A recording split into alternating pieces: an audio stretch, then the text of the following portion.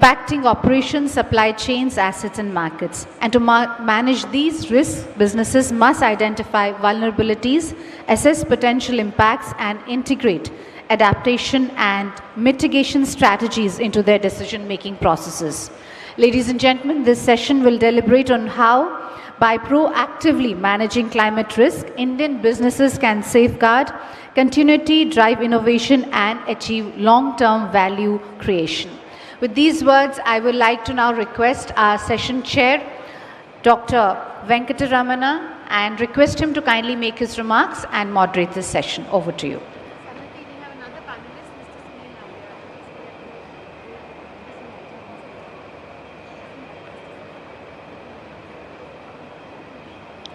May I invite our another panelist who has just joined us, Mrs. Sunil Nambiar. Please welcome him with a big round of applause. Warm welcome to Mrs. Sunil Nambiar.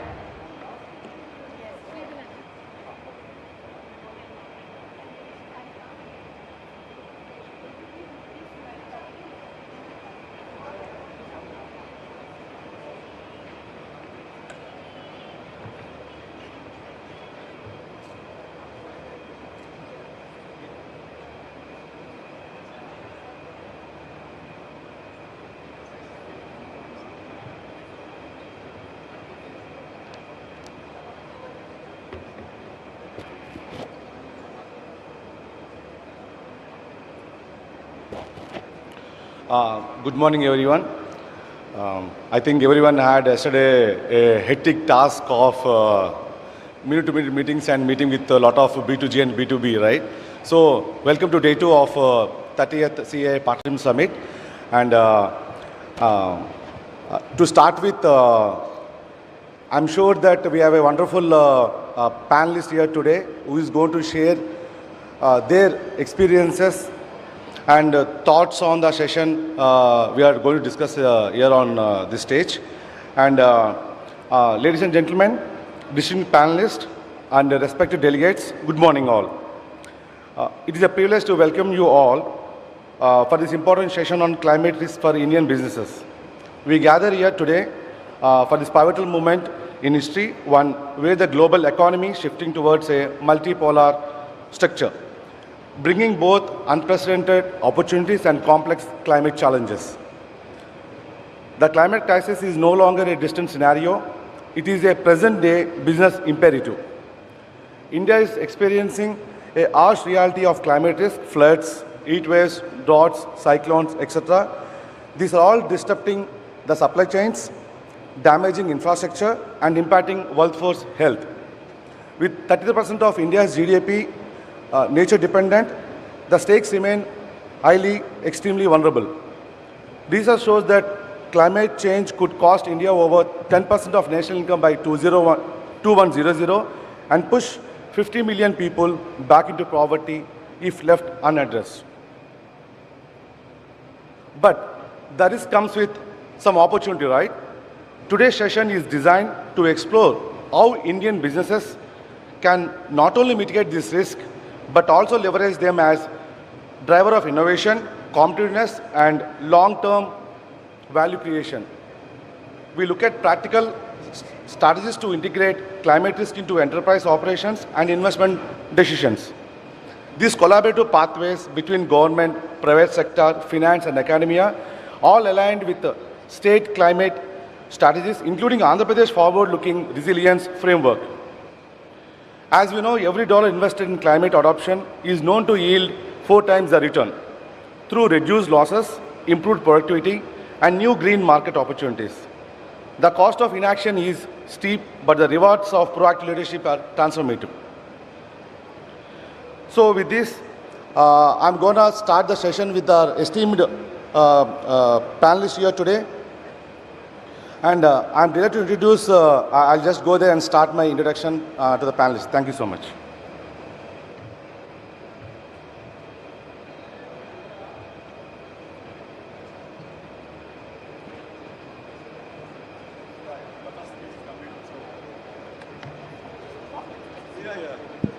Hello. Yeah. So we have wonderful panelists from global to national leaders who bring deep experience in climate resilience, sustainable finance, renewable energy, and industrial transformation. We have esteemed panelists starting from Mr. Philip, who is the CEO and founder of First Gen Switzerland. He has expertise in building and scaling future-ready companies. Then we have Sachin Gupta, who is the managing partner of UV Capital Private Limited, veteran investment banker with decades of experience in sustainable investment strategy.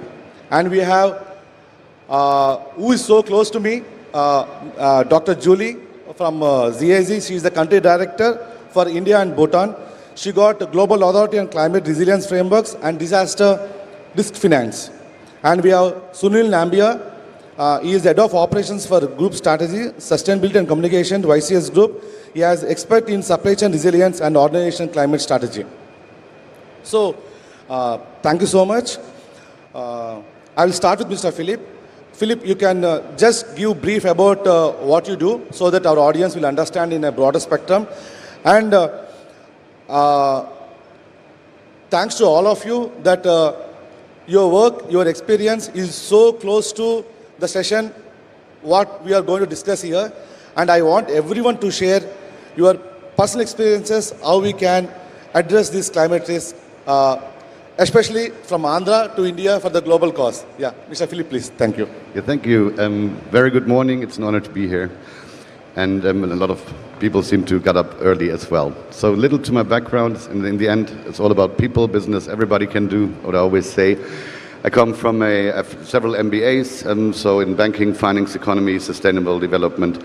My early 20s was and I try to recall a lot here now, in a lecturer for risk management for banks and banking authorities in Central Europe, my mid-20s. I then invested my first millions into startups, SMEs, so I'm a very practical person. The theory side is not so my thing, also fits in. I was then an entrepreneur. I saw every up, every down, was twice a billionaire, twice nothing to eat, so I know every hassle, how to create companies. So what we do is basically the essence of my life learnings is a new model, how to create companies, so an alternative to venture capital itself. So we basically are aiming to fully automate a company creation out of intellectual property, innovation. When the innovator does not become an entrepreneur, because the probability of success are quite low, right? 3 to 4% of innovation get funding. Of that, 90 to 99% fail, not the greatest quota, and we build an alternative that we can create up to 100,000 companies. Of course, also directly related to climate change, because you need innovation to be deployed faster in the markets, global markets. It has to be cheaper, that more people can access it. From the risk side, the cool thing, and just one sentence to the topic or two, is these risks were basically also existent a couple of years ago. And if you identified the risk, right, you can manage them. And the extreme risk you usually just insure. So if you're, depends what kind of risks, depends who you are, right? If you're a startup, you have different risks than if you're an SME, and then you're a large global corporate company. So if I take a small and medium-sized enterprise, so if you produce and distribute locally, it's easier, right? So you have reduced risk. But if you're globally, you have to basically make sure you have the least dependencies to suppliers as possible, to international suppliers. Cut it down, and if there is a risk left, you just insure it. So I'm a friend of keep it simple, right? So that always keep enough cash if possible, have multiple distributors, don't stand on one leg, you will fall to left or right. But these problems have been there since decades, right? And they are manageable, but you have to actively do it. And very few SMEs, they start too late, in my opinion, to manage their risk, right? And they should start earlier when they're not that big as already, because like a shock, right? The fat tails in the regular distribution curve, they actually hit. I experienced it twice myself, and it can kill your life, can kill your company, can kill dreams. So make sure you insure the fat tails, the low probability, high impact risks, and that's how I would see that. Hope that makes sense. Thank you so much, Philip. And now I request Dr. Julie just to give a brief about you, and I want you to present your thoughts on how to work on this climate risk. Yeah. It's working. Yes. Can you hear me? Yes. Okay. Good morning, everybody. My name is Julie Revere. I have been living in India for the last 8 years, and I'm in Delhi, but I'm traveling in the country extensively, up and down. We have over 100 projects in my organization, and we are working with 22 ministries in pretty much all of the states. So I can say that I do have a pretty good overview of what's happening here in this country. And let me start by sharing one experience I had yesterday with all of you. I went to some nearby caves, and many of you might know those caves, about 150 kilometers from here. And the caves were pretty warm inside. And guess what? No more icicles. There were no more icicles that used to be there 20, 25 years ago. There was water dripping from the ceiling and water on the ground and no more icicles. So climate change is really here. It's really here. I've seen it myself yesterday.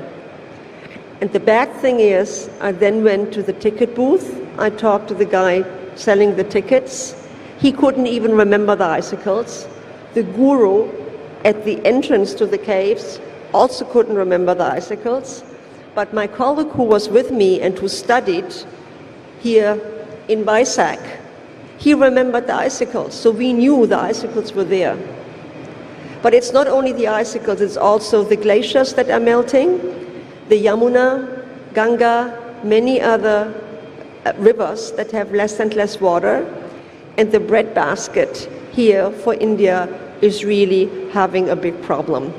And since the breadbasket is something that the farmers play a big role in, we really have to think about the farmers and their families. 60% of the population here in India is busy in agriculture, and if their crops fail, then they really have a problem. And this is something that was recognized years ago. For instance, in 2017, a Germany-supported initiative called Insure Resilience was launched at the G20 because the world has understood that the farmers need help. Because if their crops fail, they're really in trouble. And you probably know that many of the farmers can't handle their situation, and there are very sad stories around farmers. So I would really like for you to understand that if we don't solve the problem of the farmers and the problems of the losing crops, we are heading for a problem here in India. So there are a number of insurance possibilities. One is the parametric insurance, where you have a certain indicator or a certain parameter. If that parameter is reached, no matter what, the farmer is going to get money for the crop that has been affected. Other insurances are a little bit more iffy because the farmer has to show that he or she really lost the crop, and sometimes the money is not coming in. So there are lots of possibilities. There are microcredits, there are social protection programs, there are funds that many of the states have, and it's really a task of bringing all of those different stakeholders together, from the government to private sector to communities, because all of them play a role in one way or another. But I can only urge you to make it as easy and realistic for the farmers to access those insurance possibilities, because at the end of the day, they cannot rely on the FPOs, the farmer producers organizations, or the self-help groups in order to get insurance, which they really, really need. Because if they lose their crops, they won't have food on the table, they won't be able to send their children to school, they will not be able to do anything positive really, and this whole negative cycle is going on and on. And as I told you, the icicles are not there anymore, the glaciers are melting, we have had really bad droughts, we had super high temperatures, In Delhi last year, where I'm living, over 50 degrees, it is there. So our farmers do get affected, their families do get affected, the communities get affected. So insurances are something that we really have to promote, and wherever you are, whether you're sitting in government or whether you are sitting in a private enterprise, like representing an insurance company, I really urge you to think about it. Think about the lives you can save and what you can do in order for India to really move forward and to reach in 2047 Viksit Bharat. And I think it is possible, but only if we join hands and work together to really challenge that issue together and make the farmers a productive productive stakeholders in order to help India to move forward. Thank you very much. Thank you so much, Julie, Dr. Julie, that I have a lot of respect for her. And I have personally experienced ZAZ when traveled to Germany, to Cologne. The way the training program has been scheduled to understand in different ways. So when Dr. Julie highlighting about farmers, so we have been there to remote places, not especially in Cologne, for across Germany, to understand whatever she mentioned today. And immediately I passed on this message to our group companies, and every year we're taking advantage to the training programs to understand in better way what we can learn, especially small and medium scale enterprises from Germany. Thank you so much. And Europe also. Thank you. And now I go to Mr. Sachin. As I said, he's the managing director of UV Capital Private Limited. He's a veteran investment banker with decades of experience in sustainable investment strategy. So, Sachin, it's your turn now. I want your experiences, what other co-panelists shared, and taking the cues from especially India, from the global level also. Thank you, Sachin. Thank you. I am audible? Yep.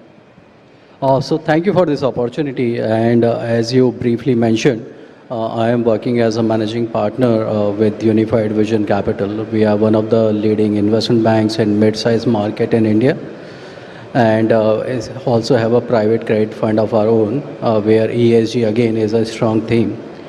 I have 2 decades of work experience working with global investment banks and also the private equity funds, and I have seen that ESG, which was the climate risk management, which was just a lip service 10 years back, now it is an essential part of any valuation framework, not only at the time of the investments, but during the life cycle of the asset class as well. So there are stringent quarterly norms which have to be fulfilled, and there is a regular monitoring that wherever the investment is going, there is a thorough investigation of the ESG factors on regular basis, and that the assets adhere to the compliance which they had promised at the time of the investment. So I would say going forward, this theme of climate risk management and ESG is going to become an essential part of any investment framework. Not only when it comes to the equity investments, but also in the debt underwriting. So now more and more commercial banks and the NBFCs, as well as the credit funds, one of our own, here the ESG and the climate compliance is becoming a critical factor even at the time of the underwriting the case. At the same time, you will see that even the insurance premium are going to vary with depending on if the asset or the company is compliant towards these climate changes and the risk management. So all in all, if you are compliant, you will see a superior access to the funds and lower cost of capital. Thank you. Thank you so much, Sachin. And now I go to Mr. Sunil Nambiya. He's the Head of Operations for Group Strategies, Sustainability and Communication, YCS Group, as I mentioned earlier. He got a lot of expert in supply chain resilience, and as you stated in Singapore, so I request you that how Singapore looks at these things. And you got a lot of experiences in logistics, right? Yeah, your thoughts please on this. Thank you so much. Thanks, Venkata, and thanks to CII and the government of Andhra Pradesh for organizing this event. I represent YCH Group, which is a logistics company which started in Singapore in the 1950s. It's since grown to 15 markets around the region, including in India. Sustainability has been a key priority for us, and for two key reasons. I think first, I would touch on what Julie said earlier, that we are feeling the impacts of climate change everywhere, right? And for supply chains, this is more acute, this is more existential, because when supply chains are disrupted, when energy sources are disrupted, it means we cannot operate as a logistics business.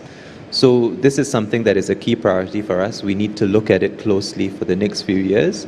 And we've set two targets in this respect. I think one of it is to get to net zero for scope 1 and 2 emissions in all our markets, including in Singapore and in India by 2040. For scope 3 emissions, we're looking at 2050 as well. So the principle we've taken for this, and very much with the support of both the Singapore government as well as the government here in India, is to start very early. So here in India, we actually built the first LEED certified warehouse across India in the early 2000s. In some of the other markets we're in, we also were the first company to bring in a LEED certified warehouse as well. So the buildings that we operate in become the key part and the most foundational aspect in terms of how we move towards sustainability. It means that our air conditioning costs lowered, our heating requirements in certain markets are lowered as well. And workers at the same time within these facilities are able to operate comfortably as well. It's a nice environment to work in. It is not hardship as well. So we make sure that our buildings are as sustainable and as ethical as possible for everyone within it. At the same time, we are also integrating renewable energy across all our operations. In my office in Singapore, in the building, we have 9,000 solar panels on our rooftops. Here in India, we are also moving towards solarization of our entire warehouse operations as well. The second is also integrating newer forms of renewable energy, including biomass, to further reduce our emissions footprint from there. The third is, if we look at it as an ecosystem, so I've started off with the buildings and the warehousing, then we move into how we power the buildings. And the third part of it is how we move goods between buildings. So in that respect, we have brought in electric vehicles. In Singapore, we brought in the first electric prime mover. By 2030, we're going to cut the purchase of all conventional vehicles and move fully towards low emission and electric vehicles. And what this means very tangibly is that we reduce our footprint very significantly across the different markets as well. But I've talked a lot about the infrastructure, but underpinning all this has to be the technology side of things. So we need to actively monitor how we are operating, what sort of climate risks are coming about as well. So what we've moved towards is the digitization of our metering. So in all countries, we can see exactly what our carbon footprint is. If we are producing too many emissions as well, we are able to look at it and then step in very closely. Although we are a private company and we have no obligation to produce a sustainability report, next week we'll be launching our inaugural sustainability report, purely on our own volition, because we see this as the right thing to do in terms of transparency, in terms of being open about our emissions. So it is an ecosystem, it is an entire architecture in terms of how we feel we should develop sustainability and how we should move forward with it. But we have been blessed by tremendous support, both from Singapore government as well as the government here in India, in terms of taking this forward as well. Thank you so much, Sunil, for your sustainable practices, even though it's a private company. Thank you so much. Now, I want to come to Dr. Julie. As you highlighted about farmers, right? So, to get into deeper of the farmers' climate risk faced by them, as you know that CII is one industry body which works so closely on policy advocacy for the government of India and for the government of respective states. So, I want your thought process and any kind of some suggestion or recommendation through CII, which can go to Government of Andhra Pradesh and then Government of India. Anything, because see, end of the day, like, you know, the cyclones, right? It's one of the common factor now. If you see, even our travel got disrupted randomly. That's a very small part. It's a niche. But come to case of farmers, they are the one we are here today. So I want to add on some more thoughts so that definitely we can make some record and we can make a policy advocacy through the respective governments. Thank you. Okay, I'm going to give it a good try. And it's not only insurance, because insurance is there when it already has happened. Yeah? Let me try and spell out some possibilities, some things that need to be done before it even happens. So there are mitigation and adaptation strategies that really need to be in place. And we all know about that. So what does it mean?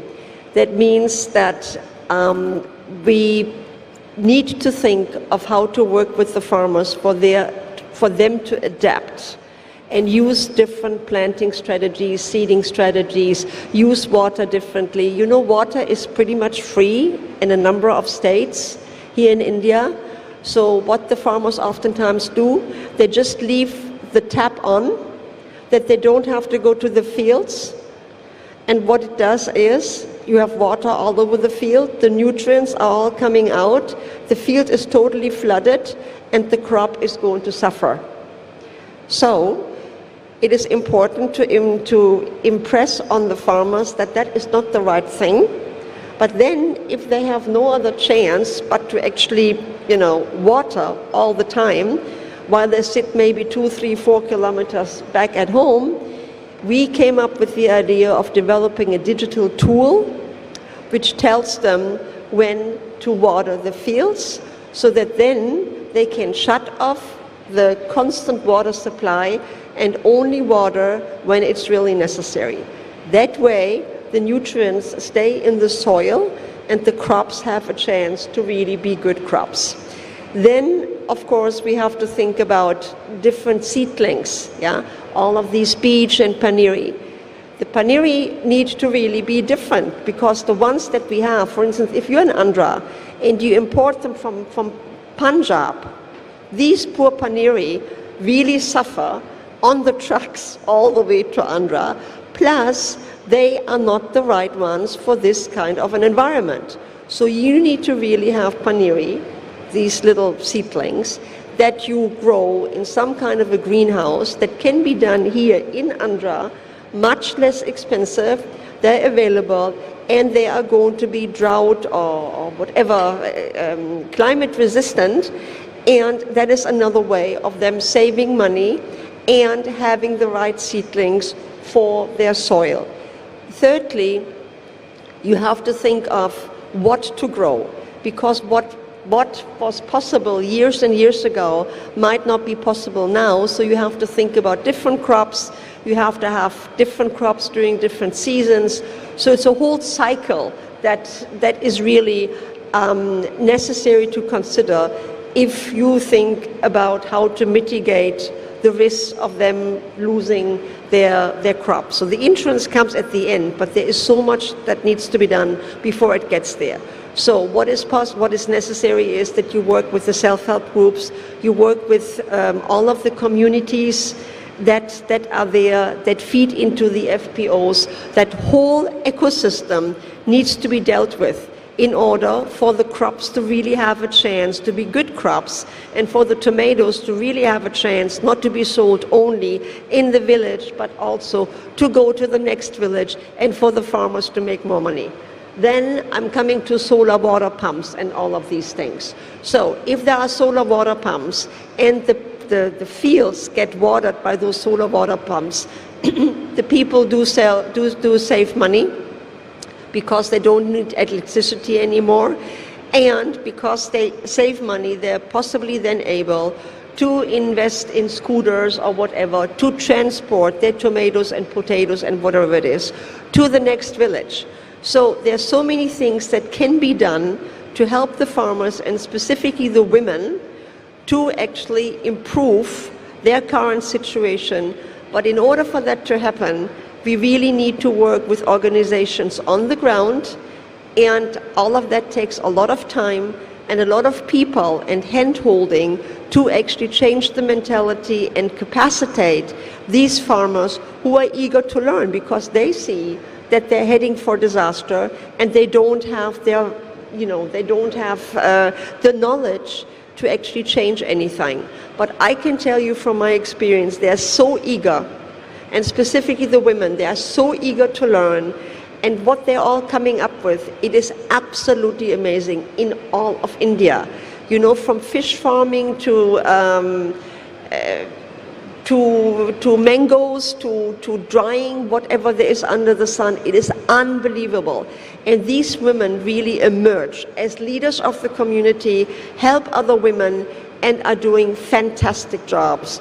So wherever you are, just think about it, reach out to the closest communities, or make sure that they get the help that they need in order to change, because they are willing, they want to have a better life, they want their children to go to school, and they are necessary, as I said earlier, for the Indian, for India to move forward and to reach the goals that they have set themselves to reach.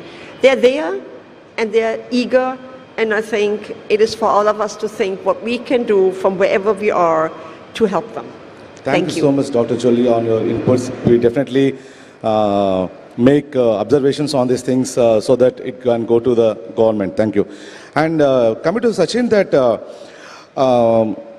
because the time restriction, I want to make it I want you to request to make it simple and crystal clear. How the climate risk influence the investments portfolios, especially in this scenario? Sachin, it's to you. Yeah.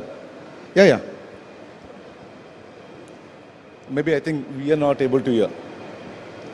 Yeah.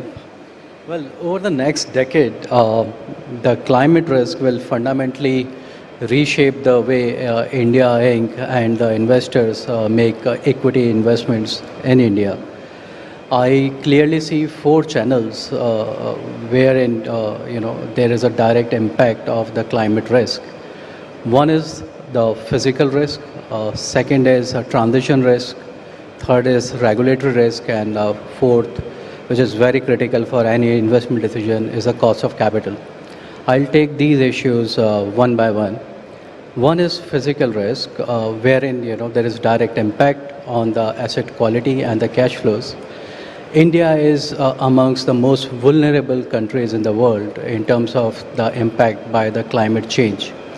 So what it means as an investor, and while making an investment or incurring capex, is you have to put incremental capex for the changing climate conditions, because we are seeing more frequency and severity of the natural disasters like floods, heat waves, and cyclones in India.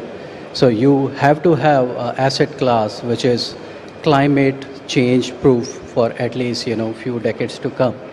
So that's number one. Second is volatility in the operational costs. So whenever there are calamities which are much more beyond the natural comprehension, there will be volatility in your operating costs. And see what it means to the business preparation going forward is that you have to factor in those extreme conditions and account for that.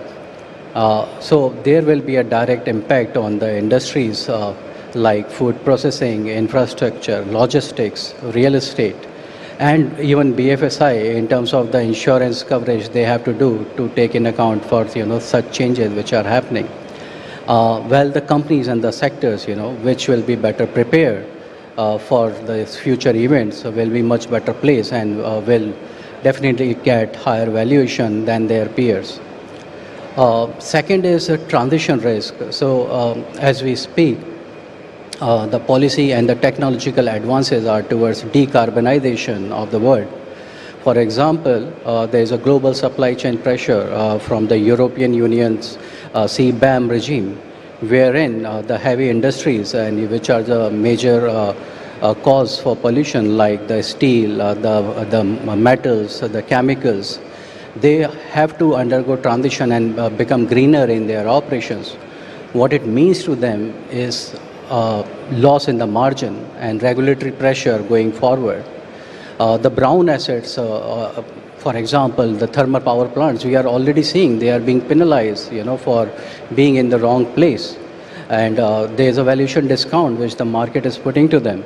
At the same time, you would have seen that no institutional investor is touching or putting more investments into the the asset class which is polluting. So this means going forward that there will be a pressure on this particular sector, and any investor who is looking to invest going forward into the future, he will think whether this asset or asset class it adheres to the global norm of keeping the climate change temperature within 1.5 degrees Celsius, which is the global target. Third risk, which I feel is the regulatory risk. For example, SEBI has already put in norms, ESG norms, for the top 1,000 listed companies in India. Earlier, this norm was voluntary. Now it has been made mandatory. And going forward, there will be more pressure and compliance requirements from the government body side, including SEBI. For the bigger companies, it's even more stringent because they are integrated globally, and so while they have to adhere to the domestic norms, they also adhere to the global norms of the West. Sachin, with the time restriction we have, because we have something to do, so I want to finish it off. Yeah. Okay, so I'll just summarize So in terms of regulatory risk, so the companies which are adhering to those plans and preparing in advance, they will definitely trade at a higher multiple. And fourth, which is the most critical for my discussion point, is the cost of capital. Very close to my heart, being an investor myself, I know that if you are climate change and ESG compliant, you can get longer debt at a lower cost. You attract superior equity capital, which again comes at a lower cost, and you get lower insurance premium. So all in all, it means that your cost of capital is going down, and the market will provide premium to the valuation. So ESG and climate change risk matrices, they are not just a lip service or ESG norms anymore. They are going to change the way we are going to invest, and they are the valuation drivers. Thank you. Thank you so much, Sachin. And may I now invite CII, where they are prepared to release two important reports. One is on resilience framework of Eluru and West Godavari districts, and the second one is on building climate resilience for Indian industry. And I request the technical team to keep the QR codes ready. Yeah, please. Thank you.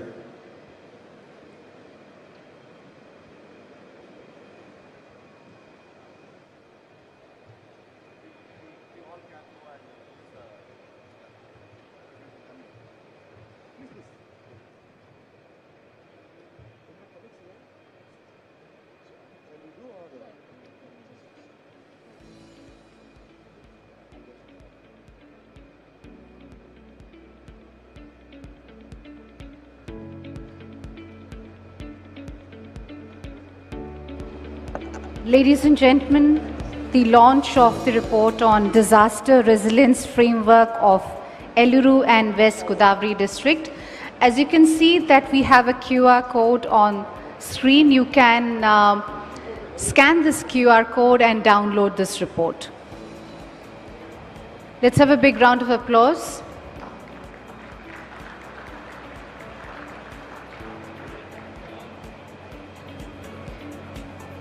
We also have the launch of a second report.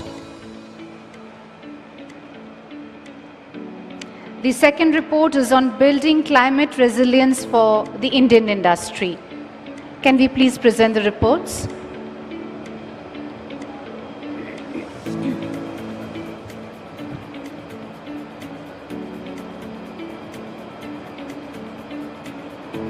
Once again, as you can see on your screens, we have the QR code. You can download this report by scanning this QR code. Building climate resilience for the Indian industry.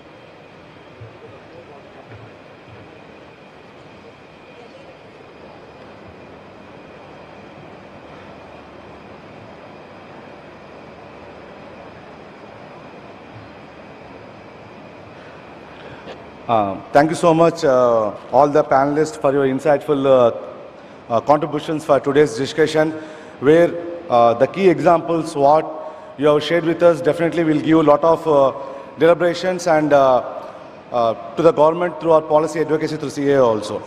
And today's discussion, which is centric on the climate risk, is a very big business risk, right? But also that resilience can become a strategic opportunity for Indian enterprises. So the climate intelligence and early adaptation are essential for competitiveness. And this business can integrate climate risk into strategic planning, supply chains, and value creation models.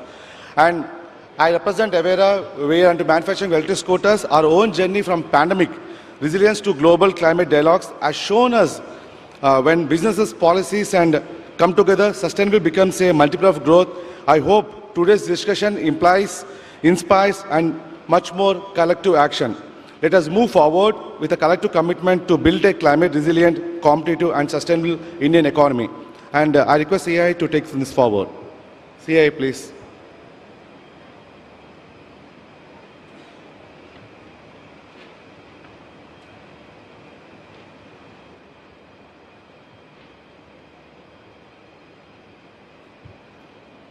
Thank you, Session Chair Dr.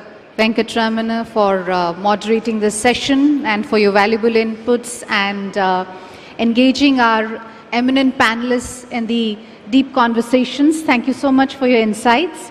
And now may I request you in your capacity as Session Chair to kindly do the honors in presenting the mementos to each of our speakers as a gesture of our appreciation for their time and expertise.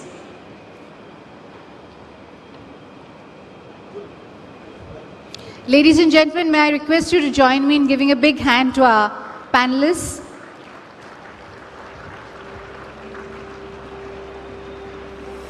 I request the other speakers to kindly come forward. And at the end, we'll also have a group photograph.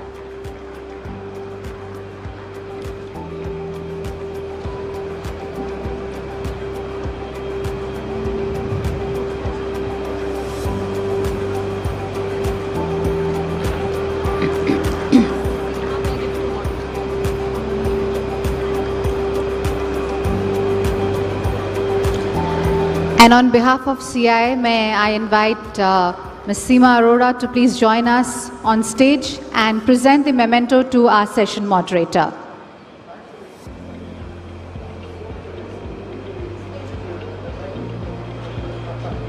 May I request session moderator Dr. Venkatraman to please come forward for receiving the memento. Sir, please, we'll have a group photograph. Requesting all the speakers to kindly come forward for a group photograph. May I request our speakers to please join us for a group photograph.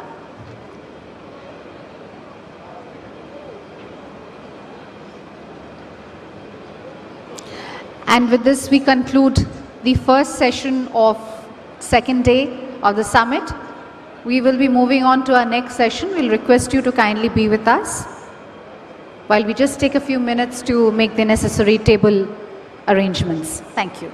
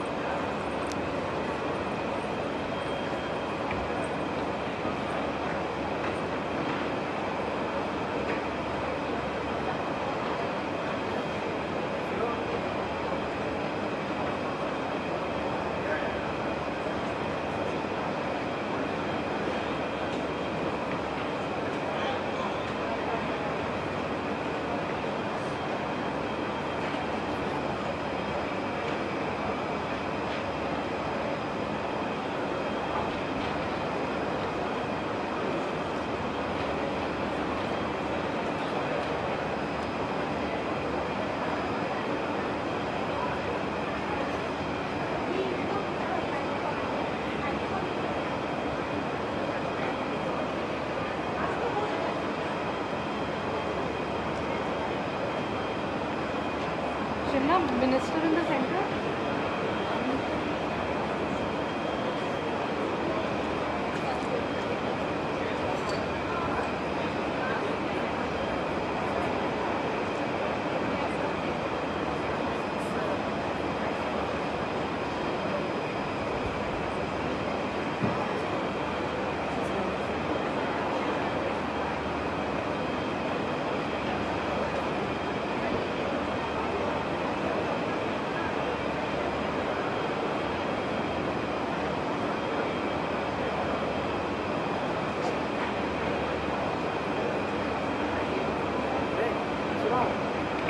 छोड़ दो सब छोड़ दो अरे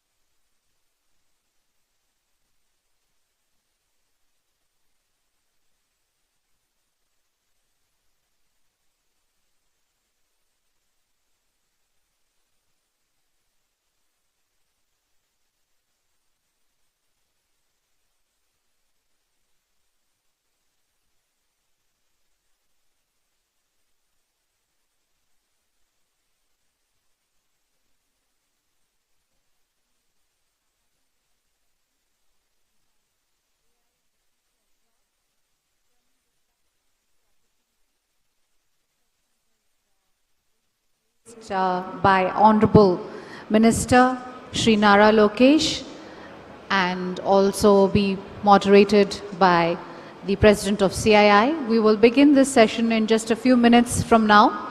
May I request all to kindly take your respective seats and settle down. We will be beginning this session very shortly.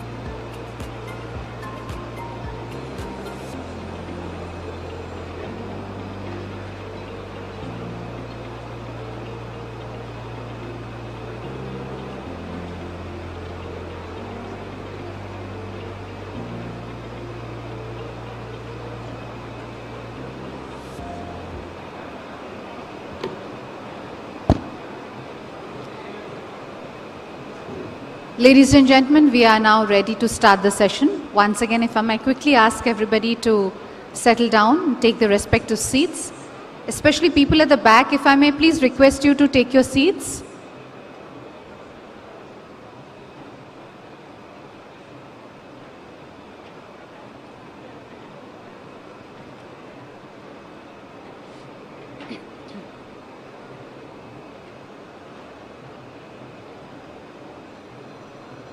Are the result of our choices. Can better choices rewrite the future? That is the question we ask ourselves every single day at EcoRem. The more greenhouse gases we emit into the atmosphere, the more the planet warms. Unless we reduce these emissions and return closer to pre-industrial levels, rising temperatures will continue to have a profound impact on our planet. Today, electricity and heat production are responsible for roughly 30% of global greenhouse gas emissions. Industries add another 24%. Agriculture, forestry, and land use account for 22%, and transportation contributes nearly 15%.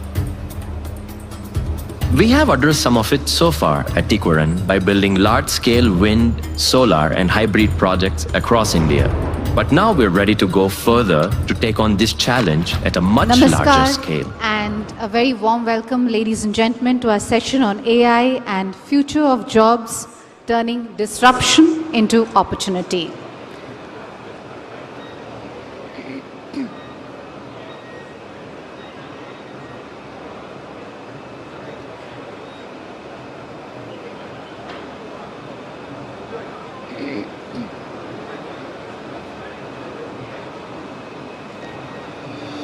Ladies and gentlemen, please join me in extending a very warm and hearty welcome to Shri Nara Lokesh, Honorable Minister for Human Resources Development, IT Electronics and Communication, RTG, Government of Andhra Pradesh. A very warm welcome to you, Honorable Minister. Thank you for joining us for this session on AI and the future of jobs, turning disruption.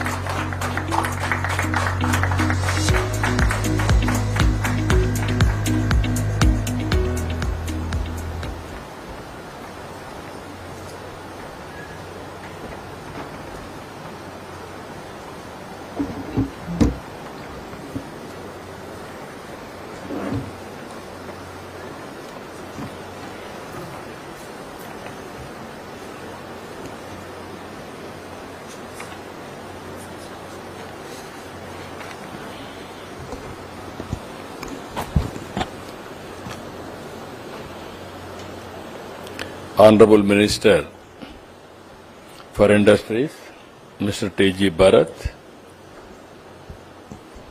co-founder, MD, Sri City, Ravi Sanareddy, Chief Secretary, Sri Vijayanand Garu, and friends.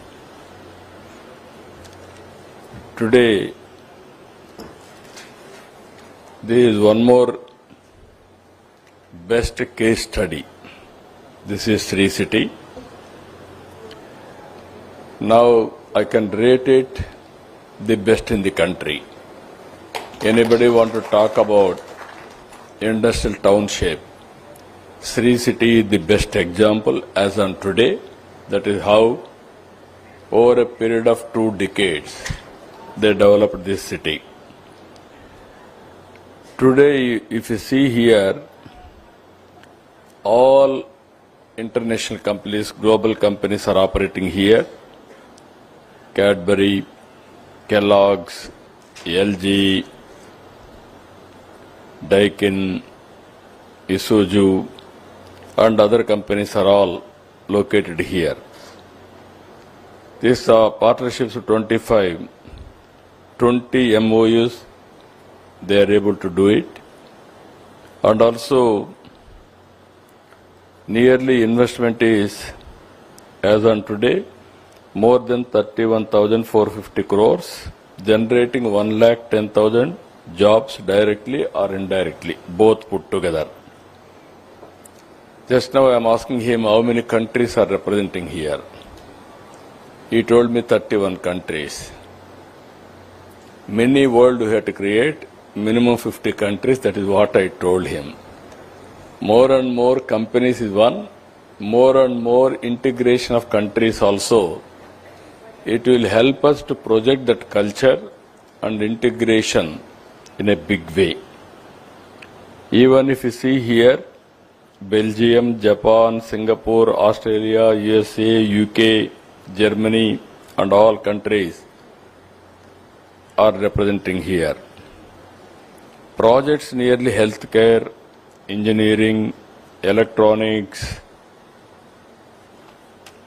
and also consumer durables, food processing, packaging, precision manufacturing, automobile, medical devices. These are all various products they are able to manufacture. And also flagship projects, if you see, today we are inaugurating Belgium mobility and rehabilitation devices, Japan natural gas distribution, Singapore light engineering. These are all supporting advanced infrastructure and high quality employment generation.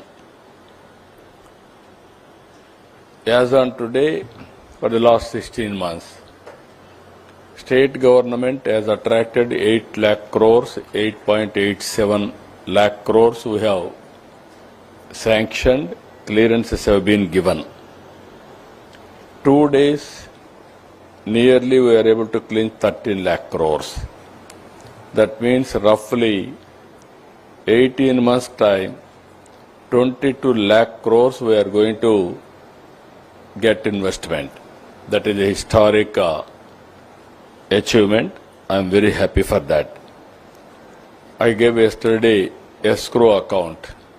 This Sri City is having how many units now? Sri City? 240 units are there. Ask everybody to go for expansion or bring one more industry here. Their associations, all those things. Now we are giving another 2,000 acres of land is available. Government of Andhra Pradesh agreed to give another 2,500. That land is available, another 4,500. As on today, he developed 6,000 acres with 240 industries, 31 countries.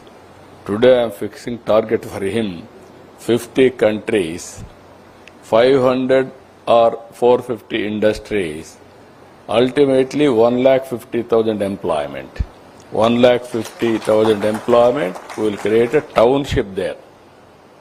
Mini world. Not mini world, 50 countries means almost all. 1/3 of the world will be here, or bigger countries are all going to locate here. Then anyway, he is aware of all those things. You have to build there one airstrip also now, so that very easy to come and go. Under this hub and spoke model, one airstrip also we have to develop. Ultimately, our aim is very clear. This type of models are very important for employment generation. Once if you create this type of models, even somebody is producing some X product, that will be raw material or it will be useful for another industries also. And also very easy for common affluent plants treatment and also layouts and the net zero concept. This is where your rating should be. Energy, you have to go for solar and also all means, ultimately battery also. Finally, I want to see this industry net zero. Water treatment, water usage, everything, you have to go in that direction. Even what you call how to waste to energy, everything you have to develop it. Ultimately, government is very keen to promote investment. By seeing all these things, we have started now escrow account with sovereign powers. Anybody wanted to set up an industry in Sri City, automatically everything will be real time. We will give all clearances. He is going to provide all infrastructure support and also water, power, everything they are going to connect it.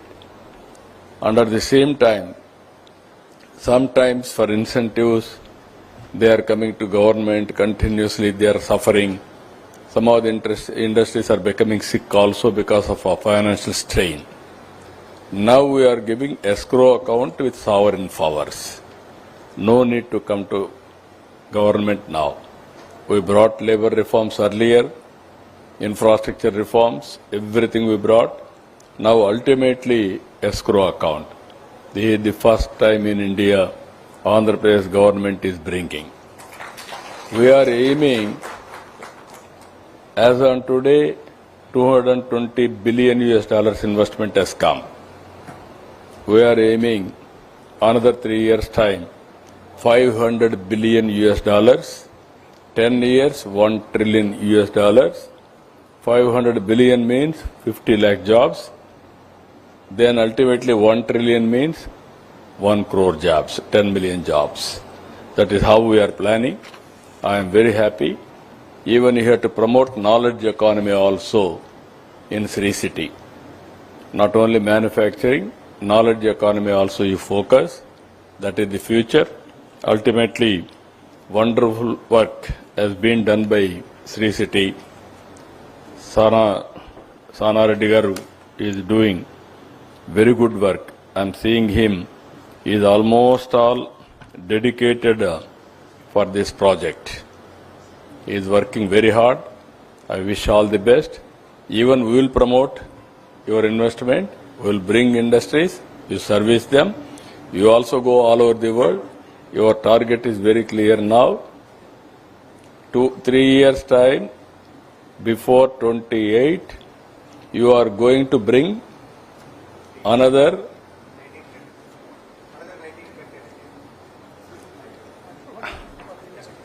242, 240, 19 different countries, 240 industries. Employment go to 1 lakh additional jobs. So that is, then ultimately it will become 1,50,000.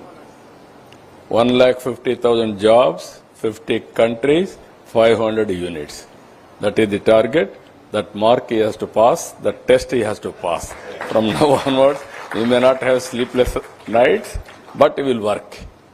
Then we will make it one of the best projects as a proof of concept, how business we can do it. It is a model, we will produce a model. With this, I am thanking all of you. Thank you one and all. I wish all the best, Sana Reddy garu. Good luck. Thank you.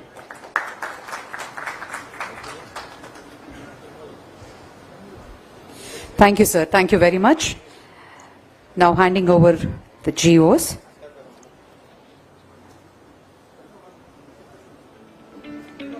Sri City Industrial Park, multi-sector industrial.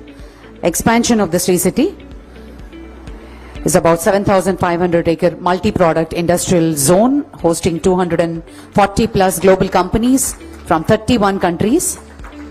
Automobiles, metro coaches, electronics, food products, ACs, providing more than 65,000 direct jobs. And next, Daikin Air Conditioning India, FMCG Consumer Durables, Daikin India.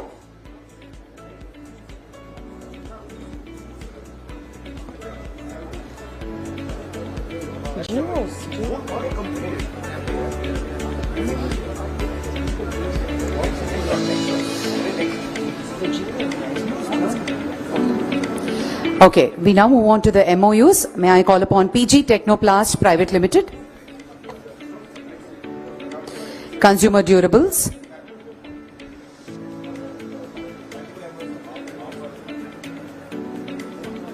Kutch Copper Tube Limited,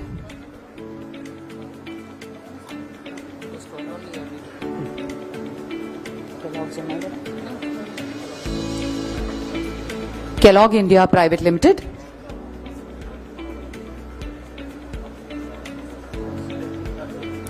RSB Transmission India Limited,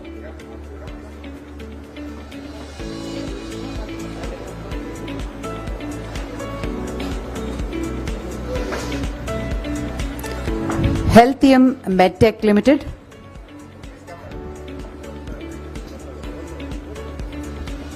Healthium Medtech Limited, Pharma and Healthcare,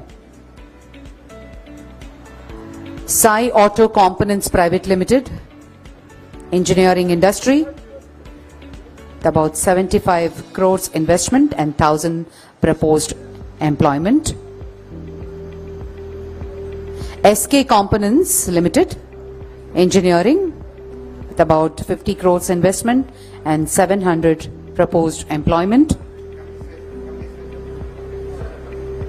Unipack Packaging Private Limited, Paper and Packaging.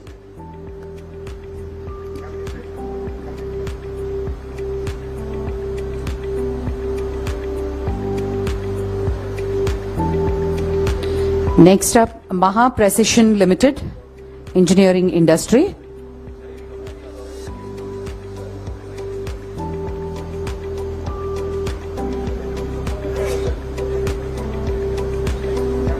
Maha Precision Limited.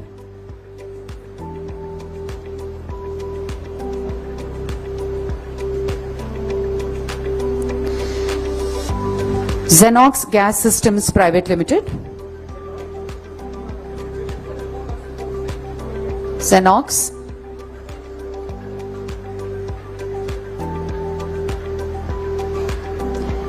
JGI Metal Converters Private Limited.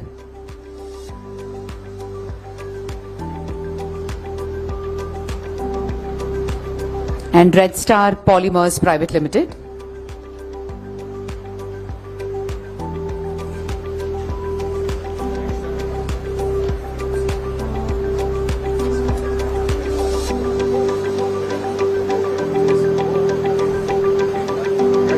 Thank you, sir. May I request Honorable CM to felicitate Mr. Ravisana Reddy Garu with a special souvenir and a shawl.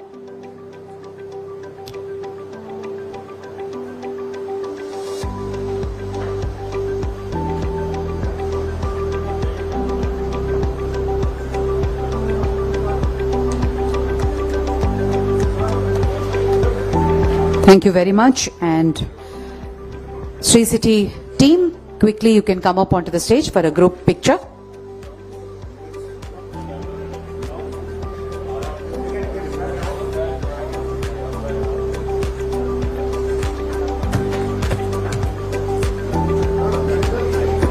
Please.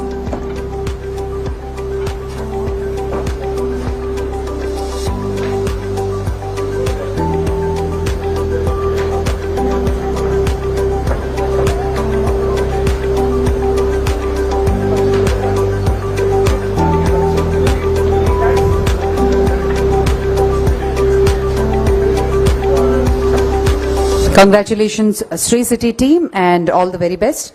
Thank you very much, ladies and gentlemen.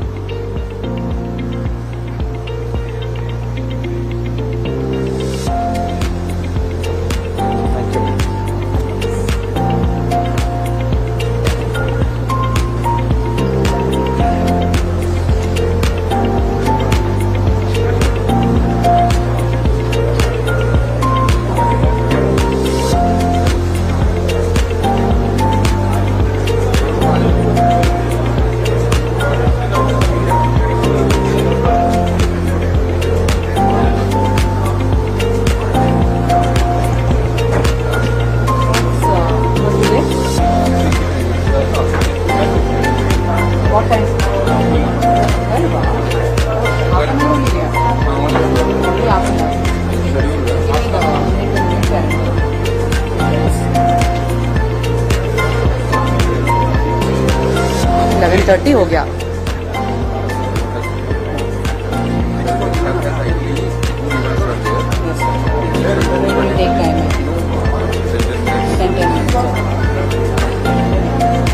After this also, when we have finished? Okay. Small ones.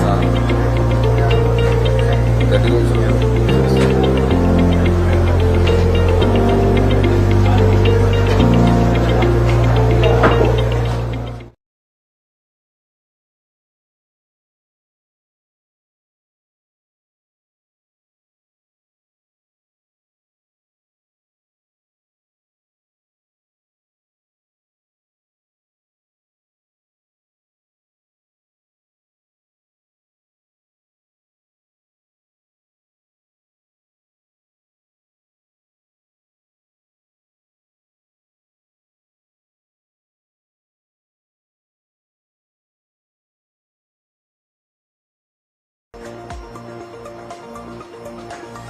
Morning and welcome, ladies and gentlemen. Hearty and a warm welcome to the Honorable Chief Minister, Shri Nara Chandrababu Naidu Garu. We take the pleasure to welcome Mr. Ravi Sana Reddy Garu, Founder and Managing Director, Sri City. Vijayanand Garu. Ladies and gentlemen, it's indeed a prestigious moment. Sri City, located in Tirupati district in about 8,000 acres with 240 companies from 31 countries. Around 65,000 direct employment with doubled indirect employment in a future. And the highlight of this project is 50% are women, which is why mostly everybody is calling as Sri City, which has become the pride of Andhra Pradesh and asset to the nation. Honorable Prime Minister, in his recent visit also, specially mentioned about Sri City. And we now present to you an introductory video on the Sri City.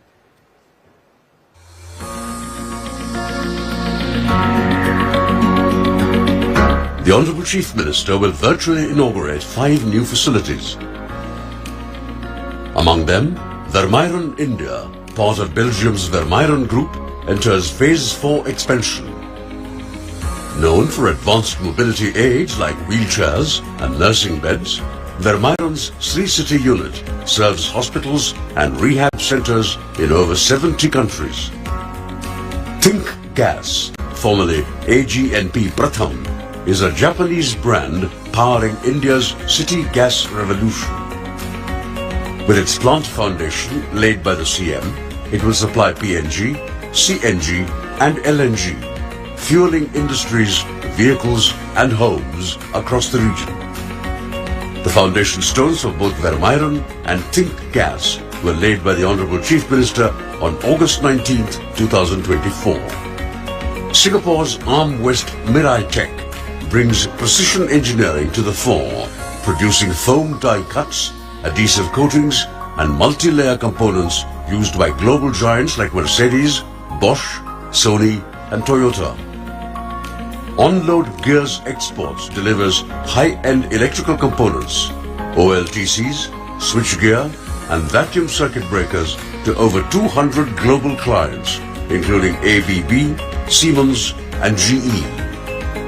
UKB Electronics leads in EMS and box build solutions, supporting top brands like LG, Samsung, Whirlpool, and Panasonic across consumer electronics, EVs, aerospace, and defense.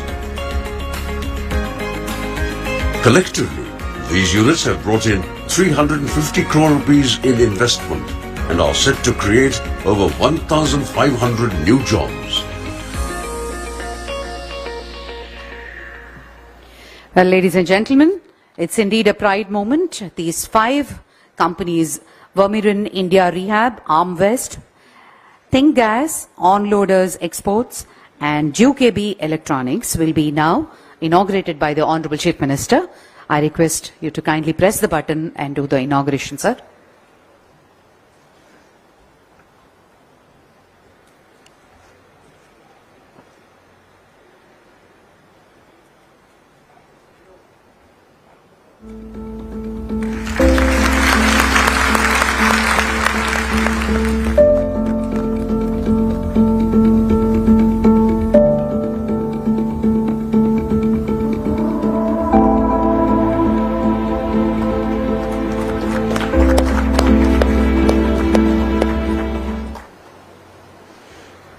Thank you, sir, and congratulations. Thank you very much. And now I request the founder and managing director, Sri City, Sri Ravi Sana Reddy Garu, to address the gathering.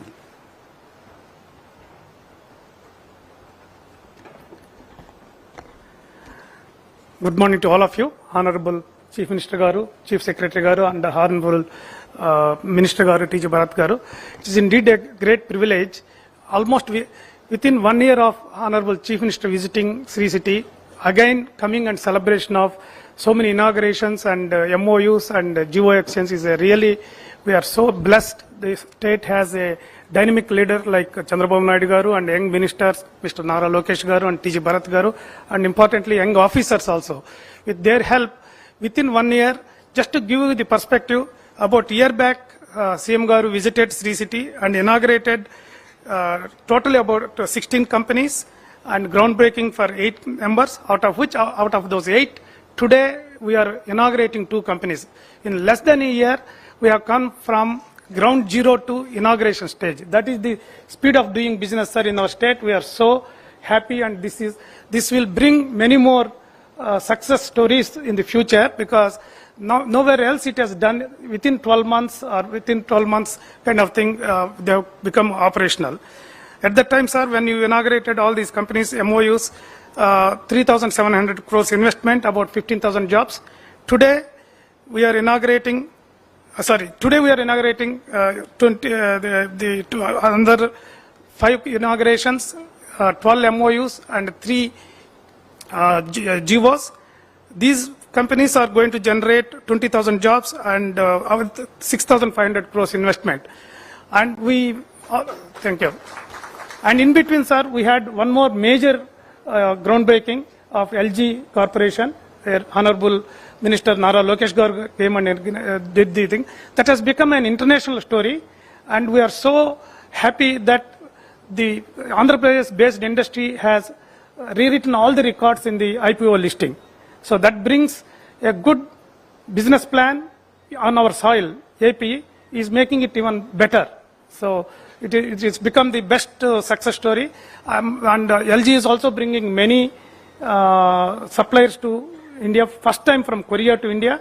So that మనం చెప్పాలంటే investment పండుగ ఒక 1 year back నుంచి మొదలయ్యి ఈ రోజుతో 20 lakh crores, about 10 lakh crores investment and 20 lakh jobs.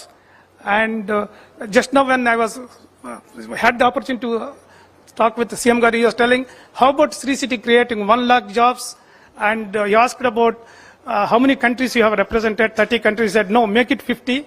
See, why I'm telling all these things is, he always wants to make big and bigger, better to best. So with your kind of inspiring leadership, sir, I think we are all encouraged, and I'm sure all our customers will make it happen. Please bring many more customers from your vendors. I was telling CM Garu that maybe 50 countries is difficult given the situation because not everybody into manufacturing, but he said no. Then if you make 50, we'll make it international city. That is the challenge. We means the Sri City community, officers and the leadership will take as a together, and sir, I promise you today that we'll meet your mandate within 1 year. Thank you. Thank you, sir. Thank you. Sorry, 2 years. 2 years. We need 2 years for that. 1 year is too this thing. Sorry, I'm also getting into excited here, but it's too difficult, sir. Thank you. Thank you, sir.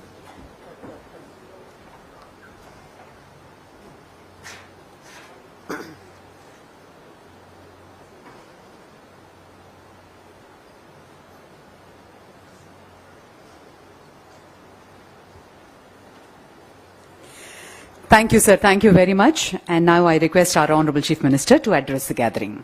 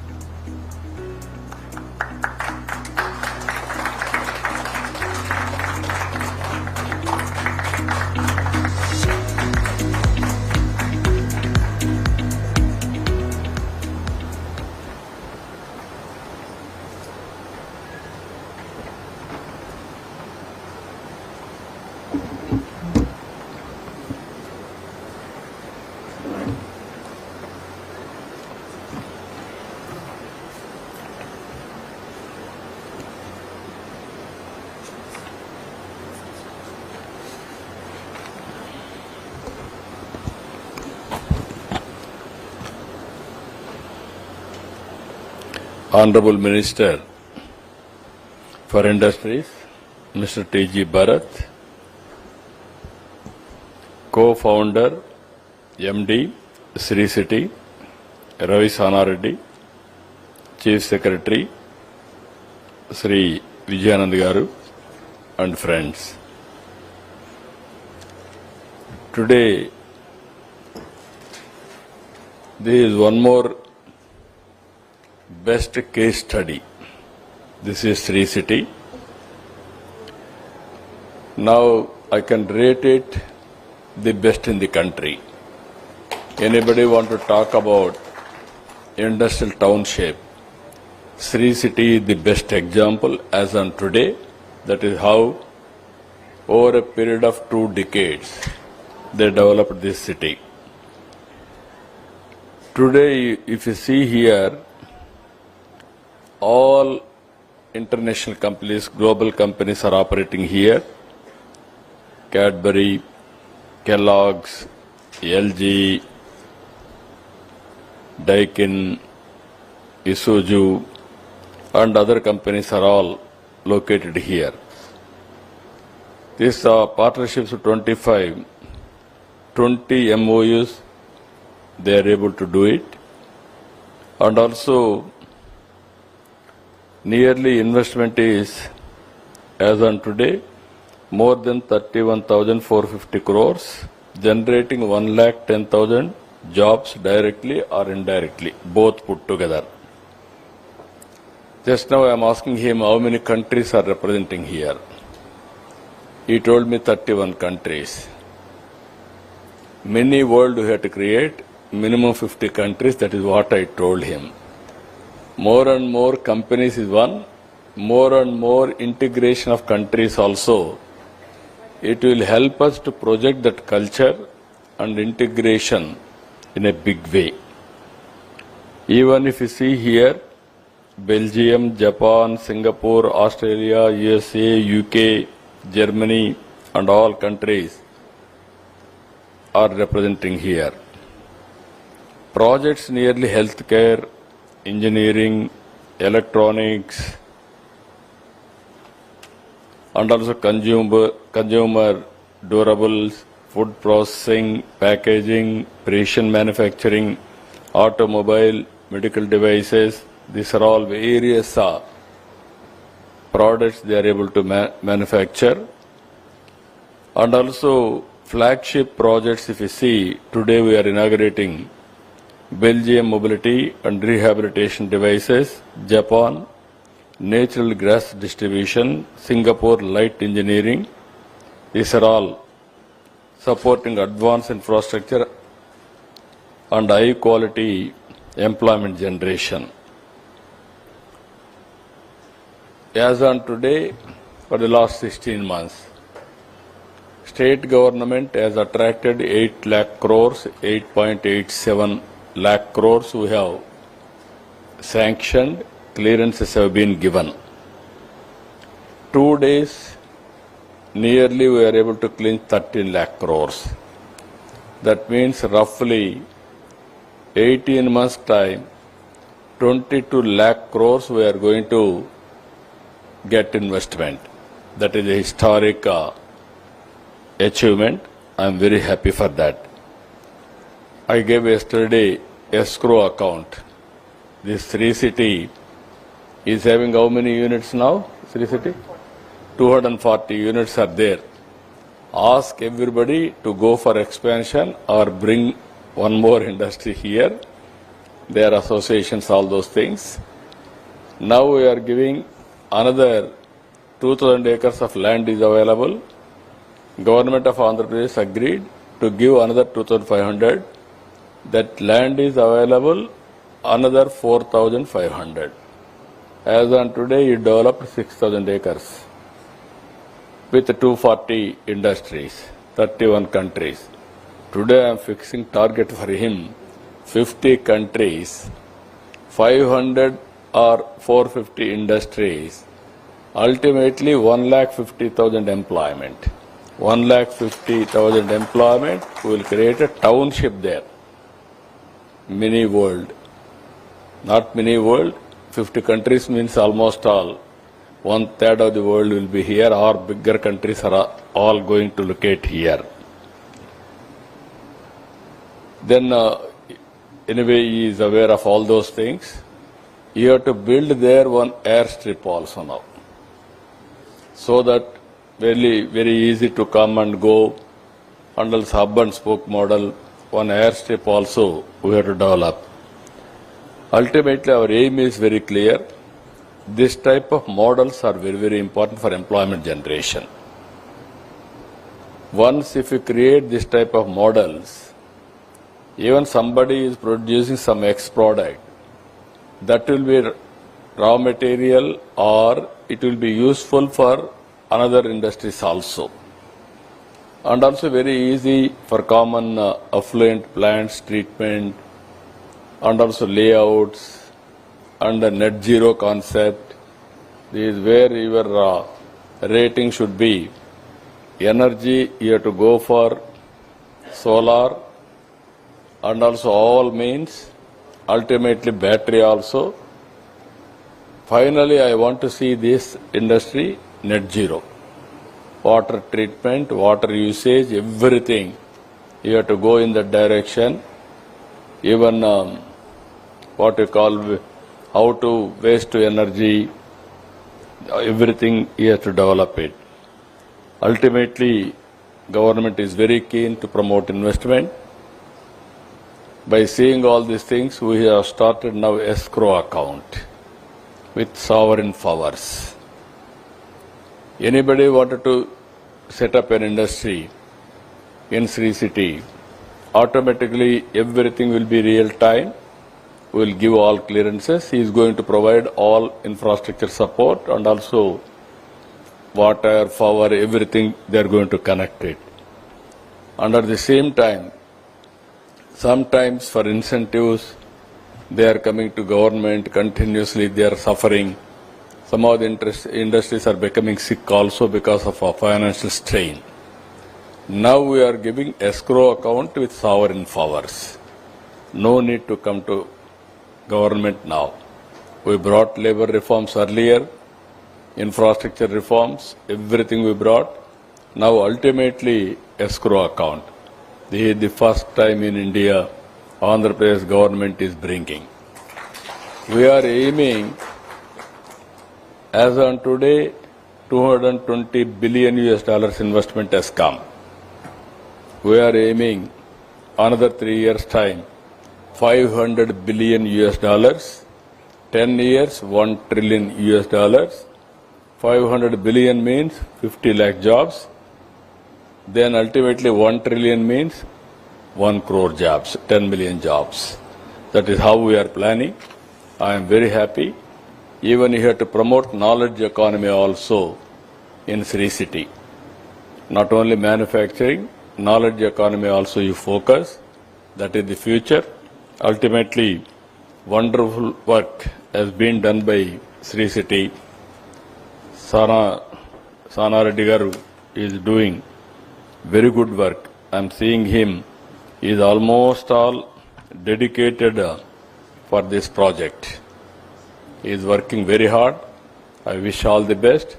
Even we will promote your investment. We will bring industries. You service them. You also go all over the world. Your target is very clear now.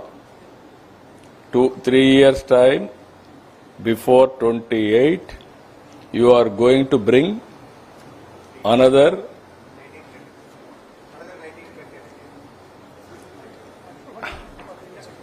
240, 19 different countries, 240 industries. Employment go to 1 lakh additional jobs. So that is, then ultimately it will become 1,50,000. 1,50,000 jobs, 50 countries, 500 units. That is the target. That mark he has to pass, that test he has to pass. From now onwards, he may not have sleepless nights, but he will work. Then we will make it one of the best projects as a proof of concept. How business we can do it.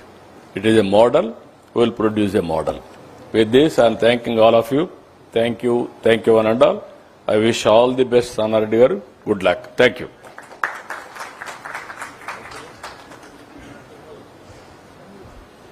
Thank you, sir. Thank you very much.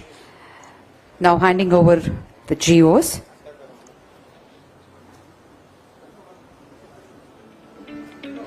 Sri City Industrial Park, multi-sector industrial. Expansion of the Sri City is about 7,500 acre multi-product industrial zone hosting 240 plus global companies from 31 countries. Automobiles, metro coaches, electronics, food products, ACs, providing more than 65,000 direct jobs. And next, Daikin Air Conditioning India, FMCG Consumer Durables, Daikin India.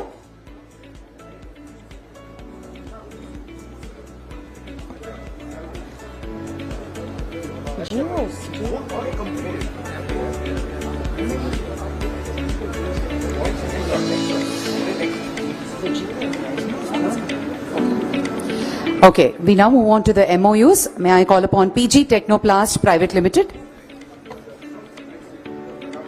Consumer Durables,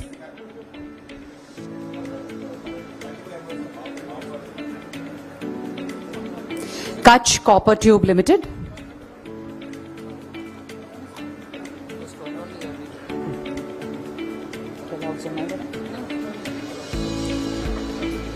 Kellogg India Private Limited,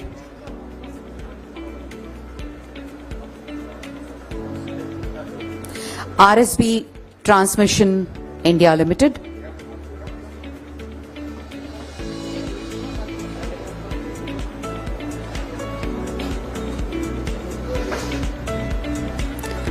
Healthium Medtech Limited,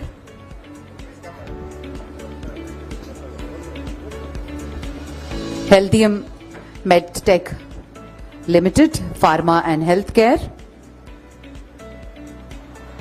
Sai Auto Components Private Limited, Engineering Industry, about 75 crores investment and 1,000 proposed employment. SK Components Limited, Engineering, with about 50 crores investment and 700 proposed employment. Unipack Packaging Private Limited, paper and packaging.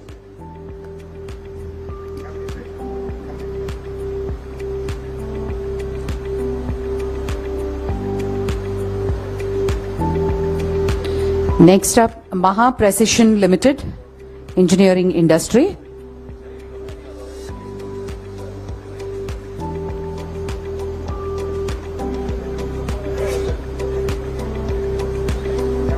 Maha Precision Limited.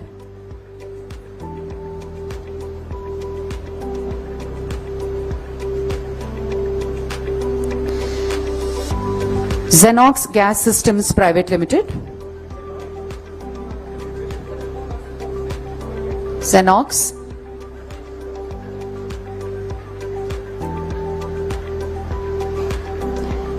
JGI Metal Converters Private Limited.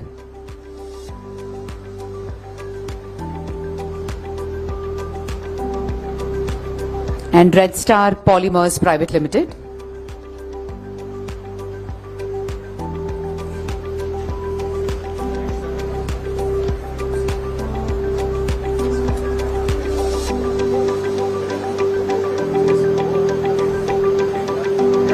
Thank you, sir. May I request Honorable CM to felicitate Mr. Ravi Sana Reddy Garu with a special souvenir and a shawl.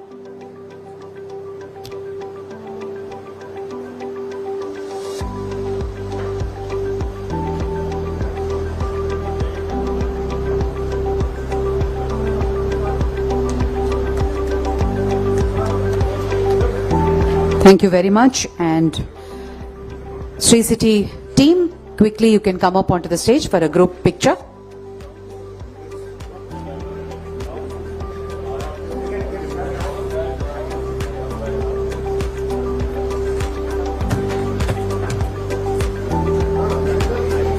Please.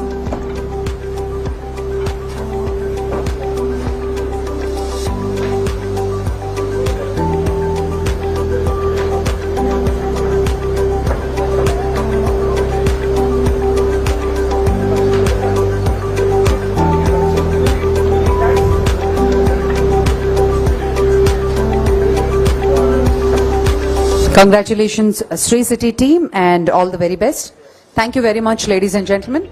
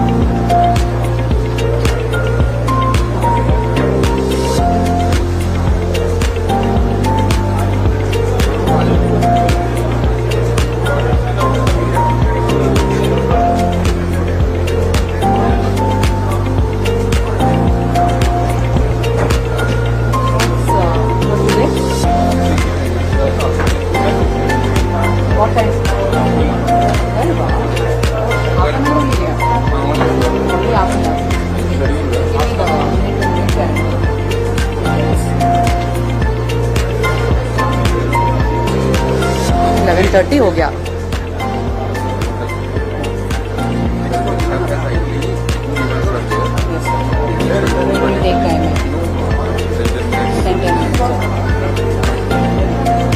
After this also, when we are okay. But small ones. That is also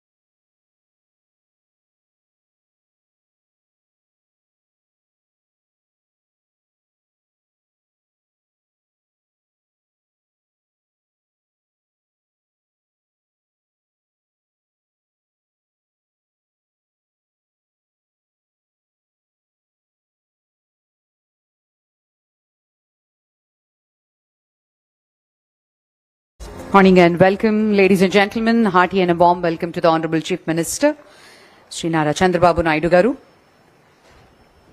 We take the pleasure to welcome Mr. Ravi Sana Reddy Garu, Founder and Managing Directors, Sri City. Vijayanand Garu. Ladies and gentlemen, it's indeed a prestigious moment.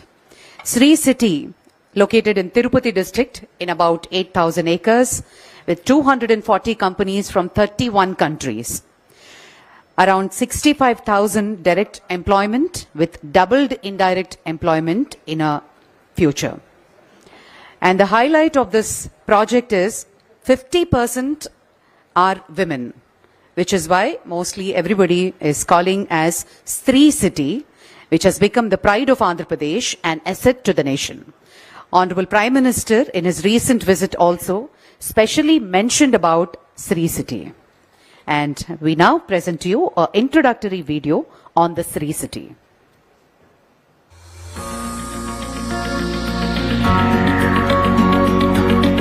The Honourable Chief Minister will virtually inaugurate 5 new facilities.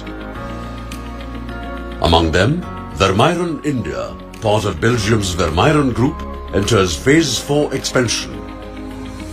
Known for advanced mobility aids like wheelchairs and nursing beds, Vermeiren's Sri City unit serves hospitals and rehab centers in over 70 countries. Think Gas, formerly AGNP Pratham, is a Japanese brand powering India's city gas revolution. With its plant foundation laid by the CM, it will supply PNG, CNG and LNG, fueling industries, vehicles and homes across the region. The foundation stones of both Vermeiren and Think Gas were laid by the Honourable Chief Minister on August 19, 2024. Singapore's Arm West Mirai Tech brings precision engineering to the fore, producing foam die cuts, adhesive coatings and multi-layer components used by global giants like Mercedes, Bosch, Sony and Toyota. Onload Gears Exports delivers high-end electrical components, OLTCs, switchgear and vacuum circuit breakers to over 200 global clients, including ABB, Siemens and GE. A very warm welcome to you, Honorable Minister. Thank you for joining us for this session on AI and the future of jobs, turning disruption into opportunity. Ladies and gentlemen, please also join me in extending a very warm welcome to Ms. Devjani Ghosh, Distinguished Fellow, Niti Aayog and Chief Architect of Niti Frontier Tech Hub, who would be joining us virtually. Our panelists, Professor Soumitra Datta, President, Portulans Institute and former Dean, University of Oxford and Cornell. Dr. Jeremy Jurgens, Managing Director from the World Economic Forum. Mr. Joe Depa, Global Chief Innovation Officer, Ernst & Young from the United States of America. Ms. Sharon Buteau, Executive Director, Lead Kriya University. And our session moderator, Mr. Rajiv Memani, President of CII.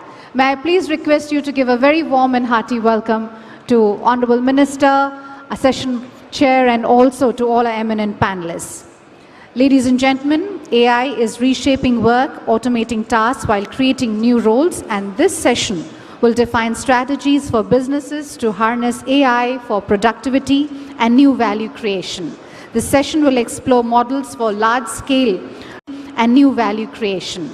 This session will explore models for large-scale reskilling and frameworks for a human-machine balance and turns workforce disruption into inclusive, opportunity-rich growth. Ladies and gentlemen, with these words, I will now request our session chair to kindly make his opening remarks and moderate the session. Over to you.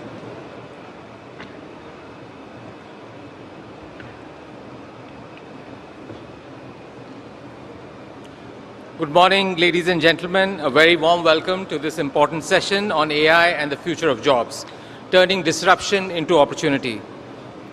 Artificial intelligence is no longer a distant concept. It is transforming how economies function, how industries grow, and how societies create value. The question before us is not whether AI will change the world, but how we can shape this change into an opportunity for inclusive and sustainable employment. It is my privilege to welcome Sri Nara Lokesh, the Honorable Minister for Human Resource Development, IT, Electronics and Communication and Real-Time Governance, Government of Andhra Pradesh. Honorable Minister, we are honored to have you with us. Thank you very much. I would also like to congratulate you for your visionary leadership in making Andhra Pradesh a national hub for digital transformation. And in the last few days, having experienced what's happening and interacting with you, your Honorable Chief Minister, I think what you're doing is way ahead of what many parts of the world are doing. So congratulations, and also for the landmark data center, the $15 billion investment by Google in the state, I think which will strategically so important to position AP as the future AI capital for India. A very warm welcome to Ms. Debjani Ghosh. She's on the screen here, distinguished fellow at NITI Aayog and chief architect of the NITI Frontier Tech Hub. She joins us virtually. She is a very well-known face, and her leadership in driving for India's frontier technology agenda and in building a strong foundation for AI-led innovation and competitiveness. I am equally pleased to welcome our other panelists, Professor Soumitra Datta, President, Portland's Institute, US, founder of the Global Innovation Index, and former Dean at Oxford and Cornell Universities, Mr. Jeremy Jurgens, Managing Director, World Economic Forum, Mr. Joe Deppa, Global Chief Innovation Officer, EY, Ms. Sharon Butau, Executive Director, Lead at Kriya University. The title of our session today is AI and Future of Jobs. For many, this phrase sparks immediate anxiety. Will my job survive? The narrative is often of replacement, fear, and a looming job apocalypse. Yes, when we look closely at certain sectors across India, the picture is far more encouraging. I have felt that AI is a great amplifier of human potential if we can get it right. So it can help in making jobs for better and smarter. This is not a story of replacement, it's a story of reimagination of tasks and workflows. Think of AI as a powerful enabler, offering a massive national productivity boost. And we could call this the AI dividend. At the CII Partnership Summit, we would like to present 4 elements of this which are essential to capture this dividend. First is AI is our co-pilot, not our replacement. AI can automate or simplify nearly 2/3 of the tasks we perform every day. That is equivalent to giving every knowledge worker an additional 8 to 10 hours a week. The real challenge ahead of us is not mass unemployment, but a mass mismatch between the skills people have and the skills the economy will demand. Addressing this mismatch must become a national priority. The second thing is let's stop testing and start transforming. We will be releasing a report, CII, in partnership with EY, the report called The AI Idea of India, and is India ready for agentic AI? And what we saw was that half of the enterprises have multiple use cases already in production, not just in pilot mode. But more than 95% of companies spend less than 20% of their IT budgets on AI. And there is a lot of excitement in almost every organization to try and see how they can use AI, not only just for optimization, but also transforming their business models. And I think the state of Andhra Pradesh is probably a great example of how they are leveraging AI and data to make the quality of decision making much, much, much better. The third thing we are saying, partnerships are a foundation of success. Today, 4 of 5 industry leaders are partnering with platform providers and service partners, and nearly 60% are co-innovating with startups in generative AI. There are 3 kinds of partnerships which are very, very important. First is the innovation partnership between industry and startups, talent partnerships between industry, universities, and academia, policy partnerships amongst industry, regulators, and policymakers. The fourth thing that we want to present is skill is non-negotiable. Talent remains at the heart of this transformation. Almost 60% of the business leaders that we studied in the report are already experiencing difficulty in hiring the right AI skills. So reskilling is no longer just a matter of for HR departments, it's a national mission. And we must ensure that we provide basic AI literacy to everyone, enabling safe and productive use of AI tools, build deep technical expertise in data, AI and AI safety, and create new roles for domain experts. In CII, we are working towards reskilling workers of a number of organizations through our Center of AI and our COEs on skills. Over 10,000 MSMEs have been trained on adoption of AI in the last 6 months alone. So these are some of the initiatives which we think are very important to make AI a transformational agent for India and a great enabler to India's success. I'll now invite Shri Nara Lokesh, Honorable Minister for Human Resources. Thank you. And shall I hand it over to you, Minister? And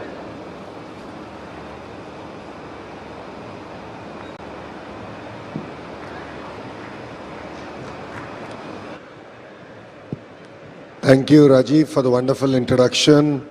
I'd like to welcome all the panelists for coming here to Visakhapatnam. And I hope you got some time to see the city yesterday. If not, at least do it today. So I think the theme of this particular session, I think it's exciting on one side and challenging on the other side. I have always believed that every industrial revolution has created more jobs than it has replaced. My take with AI and future of jobs is we either embrace it or be replaced by it. If you look at it, there are a few statistics out there that 14% of the global workforce has to be reskilled to adapt to the changes that AI is going to bring.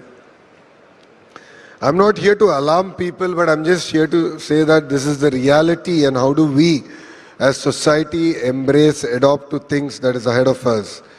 The question is whether we will lead this transformation or we will be led by it. So there are two very fine distinctions between these. So as a state, we have taken a very, probably a different approach where we've come up with a three-part framework.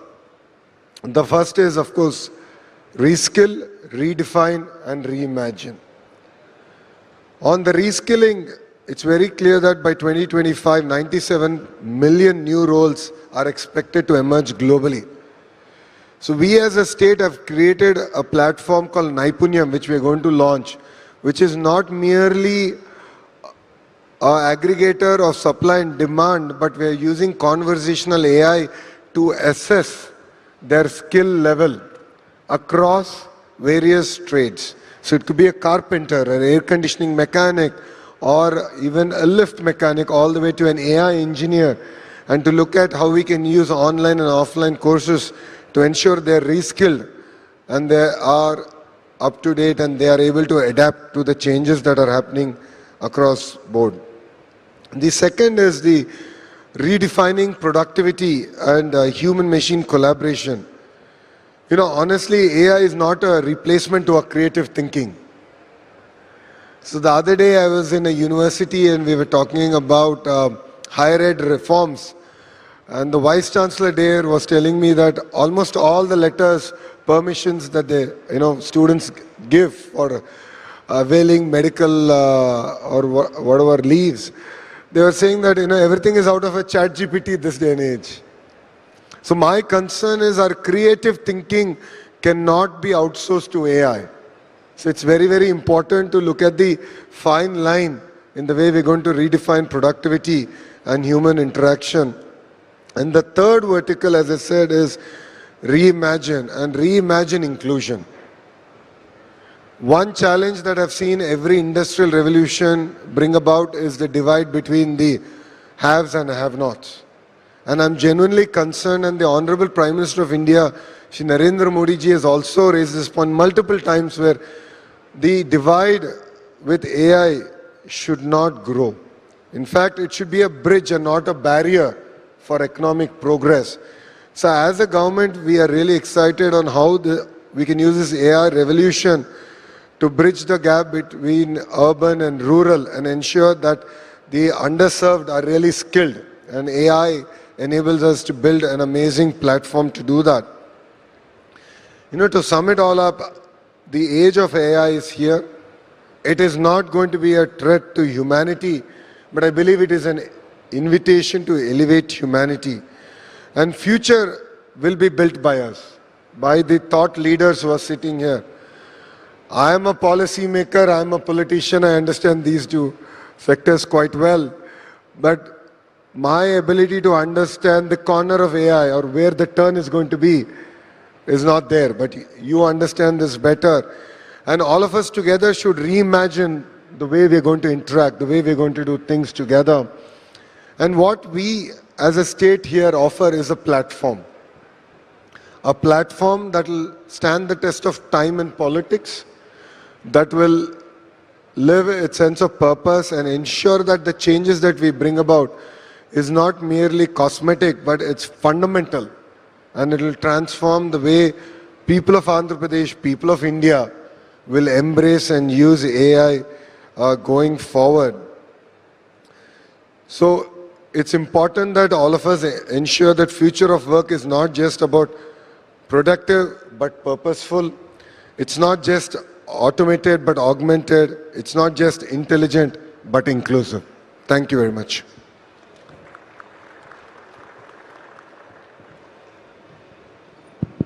Honorable Minister, thank you. Thank you very much for your insights onto what the impact, what we should try as a country, as government, as individuals, try and see how we can get the right leverage from AI. I'll now hand it over to Debjani. Debjani, if you could, what I'll request all the panelists, Debjani, maybe you can start. If you can make maybe 3 to 5 minutes of initial comments on how do you see AI shaping up, how do you see that impacting jobs or wider impact of, and from your vantage point, particularly how government is looking at it and how government is looking at frontier technologies would be very, very helpful. Over to you, Debjani. Thank you, Rajiv. Hope I'm audible. Respected Minister, all distinguished guests on stage in the room, a very good morning. And Minister Lokesh, I'm very sorry I couldn't be there in person and experience the beautiful city, hoping to make up for it very soon. But a huge thanks to CII for the invite. Since this session is about AI and jobs, I'm so glad that, Minister, you said what you did, because I think it is time that we set to rest this debate that has been going on for a very long time on whether AI will impact jobs or not. The short answer, yes, it will. And it is important that we acknowledge this upfront, because that's only half the story. We need to now focus our time, our energy to what really matters, which is the other half of the story. Particularly in the domain of cybersecurity, where there's a gap of 4 million roles in professions that need to be filled. This combination of cybersecurity to make sure we have a secure foundation, this combination of energy to enable the energy transition will give us the power that we need to propel India into the fourth industrial revolution and make sure that we can fully harness the benefits for both economic and social prosperity. So with that, again, very proud to be here with all of you today for the inauguration of our Center for Energy and Cyber Resilience. Thank you. Thank you very much, Mr. Jeremy. Special address by Honorable Minister Energy, Kottipati Ravikumar Garu.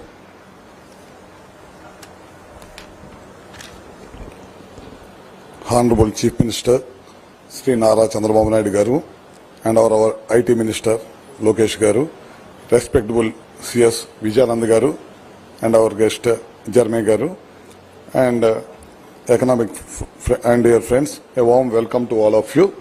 Today is an important day for Andhra Pradesh as we launch the Center for Energy and Cyber Security. This center is not just about technology, it is about making the lives better, safer and more prosperous. The state has launched the Integrated Clean Energy Policy 2024 to attract a massive investment in renewable energy projects.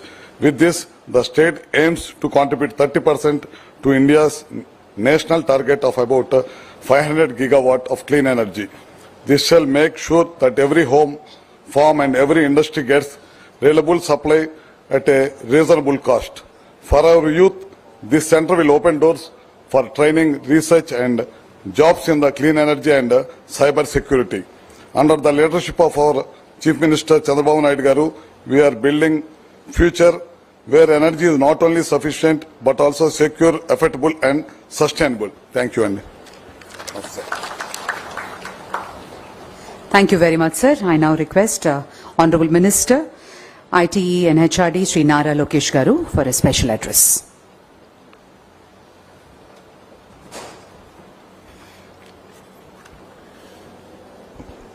To all the dignitaries on the dais, to all the dignitaries here who are in attendance, I would like to only state that it takes a dreamer to dream. And what you see in front of you is our Honorable Chief Minister, who is a dreamer. When this government came into power, exactly I think 17 months back, he asked us to come up with a mission to create a 6 gigawatt of data center capacity here in Visakhapatnam. This is something that India has never seen, or this region has never seen.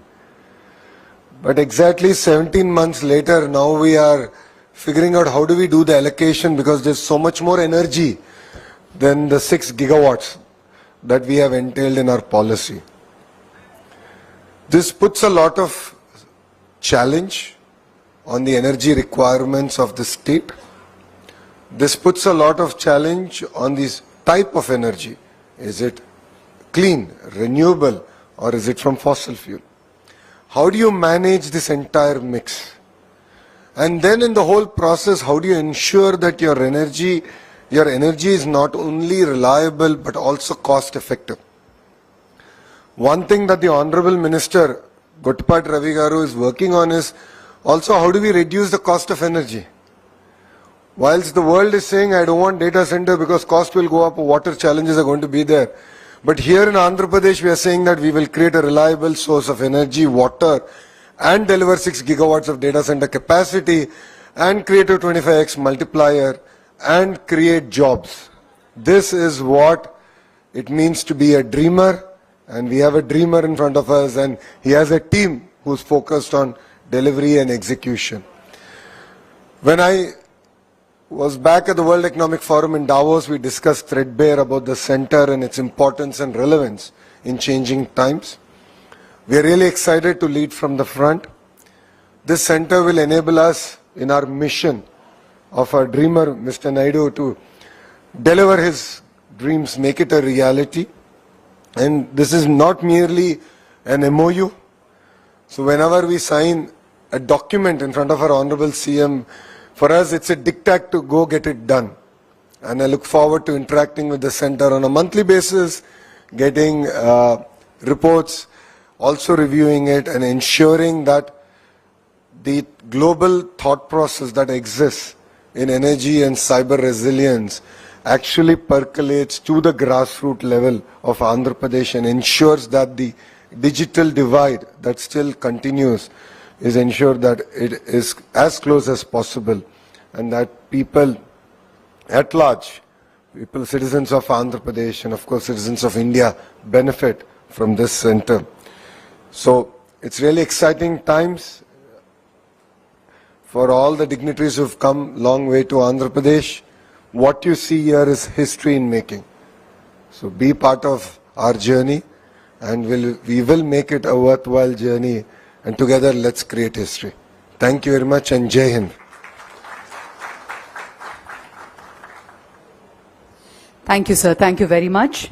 And ladies and gentlemen, for the most awaited moment, the formal launch ceremony, unveiling of World Economic Forum in Andhra Pradesh, Center for Energy and Cyber Resilience. Can we have the AV, please? The world is changing faster than ever. Technology is reshaping economies, industries, and lives, pushing humanity towards a smarter, more connected, and more responsible future. And today, Andhra Pradesh takes a bold leap forward under the visionary leadership of Honorable Chief Minister Shri N. Chandrababu Naidu Garu, introducing the Center for Energy and Cyber Resilience, a pioneering collaboration between the Government of Andhra Pradesh and the World Economic Forum. The global platform is created to accelerate the energy transition and strengthen cyber resilience, placing Andhra Pradesh at the heart of sustainable, secure and inclusive growth.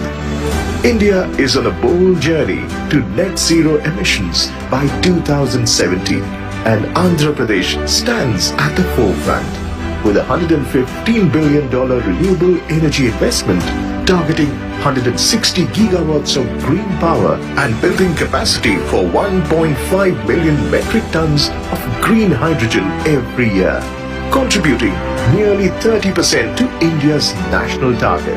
These efforts position the state as a key player in building a clean energy future for the nation. Cyber incidents in India could reach 1 trillion by 2033. Resilience is essential.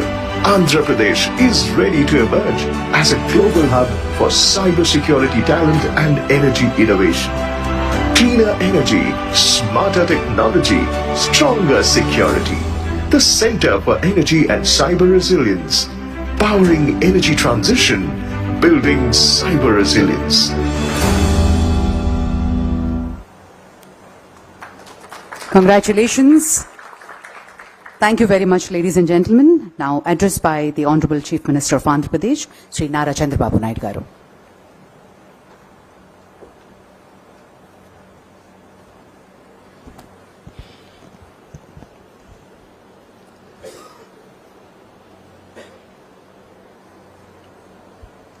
Respected Jeremy Jurgens,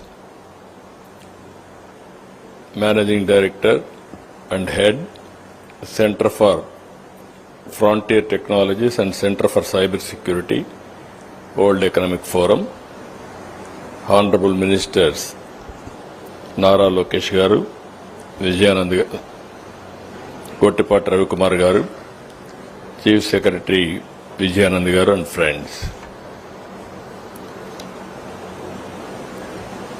Last World Economic Forum, we agreed with World Economic Forum to set up one center here.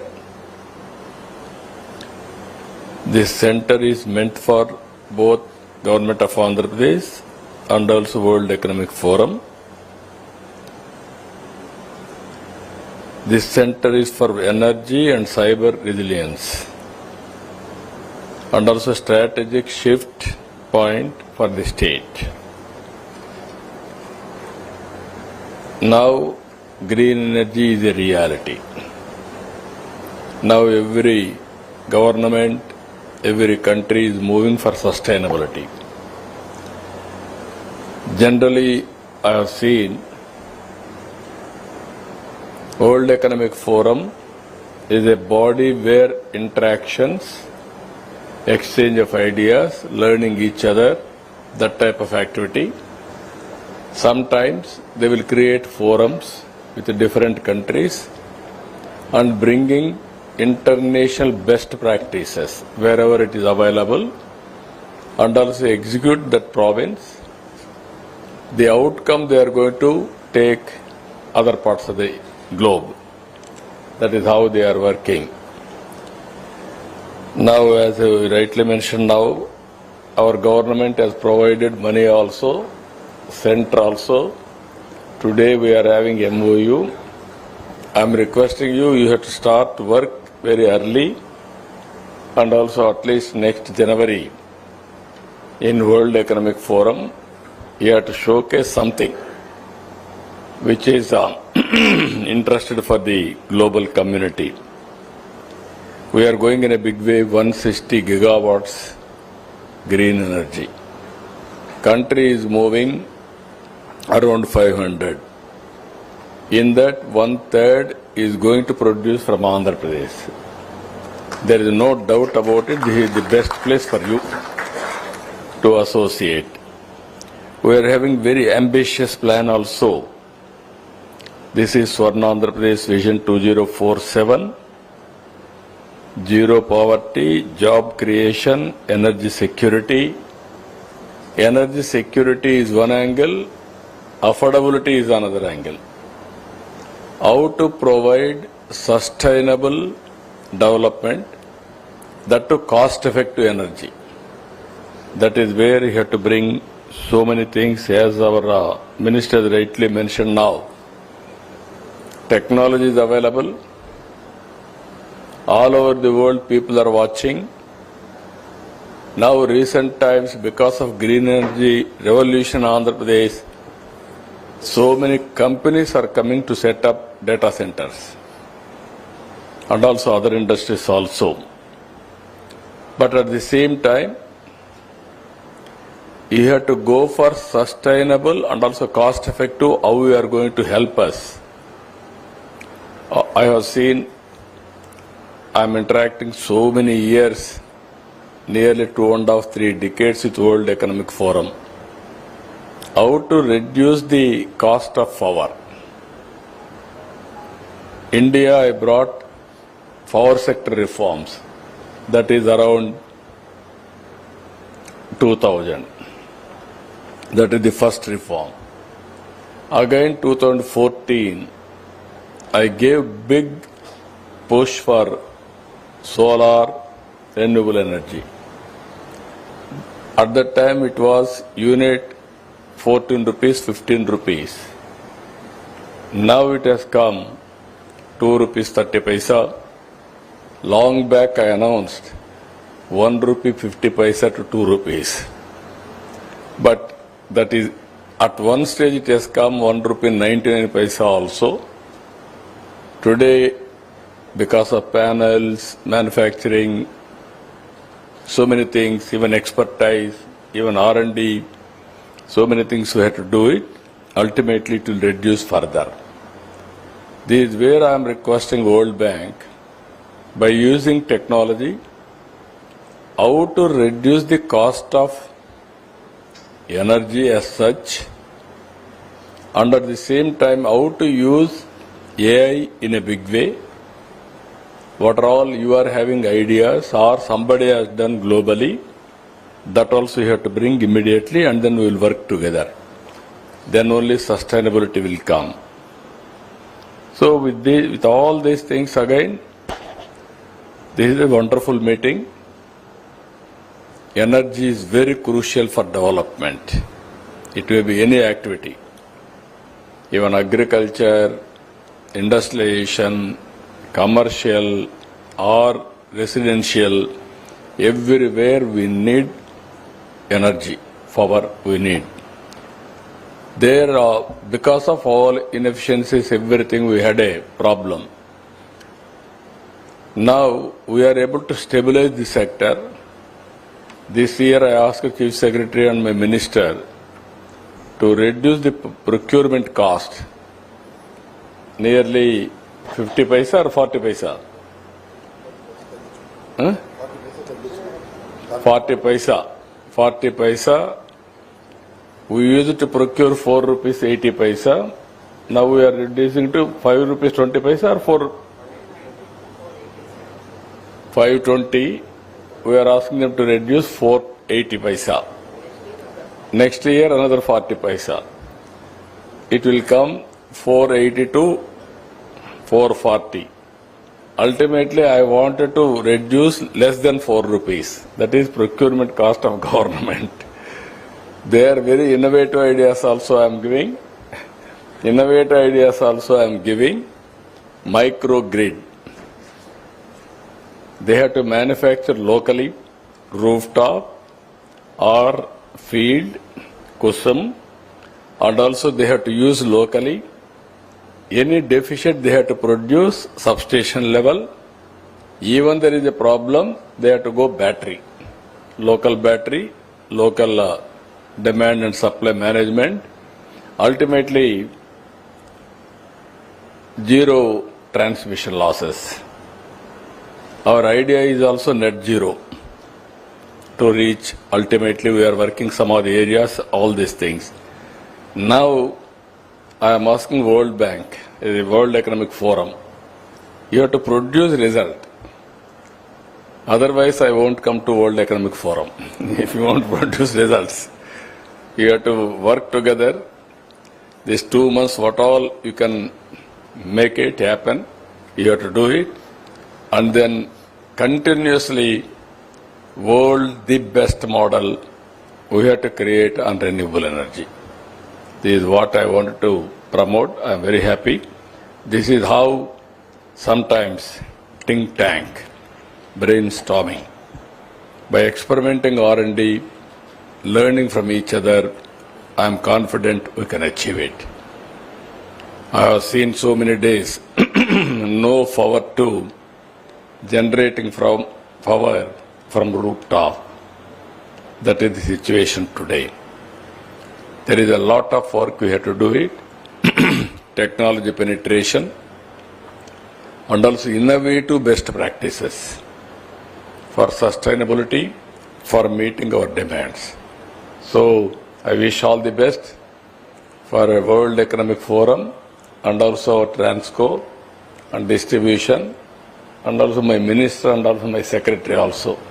They have to produce results from now onwards. With this, I am thanking all of you. Thank you. Thank you, Ananta.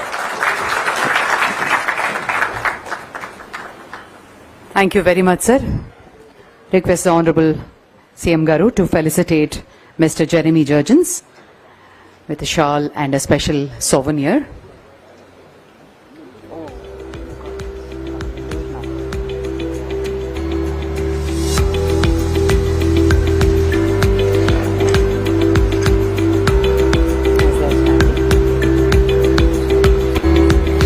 Also followed by the exchange of MOUs with delegates from the World Economic Forum. Mr. Jeremy Jurgens, Managing Director and Head, Center for Frontier Technologies.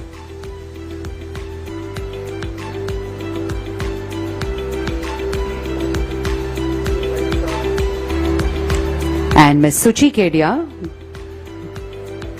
Government Relations Lead, India and South Asia World Economic Forum.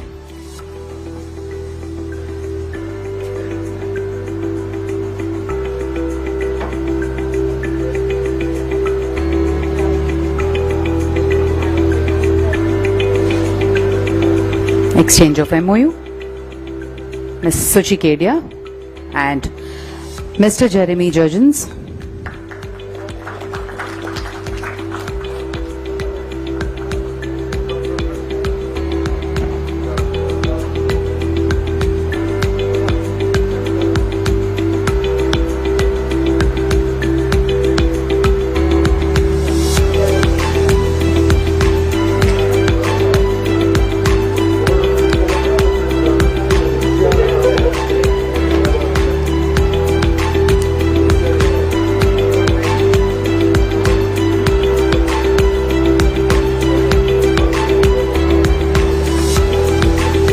Thank you, sir.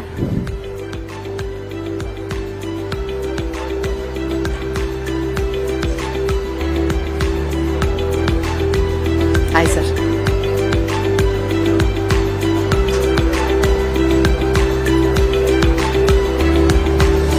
Thank you very much, sir. Thank you, ladies and gentlemen.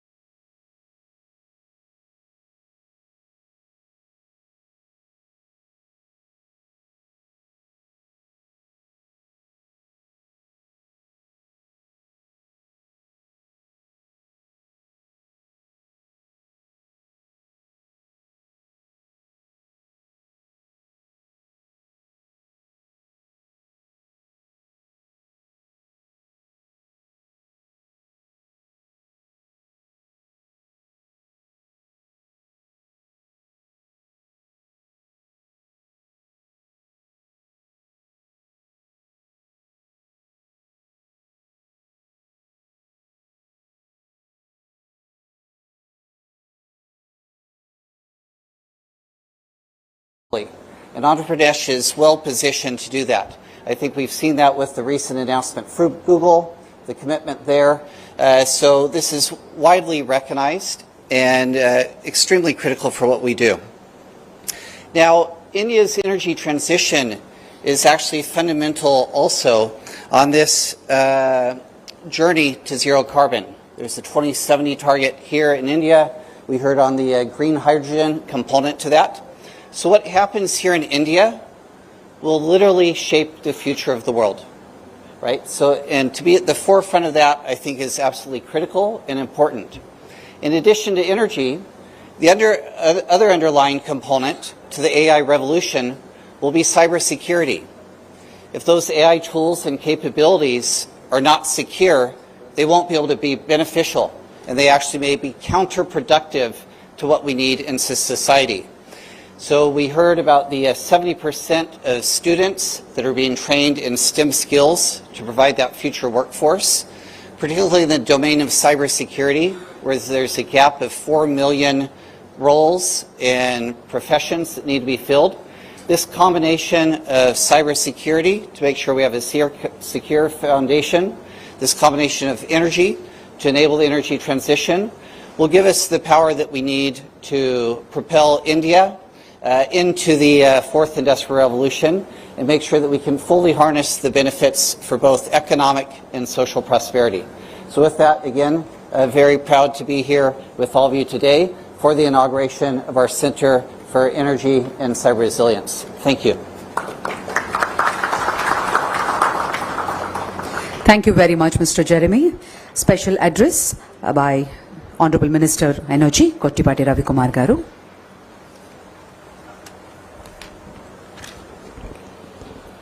Honorable Chief Minister, Sri Nara Chandrababu Naidu Garu, and our IT Minister, Lokesh Garu, respectable CS Vijayanand Garu, and our guest, Jeremy Garu, and economic and dear friends, a warm welcome to all of you. Today is an important day for Andhra Pradesh as we launched the Center for Energy and Cyber Security. This center is not just about technology, it is about making the lives better, safer and more prosperous. The state has launched Integrated Clean Energy Policy 2024 to attract a massive investment in renewable energy projects. With this, the state aims to contribute 30% to India's national target of about 500 gigawatt of clean energy. This shall make sure that every home, farm and every industry gets reliable supply at a reasonable cost. For our youth, this center will open doors for training, research and jobs in the clean energy and cyber security. Under the leadership of our Chief Minister Chandrababu Naidu Garu, we are building future where energy is not only sufficient but also secure, affordable and sustainable. Thank you. Thank you very much, sir. I now request Honorable Minister, ITE and HRD, Sri Nara Lokesh Garu for a special address.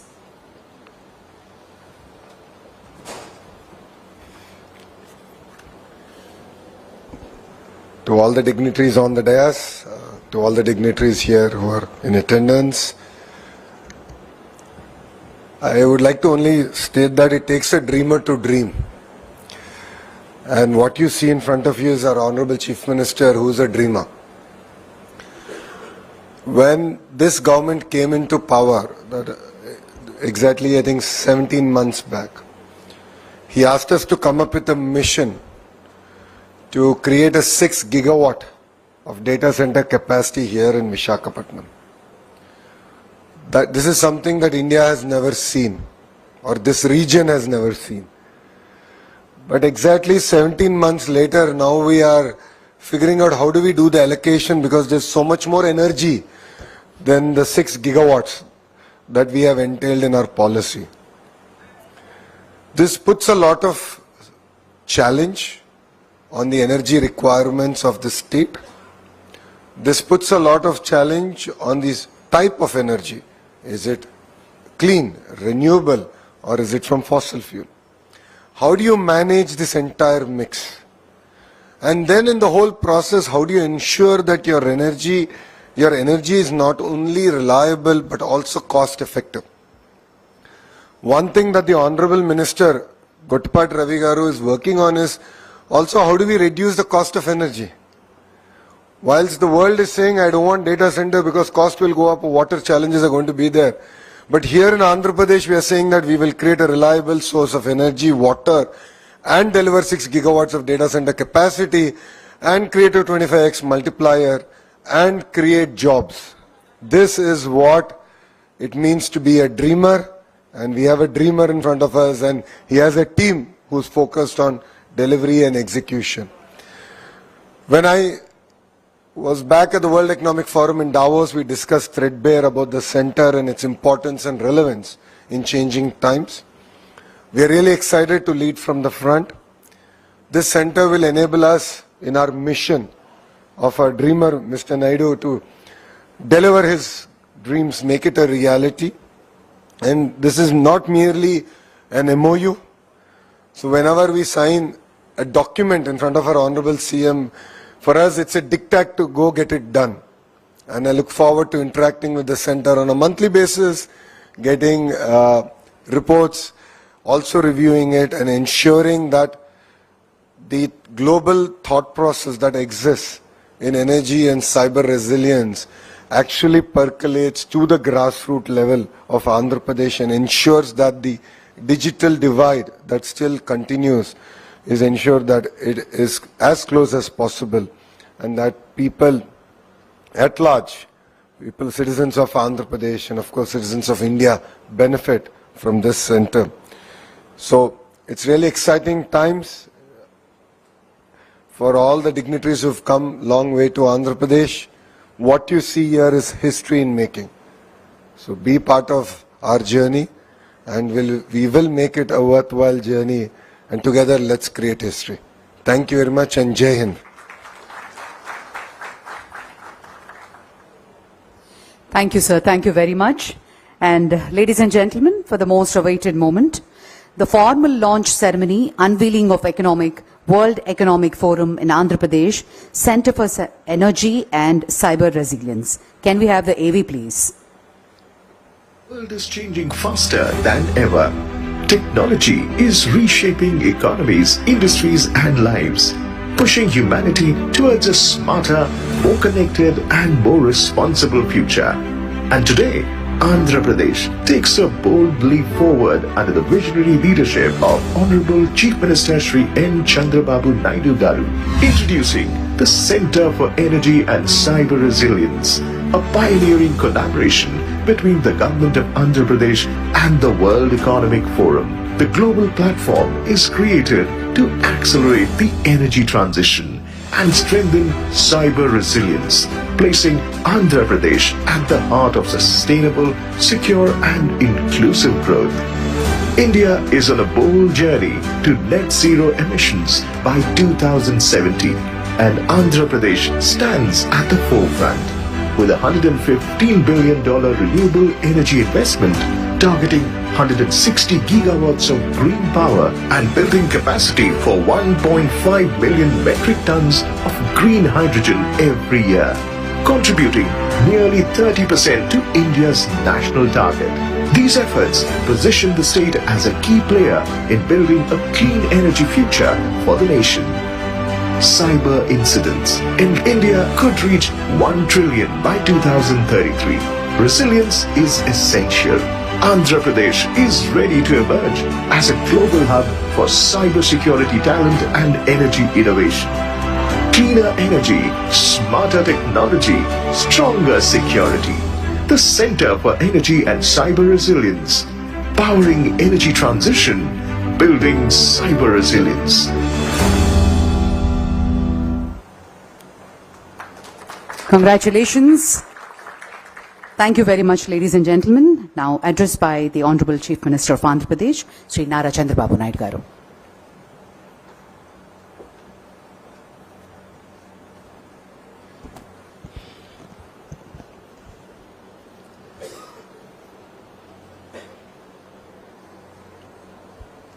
Respected Jeremy Jurgens,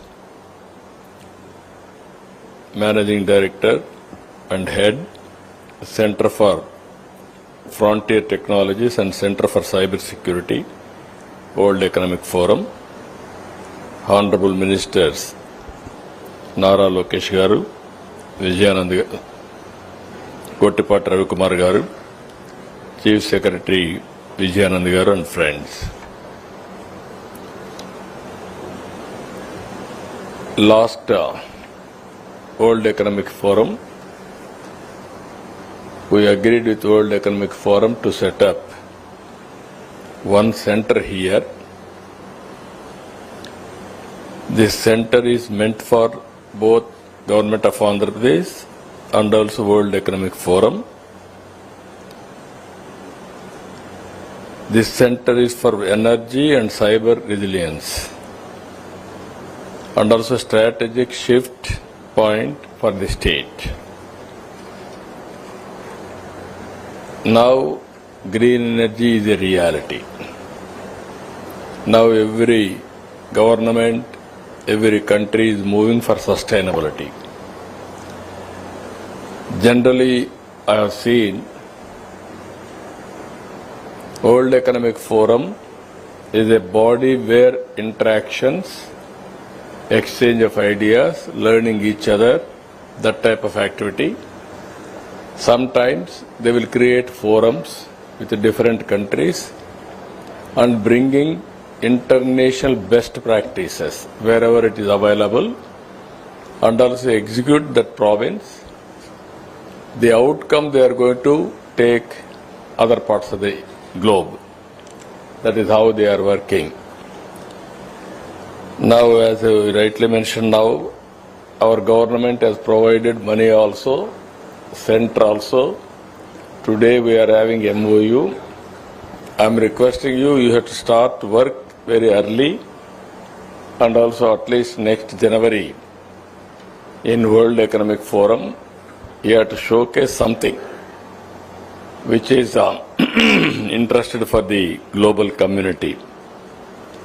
We are going in a big way, 160 gigawatts green energy. Country is moving around 500. In that, 1/3 is going to produce from Andhra Pradesh. There is no doubt about it. This is the best place for you to associate. We are having very ambitious plan also.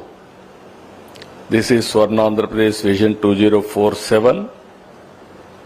Zero poverty, job creation, energy security. Energy security is one angle, affordability is another angle. How to provide sustainable development, that to cost-effective energy.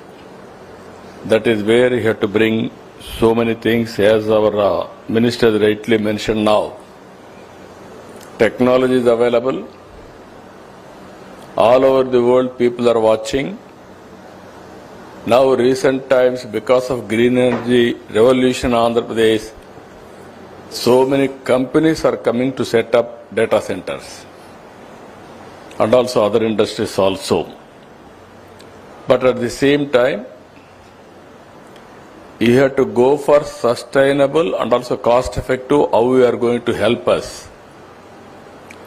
I have seen, I am interacting so many years, nearly 2.5, 3 decades with World Economic Forum. How to reduce the cost of power. India, I brought power sector reforms. That is around 2000. That is the first reform. Again, 2014, I gave big push for solar renewable energy. At that time, it was unit 14 rupees, 15 rupees. Now it has come 2 rupees 30 paisa. Long back I announced 1 rupee 50 paisa to 2 rupees. But that is, at one stage it has come 1 rupee 99 paisa also. Today, because of panels, manufacturing, so many things, even expertise, even R&D, so many things we have to do it. Ultimately, it will reduce further. This is where I am requesting World Bank, by using technology, how to reduce the cost of energy as such, and at the same time how to use AI in a big way. What all you are having ideas or somebody has done globally, that also you have to bring immediately, and then we will work together. Then only sustainability will come. So with all these things again, this is a wonderful meeting. Energy is very crucial for development. It may be any activity, even agriculture, industrialization, commercial or residential, everywhere we need energy, power we need. There are, because of all inefficiencies, everything, we had a problem. Now we are able to stabilize the sector. This year I asked the Chief Secretary and my Minister to reduce the procurement cost nearly 50 paisa or 40 paisa?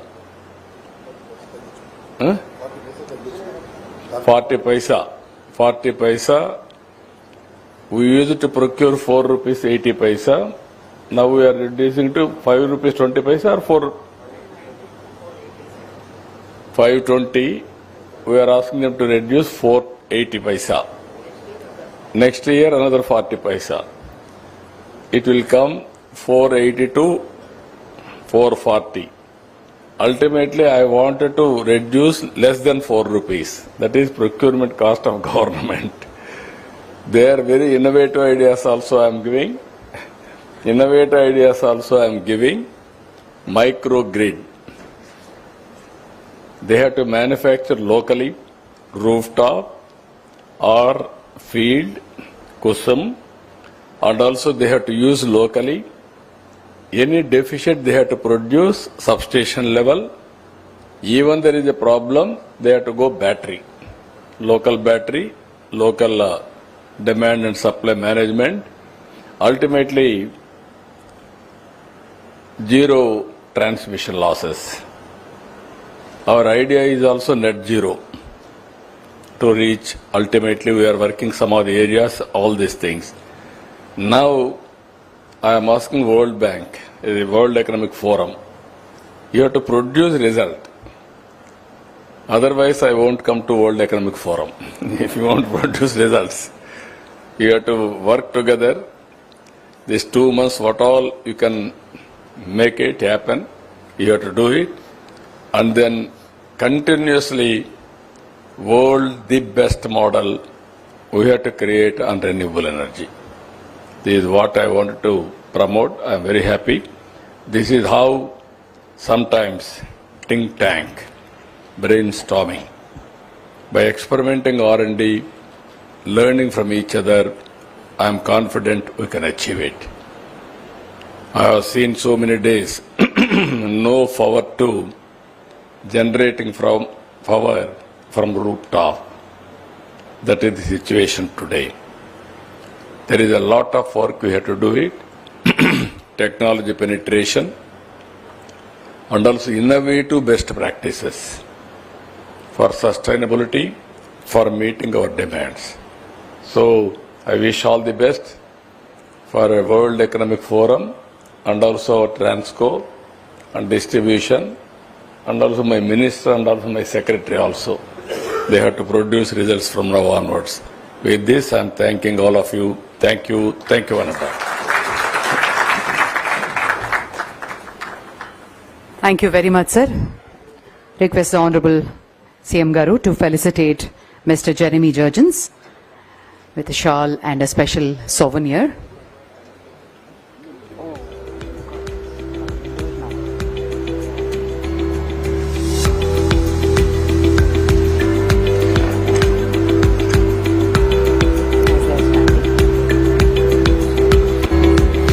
Also followed by the exchange of MOUs with delegates from the World Economic Forum.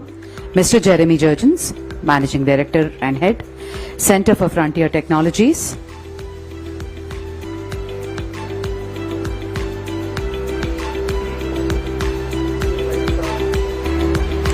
And Ms. Suchi Kedia,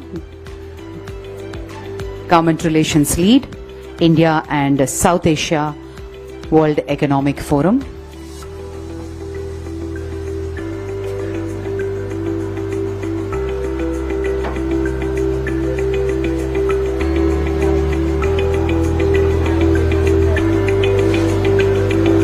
Exchange of MOU, Ms. Suchi Kedia and Mr. Jeremy Jurgens.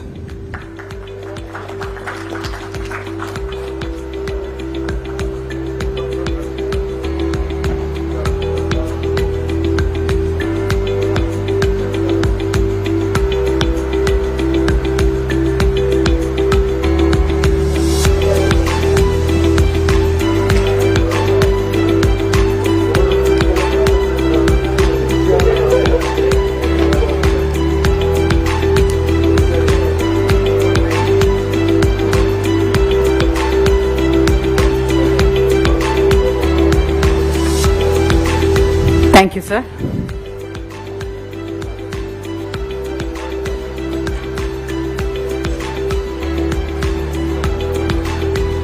Hi, sir.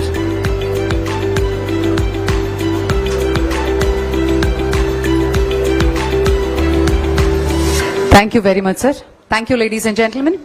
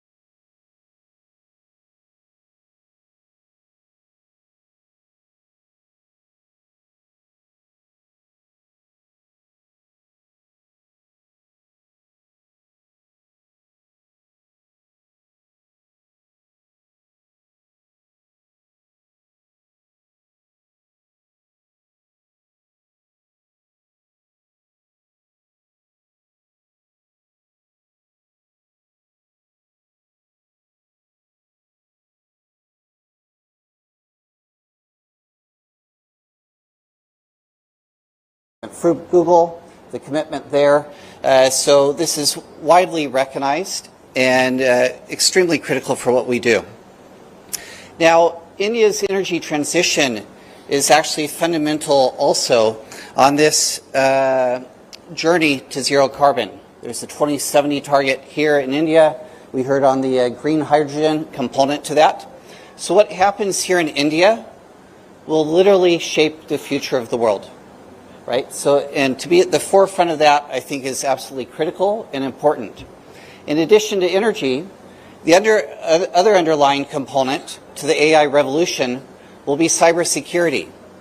If those AI tools and capabilities are not secure, they won't be able to be beneficial, and they actually may be counterproductive to what we need in society.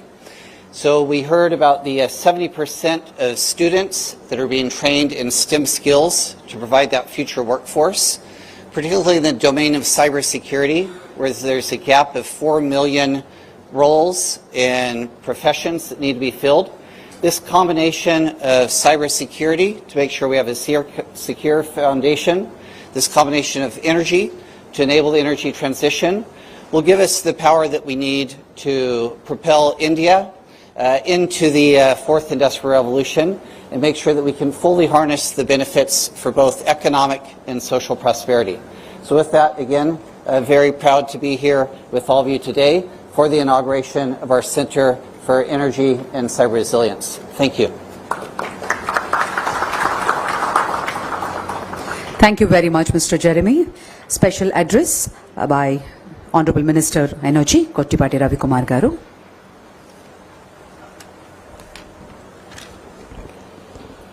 Honorable Chief Minister, Sri Nara Chandrababu garu, and our IT Minister, Lokesh garu, respectable CS Vijayanand garu, and our guest, Jeremy garu, and economic and dear friends, a warm welcome to all of you. Today is an important day for Andhra Pradesh as we launch the Center for Energy and Cyber Security.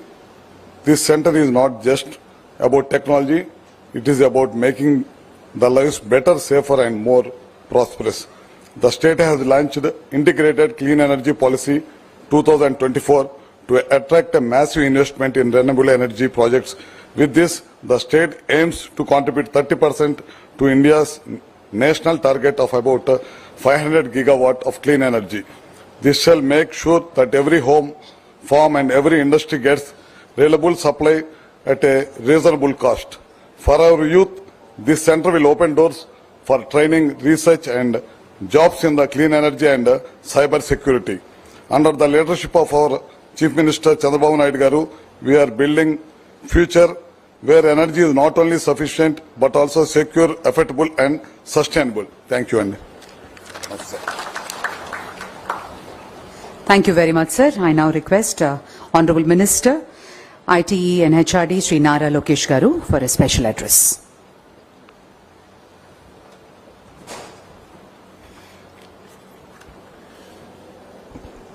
To all the dignitaries on the dais, to all the dignitaries here who are in attendance, I would like to only state that it takes a dreamer to dream. And what you see in front of you is our Honorable Chief Minister, who is a dreamer. When this government came into power, exactly I think 17 months back, he asked us to come up with a mission to create a 6 gigawatt of data center capacity here in Visakhapatnam. This is something that India has never seen, or this region has never seen.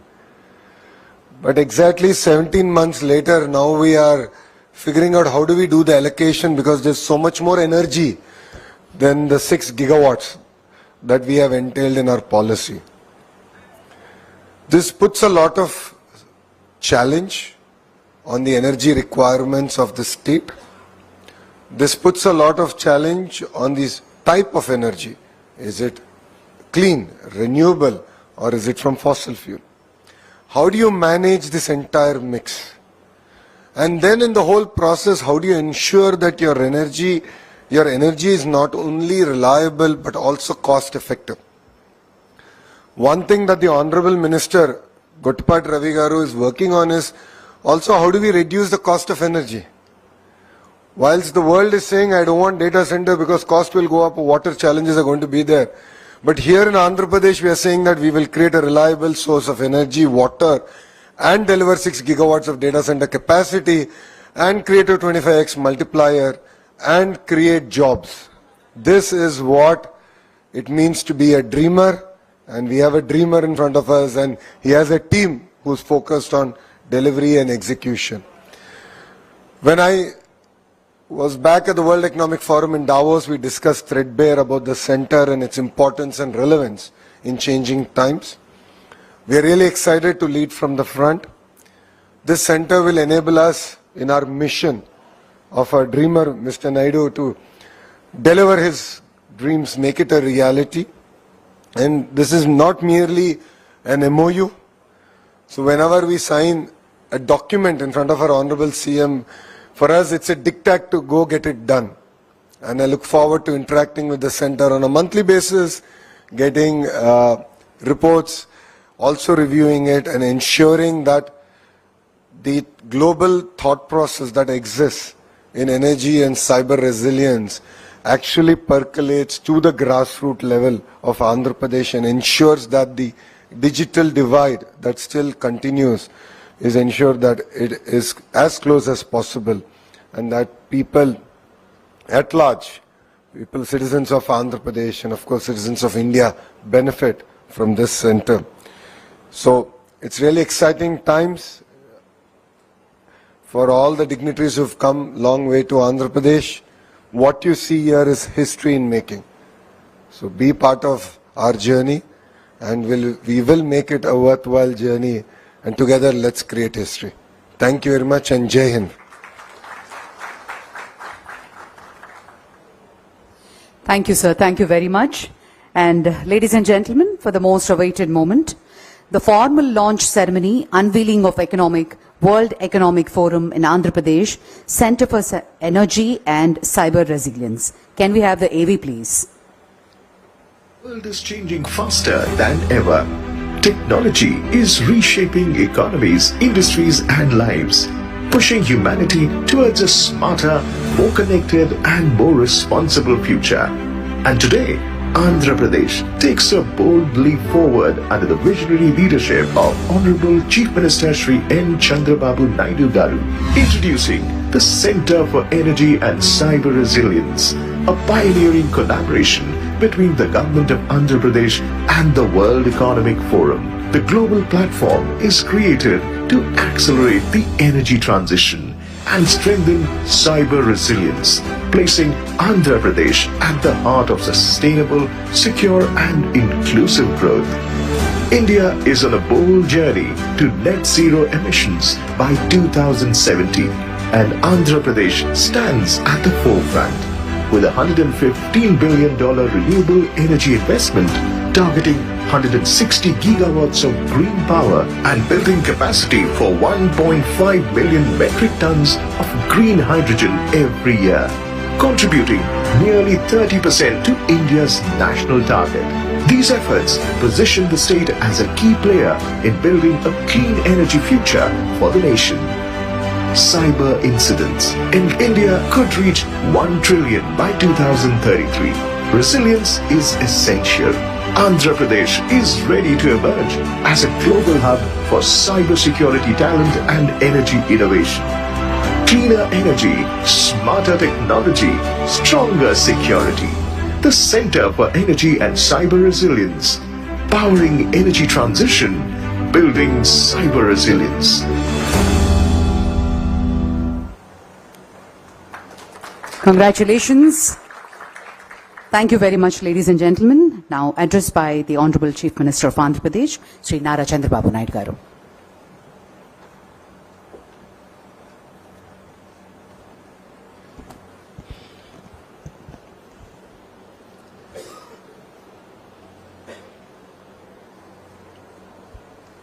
Respected Jeremy Jurgens,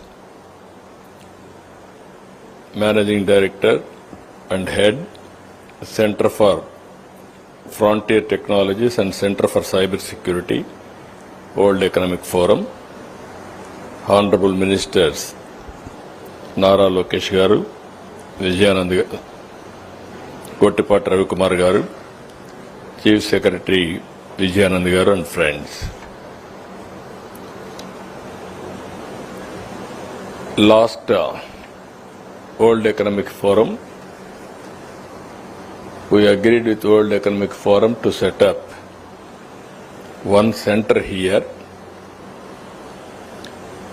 This center is meant for both Government of Andhra Pradesh and also World Economic Forum. This center is for energy and cyber resilience and also strategic shift point for the state. Now green energy is a reality. Now every government, every country is moving for sustainability. Generally, I have seen World Economic Forum is a body where interactions, exchange of ideas, learning each other, that type of activity. Sometimes they will create forums with different countries and bringing international best practices wherever it is available and also execute that province. The outcome they are going to take other parts of the globe. That is how they are working. Now, as I rightly mentioned, now our government has provided money also, center also. Today we are having MOU. I am requesting you, you have to start work very early and also at least next January in World Economic Forum, you have to showcase something which is interested for the global community. We are going in a big way, 160 gigawatts green energy. Country is moving around 500. In that, 1/3 is going to produce from Andhra Pradesh. There is no doubt about it. This is the best place for you to associate. We are having very ambitious plan also.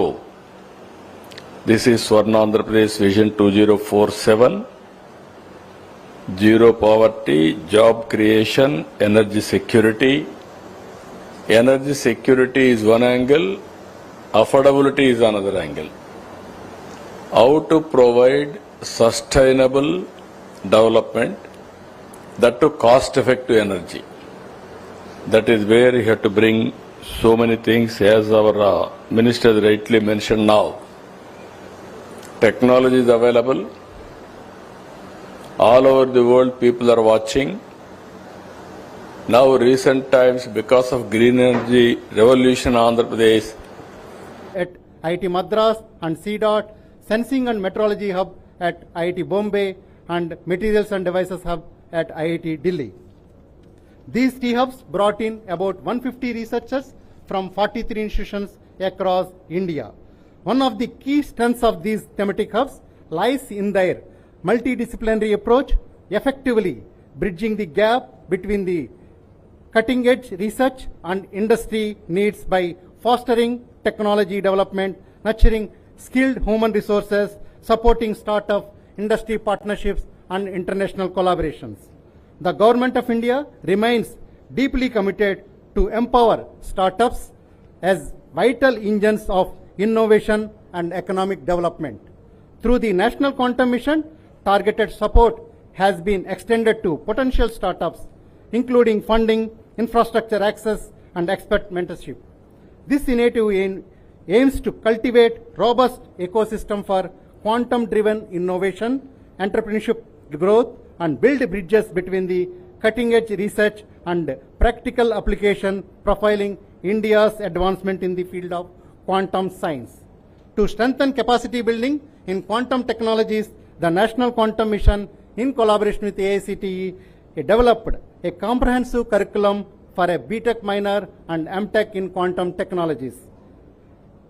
2 dedicated calls have also been launched, one on quantum algorithms to accelerate application-oriented development, another on undergraduate teaching laboratories in quantum technologies to foster hands-on learning among young talent. Furthermore, a rolling call for startups has been launched to provide continuous support to early-stage ventures across all the 4 quantum verticals.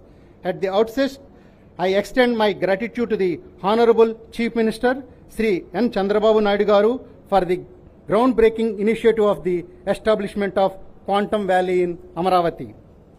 Quantum Valley is envisaged as a shared playground where academia, industry, and startup co-develop the technologies, build secure systems, and create scalable quantum solutions. Under the visionary leadership of Honorable Chief Minister Sri Nara Chandrababu Naidu Garu and the dynamic execution drive of Honorable Minister Sri Nara Lokesh Garu, this state has moved from the vision to transformative action at an extraordinary speed, quantum speed. Amaravati Quantum Valley, emerging as India's premier quantum center and dedicated state quantum policy, TCS IBM partnership, and bridging world-class infrastructure and strategic collaborations, evidenced by today's MOU signings. The National Quantum Mission views Amaravati Quantum Valley as a strategic national anchor. Together, we can ensure that India not only participates in the global quantum revolution, but leads it with innovation, collaboration, and vision. Thank you. Jai Hind.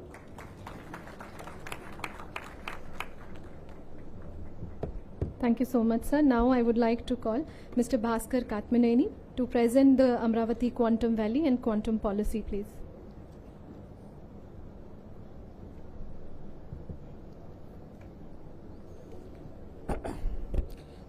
Honorable Minister for IT, RTGS, HRD, and other distinguished panel members, panelists on the stage, and all the dignitaries and the participants in this session.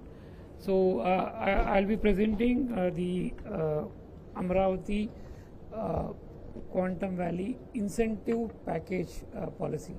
So the whole theme of the thing is that the companies which are investing in the quantum sector, this is a very niche area, would be very capital intensive, and this cannot be treated like any other normal IT or any kind of an industry. So the whole philosophy of this thing is that the initial capital support that would be required would be high, and the state is willing to give that kind of a support financially and otherwise in terms of policy to ensure that it will make it worthwhile for the companies. If you look at the policy, the 6 pillars of what we did is that we started with the policy has come out after a lot of consultation. It's not that a policy has just born out yesterday. We started with a workshop, and then we got dedicated space first allocated for the park, and then we have a policy formulated.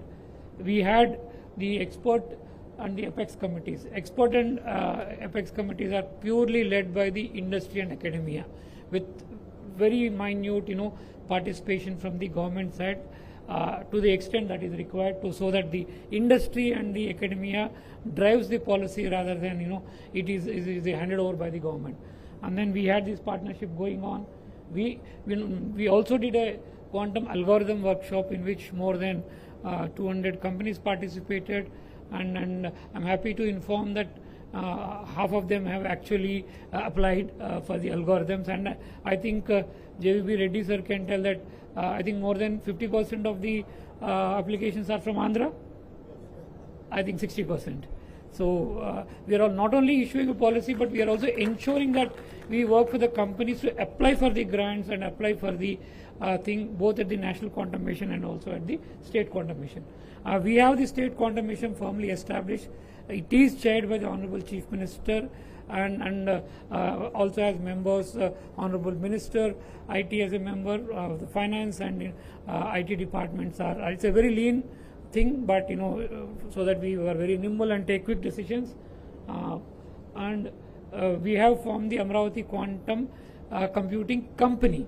We just formed a company, is a Section 8 company, whose only mandate is to basically build the building, bring in the system, and make it available for all people, which includes corporates to run their applications, do their algorithms, to the research organizations to use it for their R&D, for the students to test it out, and also for algorithm makers to prepare their algorithms and test it out. It will be made available to all of them, and it is going to be an equal opportunity kind of a thing. Everybody can access it. That will be made available. Orders are also placed with for the computer, and we are expecting that I think the computer is ready. The building is getting ready. Once that is ready, the system will come and the access will be given to all the people to start. This would be the large scale quantum computer which is physically situated in the country. I would say the entire Asia, South Asia, because in Asia I think only Japan, Korea and China have it, and a little bit of more countries in the West have it. So this is what we want to try through the AQCC to give it access to everybody. And then today the policy that we are releasing. So we are releasing the policy, but the applications that come under the policy to process it, the structures are already established. That means that today we have released the policy. From tomorrow we can start giving out the incentive packages to the companies. So we need not wait. So we release the policy today. From tomorrow we can start that. Both the apex committee and expert committees have started working. They got a bunch of proposals. I think around 25 to 30 proposals have come, and they have cleared many of the projects. So those projects are now good to go. Today we release the policy. From tomorrow we'll start issuing the government orders for the companies, and the companies can start planning their activities, starting the projects. So, and then we have today doing MOUs more than 30 organizations, which includes both academic organizations, skilling organizations, startups, application makers, hardware manufacturers, high performance companies. This is basically what we are trying to do. There will be these are the areas we were looking at: design and development, we are looking at software and architecture development, quantum hardware manufacturing, labs, IT office space will be there, quantum application developments, and advanced foundational research and quantum technology. We are trying to cover the entire value chain. So both on the software side, hardware side, manufacturing side, algorithm side, high performance computing side, and also on the talent side. So the entire ecosystem is being covered through the policy. This is a global quantum ecosystem. All the people in the room very well know that it's not available everywhere. Only the couple of countries have, the capabilities, and we are joining them. In US, Europe, Asia, that's what we are saying. This is about National Quantum Mission. Reddy Saab has covered, about the National Quantum Mission, about the 4 thematic hubs. And our state quantum mission works in very close coordination. I would say not in very close coordination. They just work like, twins. So our policy and our state quantum mission is closely tied to the National Quantum Mission in a sense that, the members in the mission at many times are the same, so that it is very seamless. It's not that, one is working at cross purpose with others. They work seamlessly. We ensure that the system works that way. And in key issues which we thought are required for a policy, these are the things.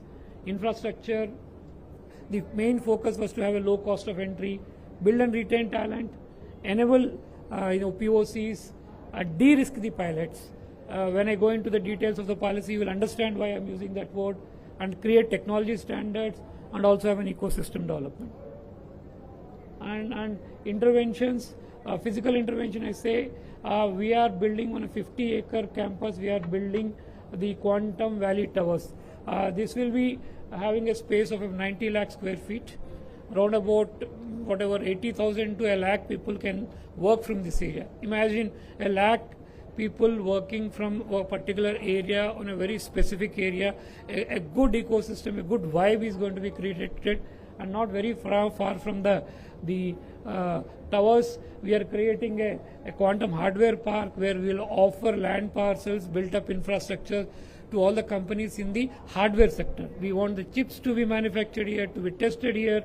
We want all the components from the cryogenics and also everything to be manufactured. Our aim is that in the next 24 months, the first indigenously, 100% indigenously built and tested system should be coming out of the Amravati Quantum Park. This is the aim with which we are working.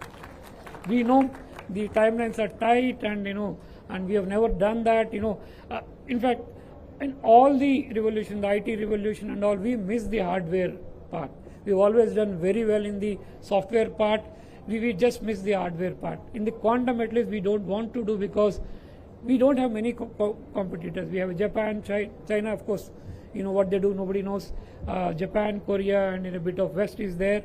And then we have the time, we have the energies, and we don't want to miss this bus, and we want to create products out of this country. And we know that when India creates products, we would be giving a good value proposition to the world, because we can manufacture at very frugal cost, which we have seen, and we will offer to the world.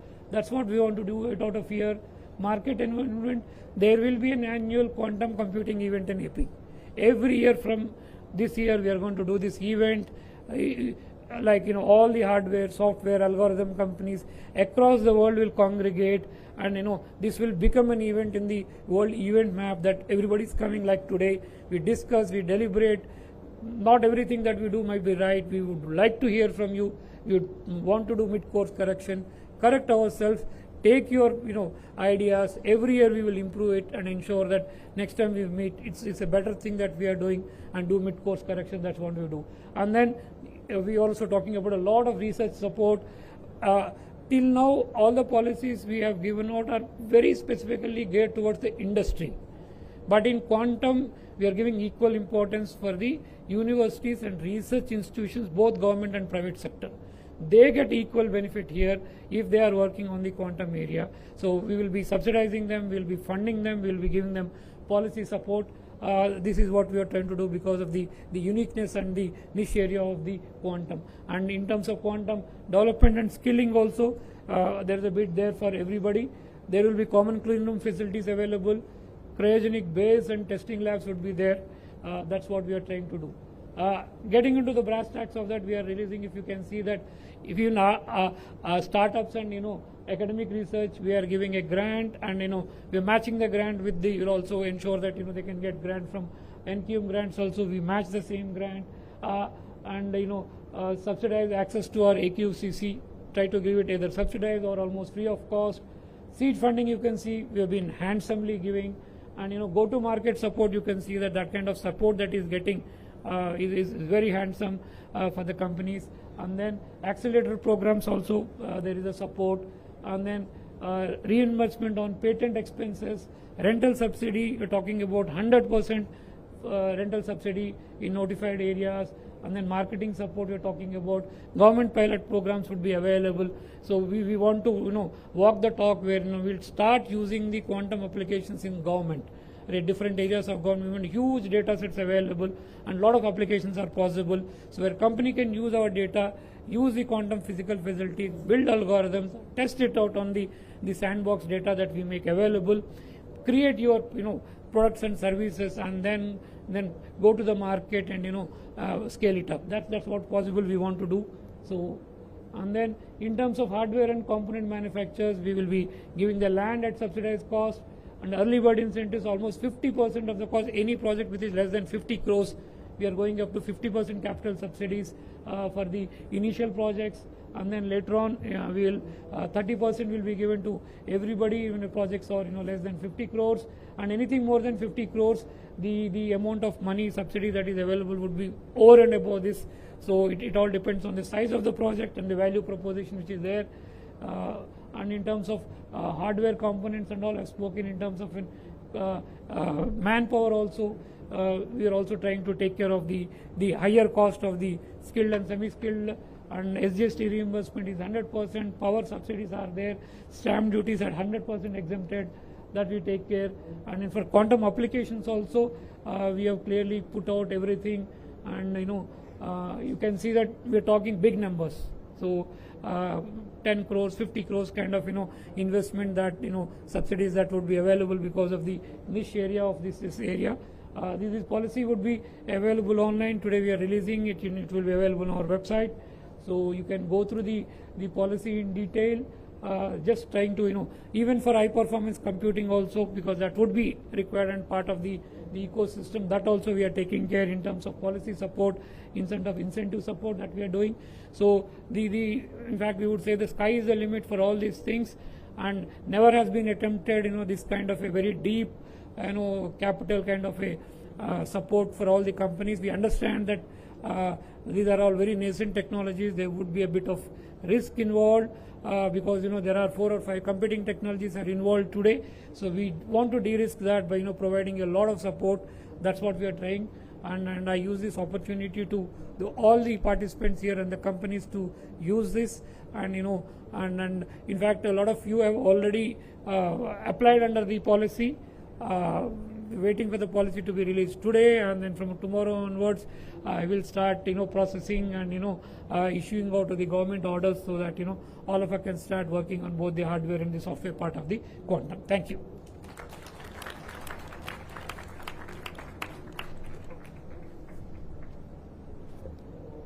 Thank you so much, sir. May I now request Mr. Sridhar CV, who would be the moderator for this discussion. I request to take the session forward, please.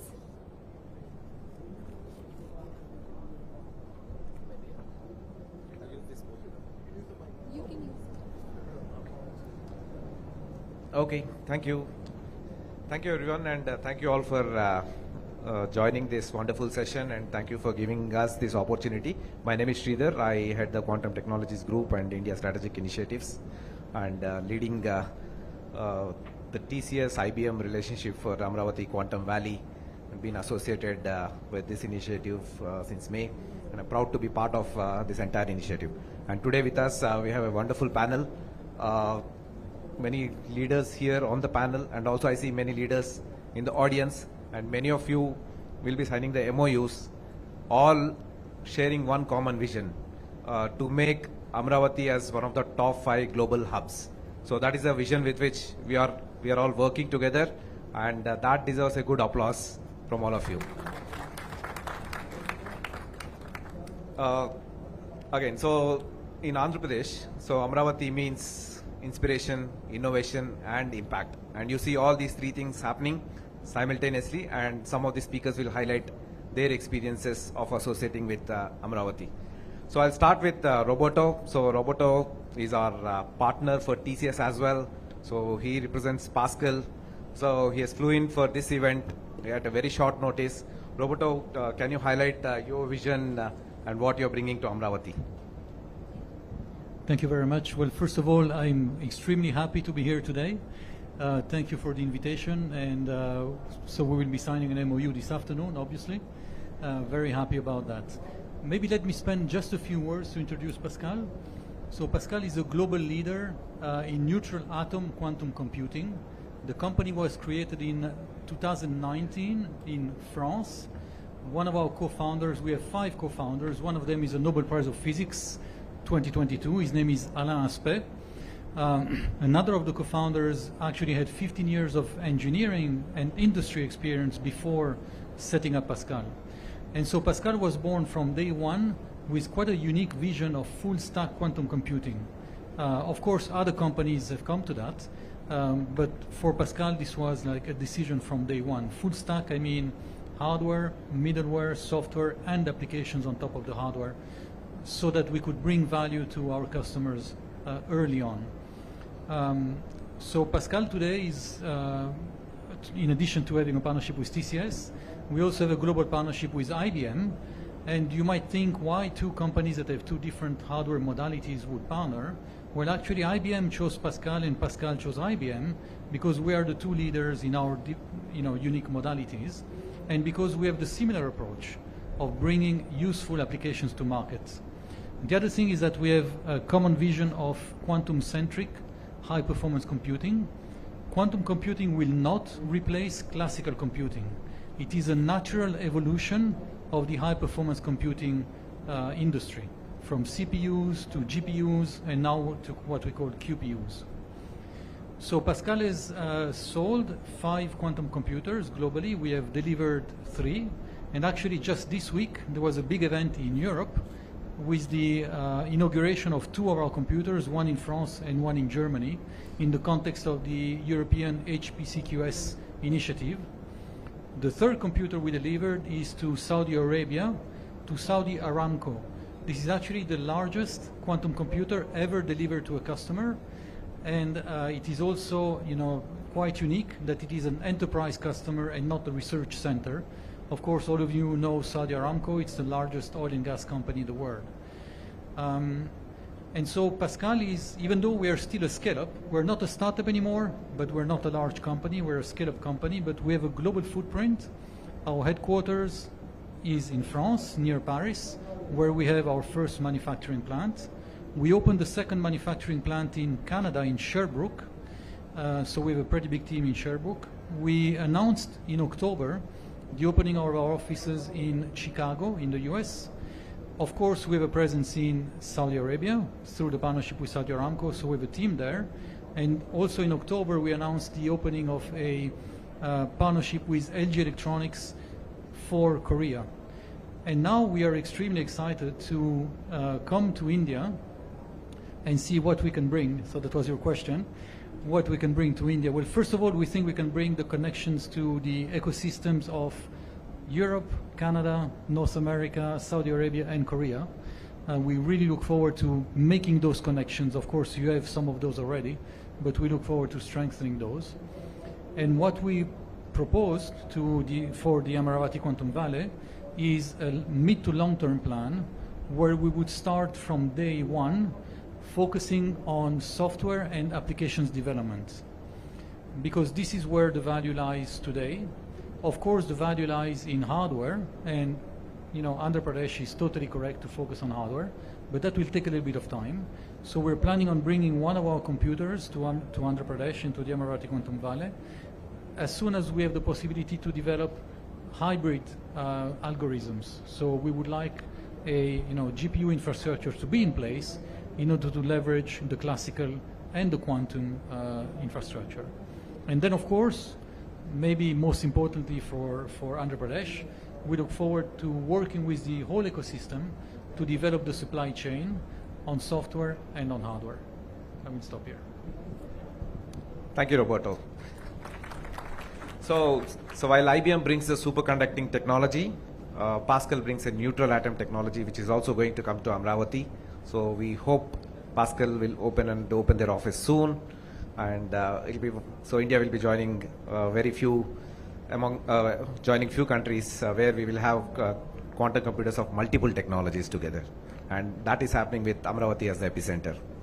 And so the session is about Atmanirbharta. So it is not about doing all alone.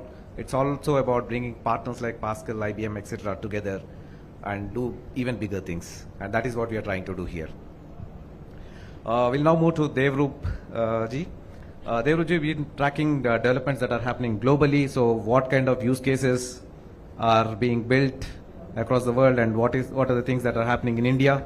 And this is extremely important for the state of Andhra Pradesh because there's a massive skilling program that is going on, and the children are very much excited about the kind of use cases that they would like to work on. Could you highlight some of these things, please?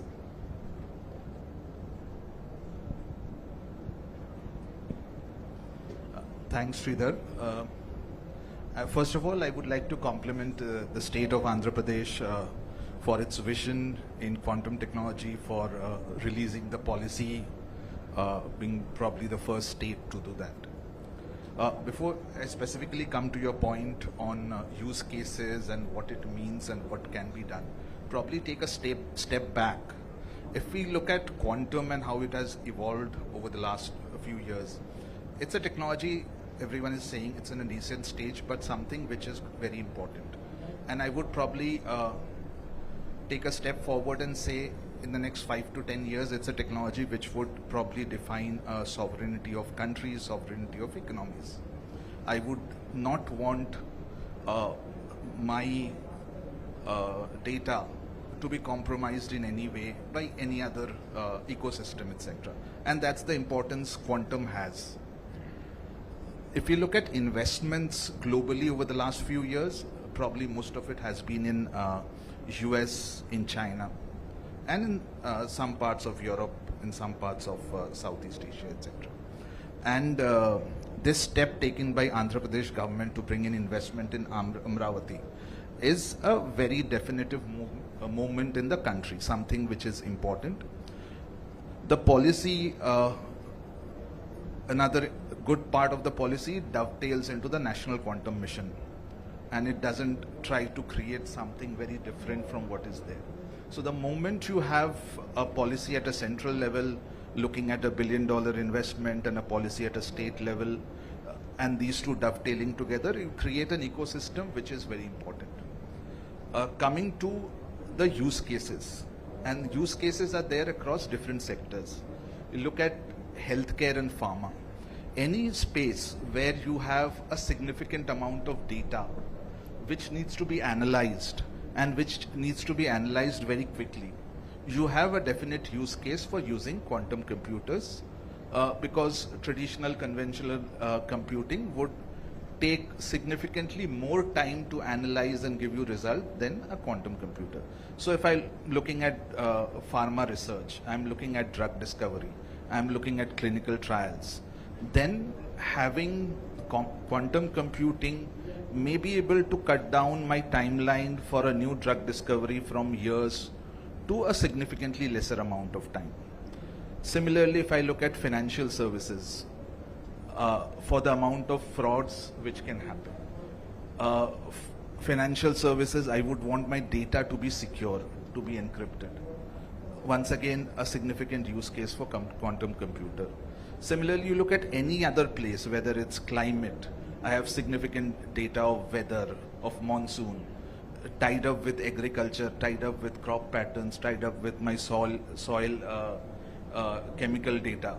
All of it together, when you analyze, and you can analyze large amount of data coming in from different ecosystems very quickly, there is significant value add. So all of these are important use cases, and The last part which I would like to say is all of it requires talent. And Sridhar, you spoke about young people being excited about it. And we saw in the policy there's significant focus on how do you nurture this talent. Because all of it would need skilled people to be able to deliver on whether it's your algorithms, whether it's on manufacturing, or whether it's creating these use cases. So all of it together would definitely be a driving part in this. Thank you so much, sir.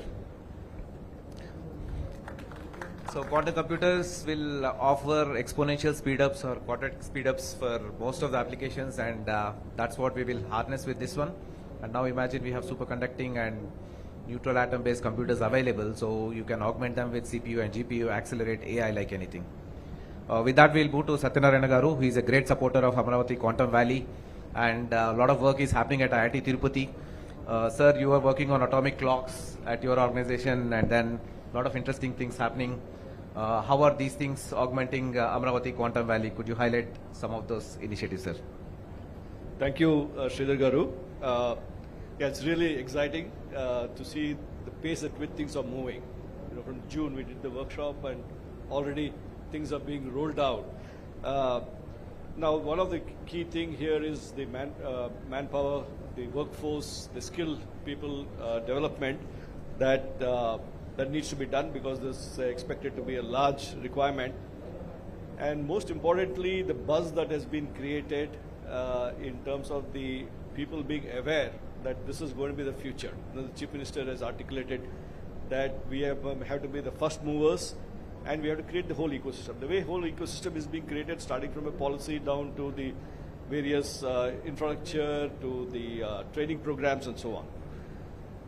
And I can tell you, you know, coming from the vantage of heading an academic institution, the state, the way they have send the message across to various institutions that this is important.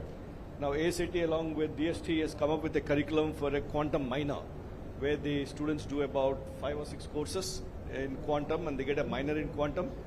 And also they have started doing training programs. The main challenge is now train the trainers, the faculty members. How do we train them so that they're able to teach this to the students? And the awareness is so much. Other day I had someone from veterinary college showing up in my office and saying, what do we do about this quantum? We've been, we got these instructions that all of us create awareness and so on. So that's the level of awareness that we're talking about. So through the APSHI, Andhra Pradesh State Council for Higher Education, and others, they have started rolling out this. Andhra University has started a BTech program in quantum technologies this year. We at IITs and ISC, we are always very cautious. We do things only when we are sure we can deliver. We have a lot of courses we teach on quantum technologies. For example, in our undergraduate program, every student, whether it's a civil engineer or a mechanical engineer or a computer science student, has to compulsorily do a course in quantum, which we brought into curriculum 3 years back. So it's not something that it's because of this, because we saw this coming. Similarly, every student has to do a course in AI/ML. It's part of the curriculum that everyone is exposed to this. So that is the level of training. Now our big challenge, the big challenge is where are the teachers to deliver this content? Okay, whether if you're going to offer a minor, or if you're going to offer a bachelor's program or a master's program in quantum technology, how do we scale this up fast? And so we're going to be launching a number of faculty development programs across the state in various levels. The APSHI program that they're launching is to create awareness. At IIT Tirupati, we have come up with a curriculum where we will create hands-on people using hands-on training with very focused training, bringing in faculty members who will deliver this. Of course, there are many verticals as already brought out. Quantum computing is probably where the maximum demand is going to be there. But if you have to create the whole ecosystem, we need people with a strong background in the quantum materials and sensing and communication area. For example, at IIT Tirupati, we have major projects in atomic clocks, as already pointed out, along with Vedugopal Garu is also here from NPL, CSIR. We are working on atomic clocks. Under the National Quantum Mission, we have a pretty big project on quantum communication. It's called a multi-mode quantum repeater network for entanglement distribution-based quantum communication. Part of the IIT Madras hub on quantum communication, a 25 crore initiative that's going to be set up at IIT Tirupati with a lot of hardware-related work. It's not just computing, but a lot of hardware work. So these are all the various initiatives that are going on. In fact, next week, on May 2nd, 3rd, as a part of the Quantum Communication Hub, we are running a 2-day workshop, a hands-on workshop on quantum computing and quantum communication information, where people will be brought in and made to use this software hands-on, not just theoretical work. So a lot of these initiatives we are rolling out. And but one thing that, since the Honorable Minister is here for education, is we need more people in the state going into pure science. You know, the fundamental basis for many of this is pure science, and not many people from Andhra Pradesh are keen on pursuing careers in science. They're keen on pursuing careers in technology and engineering and money-making related initiatives. But when it comes to pure science, to give you an example, we have an ISER, the premier science technology institute in India, IIT. 65% of my students at IIT Tirupati are from Andhra Pradesh and Telangana. 65%. It's a national institution, open competition across 65%. ISER is equivalent to IIT for science. Only 5% of the students are from Andhra Pradesh, okay, in ISER. There are more students coming from Kerala and West Bengal. Between them, they occupy 70% of the seats. They are the only two states that seem to be very passionate about science. Science is absolutely essential. I think we need to create some Actually, if you look at the intermediate level education, I'm told the highest percentage of students studying science in intermediate is in Andhra Pradesh, but not many go into studying science. They all want to. So this, I think, also we need to do if we have to be a very strong top 5 quantum hub in the world. We need to have people coming with a very strong science base. Thank you very much. And thank you so much, sir. Thank you for highlighting all those things. Dr. Reddy ji is not on our panel, but I'm excited to ask one question. Sir, do you sleep at all? So, yeah, many of the people in this room will watch for Dr. Reddy ji and his speed of execution. So he has put National Quantum Mission in action, and many of your beneficiaries of the National Quantum Mission, and he works at record speed. So I'm not going to ask any questions, sir, but I would request our minister, sir, Sir, Reddy ji is working at express speed, and we have shown that in the last 8 months, we can work at speed much faster than National Quantum Mission, and he's also helping in that one. So, yeah, maybe you can highlight some of the initiatives that are happening, sir, where we will definitely assure them that we can beat them at speed. Yeah, all of you like to put me in the spot. I'm here to learn. I should be sitting there. CMO made me sit on this side of the table. But see, the point is, Mr. Naidu is known for his speed, right? And we are all pretty much ingrained that we are here to deliver. See, the idea, the point that Sir has just said, education is going to be the most fundamental thing, right? That's the gateway into, research, or even building the entire ecosystem. Without the most fundamental block, then we are missing. So these are points that we are going to take it up quite seriously. We'll have to encourage our youngsters to look at it. Parallelly, it's important to have panels like this, discussions like this, so we can inspire the youngsters here to look at that this is an opportunity of the future. Because everyone knows, I take computer science, I get a job, or I go into startup ecosystem, but not many know, including me, what is quantum, what does it take? So I think more and more discussion like this will enable us to sort of get the focus into the and thrust into the sector from an education perspective. From speed, all I can say is we are here. We are here to get things as of yesterday, get things done, and I think we have done reasonably good in the last 17 months to where we are today. But I think the foundations have been laid, and now we need to accelerate in terms of our mission. And I look forward to working with Sir here to really look at how Andhra can contribute substantially to India's quantum mission. Thank you. Thank you so much, sir. And no more thank you questions your for me, leadership. yaar. No, sir. Please. No, sir. Thank you so much, sir. Thank you for your leadership and guidance. Amit ji, yeah, so you are our partner at Amravati Quantum Valley. Again, you're bringing this Atmanirbhar concept into India. So can you highlight some of the things that you're doing in Japan and the model that reflects in India, and also talk about the Quizzkit community of India, how we are shaping up? Definitely. So, Japan has some unique things. They took an aggressive step a few years ago by, being one of the first few countries to bring quantum system on site, working with IBM. Now they are bringing their third one.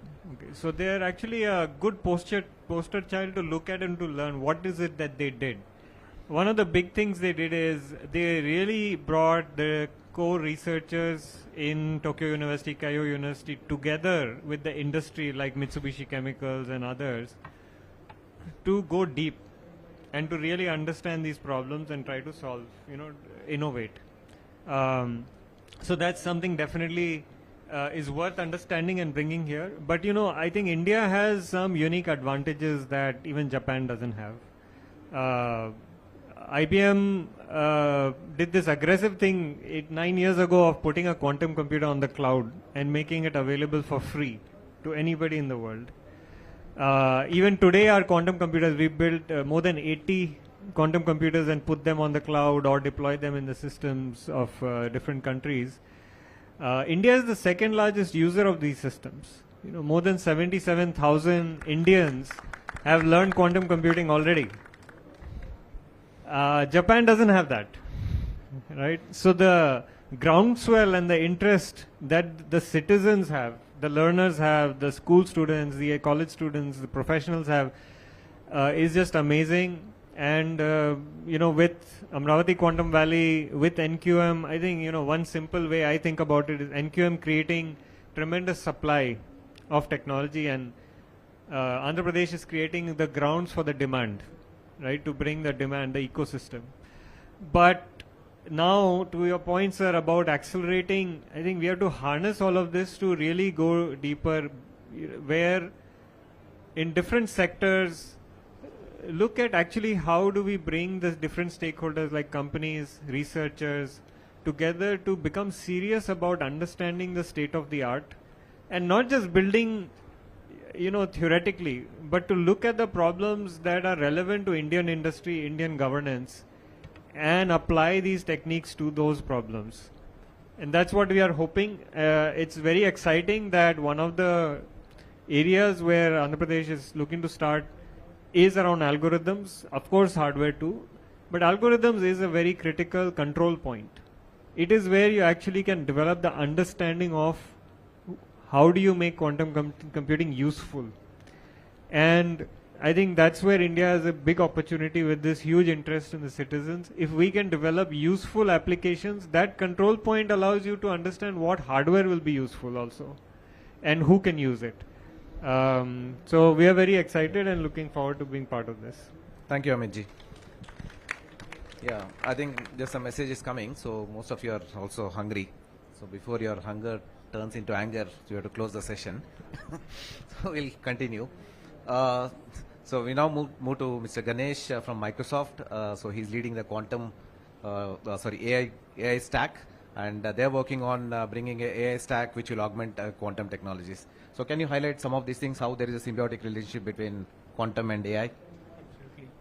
So thank you. I'm really honored to be part of such distinguished personalities here. And I applaud the Andhra government and the central government for their audacious ambition to bring quantum technology to India, and the speed at which execution has happened, or what I've seen so far, has been impressive. So I work in the space where we try to look at these kinds of technologies and see how AI, quantum, supercomputing, and these kinds of technologies come together to accelerate the pace of scientific discovery, right? And it's very, very important to see how at a subatomic level we actually can use quantum computers to come up with very precise models. You can use quantum computers to train models such that these models can accelerate scientific discovery, right? So building those kinds of models in-house locally will be very critical for drug discovery, material sciences, and a lot of other areas. So we look forward to bringing our software stack, our cloud technologies, and our expertise in AI to essentially help build an end-to-end pipeline of technologies that all come together to solve the problem of scientific discovery or any challenging computational problem that we have today. So I also wanted to, Professor Satyanarayana brought a very important point, right?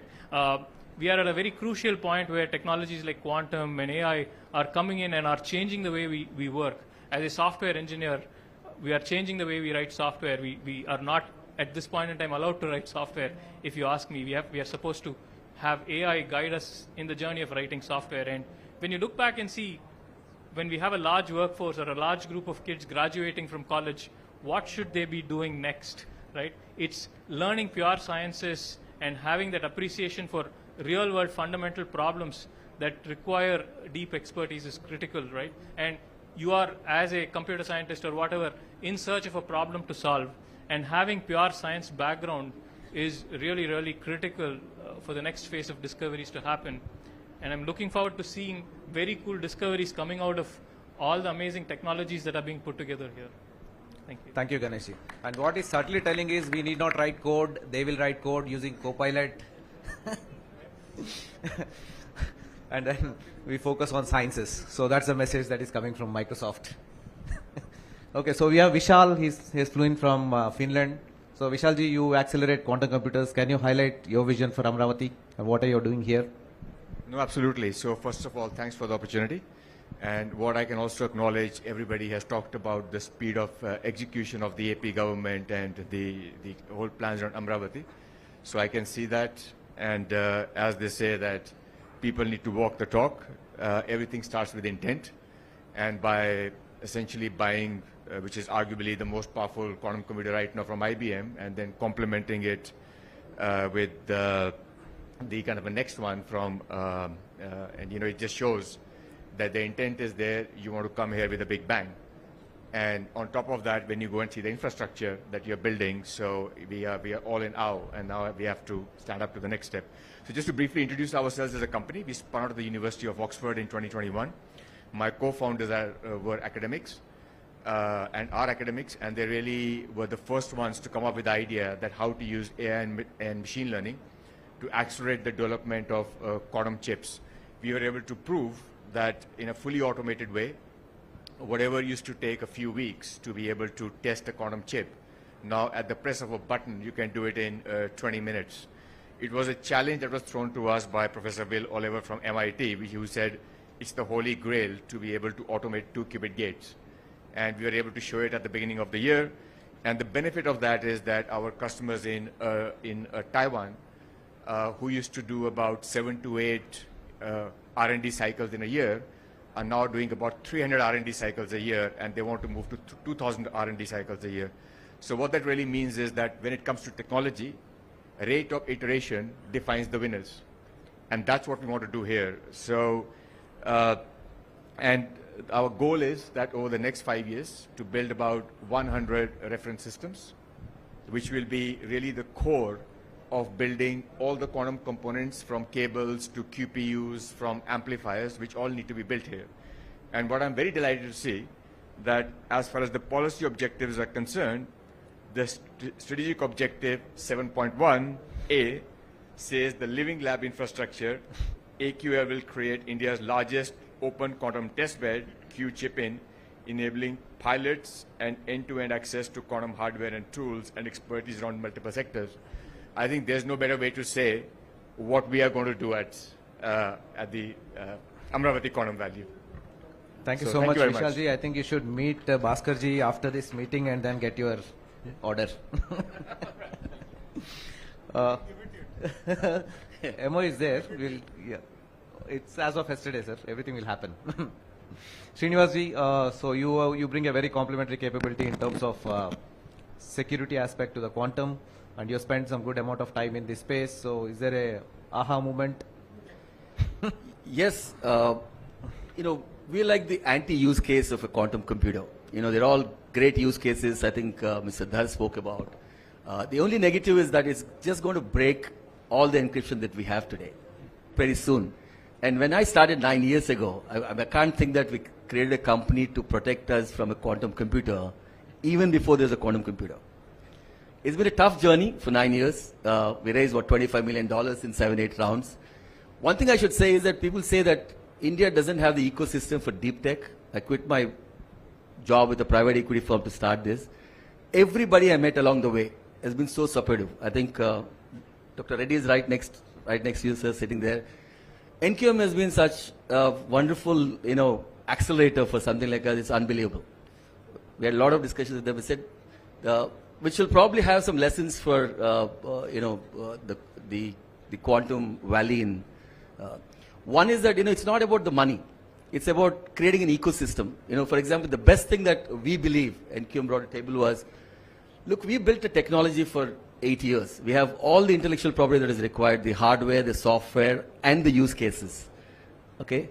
But what we don't have is actually use cases in India. I mean, the Defense has been fantastic. We have a big pipeline of projects with Defense. We're working with critical infrastructure now. But what we're really looking for is to start rolling this out to the enterprise market. Okay? I mean, that's where we lack as a thing. Just to add one more, 1999, when I was a little younger than I am today, I actually walked around with your chief minister trying to do something called Genome Valley. And if I look back, it's such a great thing that 25 years ago somebody thought about a Genome Valley. Actually, I had the guts to go and announce and do a policy, and you can see what happened there. It's amazing to see. I'm on the Bharat Biotech board. We have IKP. It's like probably one of the best clusters you can get for a biotech. I hope something similar happens in Absolutely. Amravati. You have NQM support, you have AQE policy now, and Yeah, you have a lot of ecosystem, and your customers are here. Yeah, in this particularly room itself. for AP, I have 2 or 3 things just as an input. I'm sure I'll talk later to all of us. I don't want to hold back the lunch. See, one was it's about the 2 things gaps I see. Deep tech is all about money. The funding gap is huge. Okay, we've done with $25 million what some of my competitors elsewhere have done using like $1 billion. Quantum computing is going to be 10 times of that. So you have to think about how to channelize money. I think that's one gap. It's already there. The second thing is that you have to be a user. Like AP can be the first state, for example, to say, all my communication will be quantum safe. Because on one side, you're creating a monster which is just going to break your own encryption. And you're not doing anything about protecting yourself. So I'll stop there, just as 2 inputs. I can assure you, you have a lot of customers in this room, and AP will also adopt to quantum safe practices very soon. Thank you. Thank you so much. And there are also many distinguished guests sitting in this forum who are doing some wonderful work. And what Amravati Quantum Valley promises is a great future. And all of you, please, and thank you for joining the mission of Amravati Quantum Valley. And under the leadership of our Honorable IT Minister and NQM. So we are all working together again to make this Amravati Quantum Valley as one of the top 5 global hubs, and we'll all live it to that vision. Thank you so much.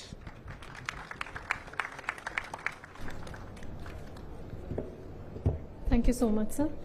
Now I would like to invite Honorable Minister maybe on the stage in front. Maybe we can give the token of appreciation to our panelists. I will be calling the names and we can do the needs. So can you just come forward, please?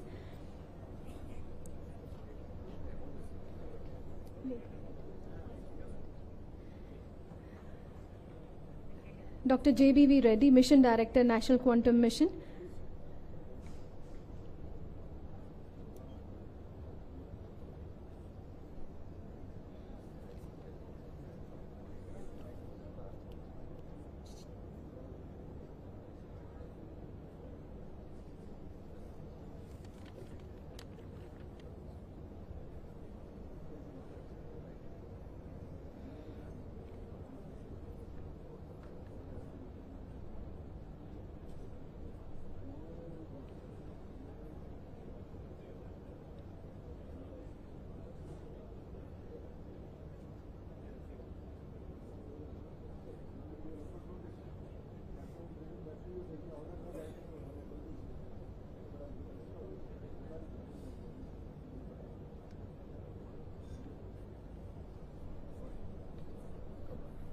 Can we have a big round of applause, please? Dr. J.B.V. Reddy, Mission Director, National Quantum Mission. Next, we have our session moderator, Mr. Sridhar CV, Head, India Strategic Initiatives, a CAD coin. TCS also. Dr. K.N. Satyanarayana, Director, IIT Tirupati.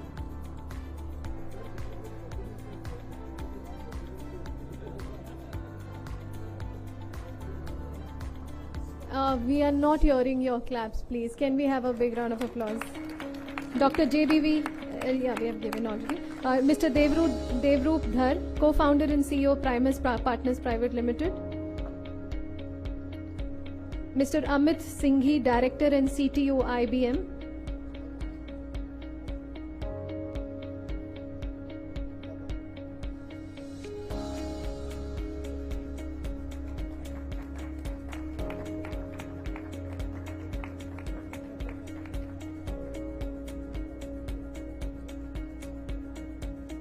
Mr. Robert Morrow, CEO, Pascal.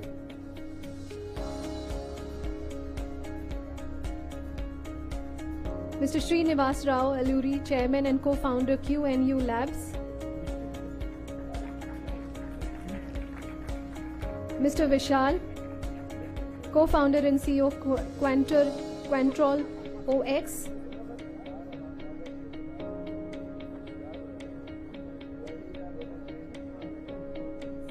And Mr. Ganesh Srinivasan, Partner, STE Manager, Microsoft India Development Center. Can we have a big round of applause for the great panelists and to the Honorable Minister as well.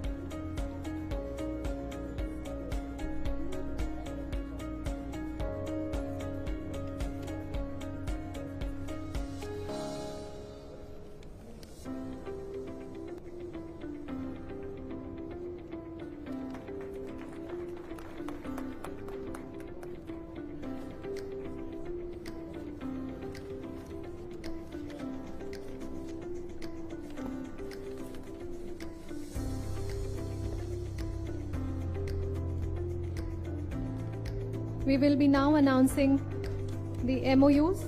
We will be exchanging the MOUs. So this is an opportunity for all of us to witness the exchange of MOU ceremony. And I request Honorable Minister to stay back. So I will be taking the names and I request only 2 representatives to quickly come on the stage. Yeah. I request all the panelists to please come forward for the photo opportunity, including the Principal Secretary and the Secretary, sir, please. Can we have a group photograph, please?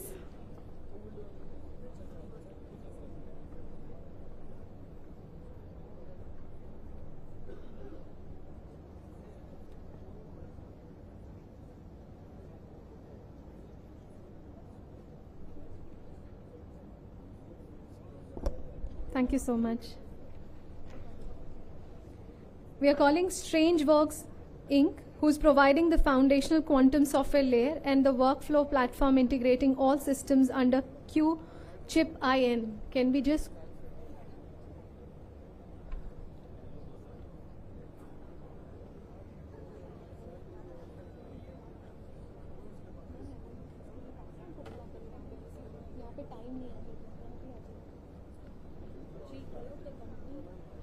StrangeWorks. Okay, tell me. StrangeWorks. And then next you said Visakh. I'll take, okay. Strangeworks, can we have you on stage, please? Providing the foundational quantum software layer and workflow platform integrating all systems under Q-chip IN.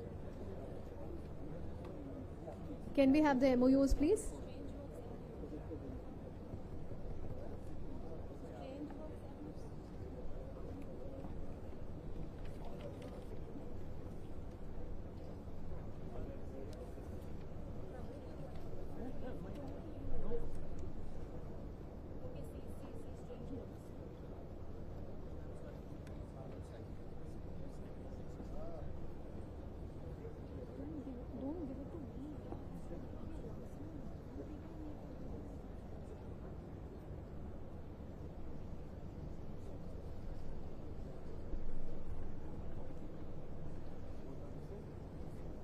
Next we have Cybernex, partnering with AQV to build an AI quantum center of excellence in neuromorphic and cognitive computing.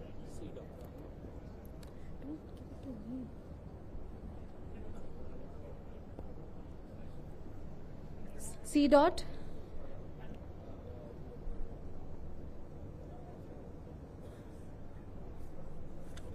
Setting up 250 crore quantum communication COE with QKD and PQC testbeds integrated with IBM Quantum.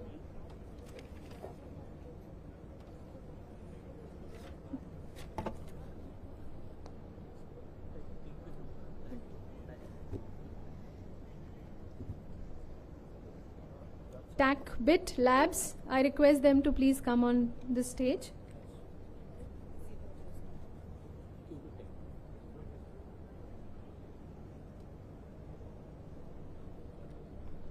Next we have Qubitech, please line up here. Qubitech Smart Solutions Private Limited.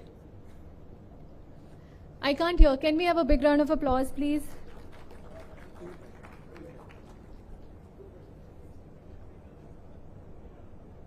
Next we have Qmet Private Limited.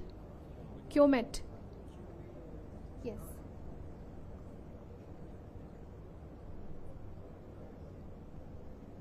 Developing diamond-based NV center quantum magnetometers for GPS denied navigation.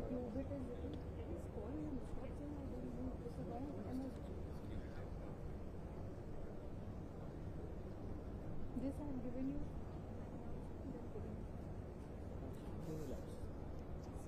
Let them do it.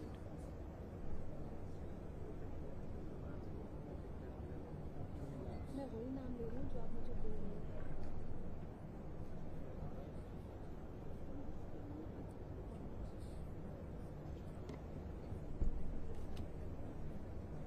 Next we have QNU Labs Private Limited. Setting up Quantum Security Academy, Experience Center and Quantum Secure Data Center in Amravati. Can we have anybody from there? Yeah.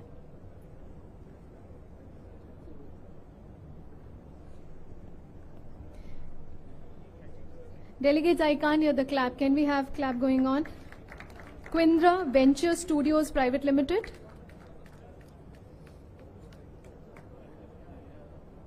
Q Indra, establishing a quantum and deep tech venture studio and AIF fund to convert innovations into startups and global scale-ups.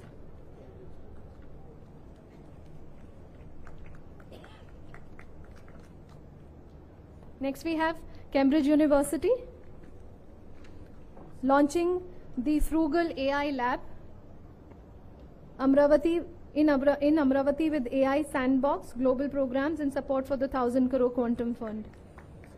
Next we have Visakh Networks Private Limited.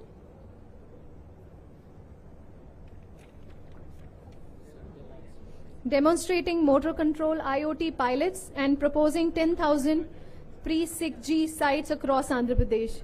Big round of applause, please. Next we have Centella Scientific Private Limited, establishing a quantum drug discovery lab using quantum molecular simulation and generative chemistry. Next we have Q Clairvoyance Quantum Labs Private Limited.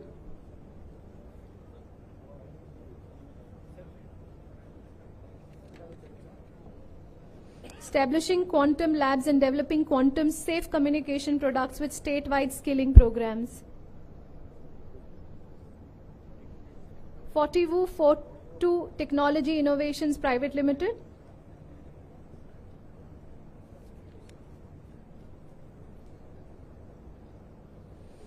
Making Amravati India's quantum safe communication hub with test beds, sandboxes and PQC R&D. Quantum Biosciences Private Limited.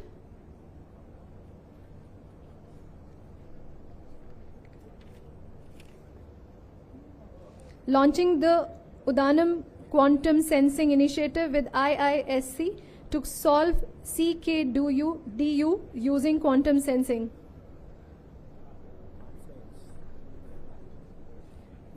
Quanfluence Private Limited. Can we have a big round of applause, please?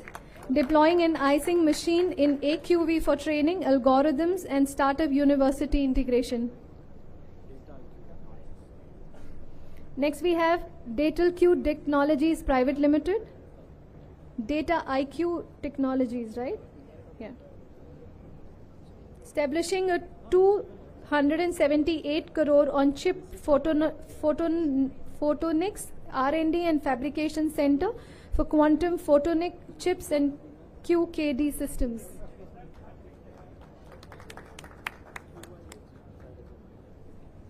Next we have QAIG Private Limited.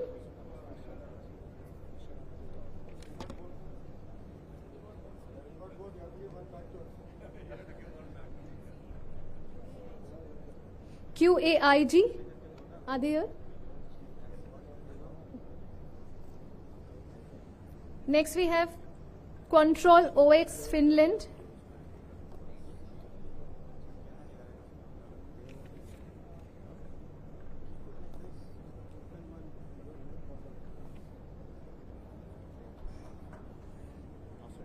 Nostradamus Technologies Private Limited.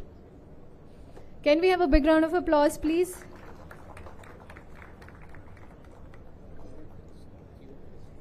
Next we have Q Krishi Private Limited.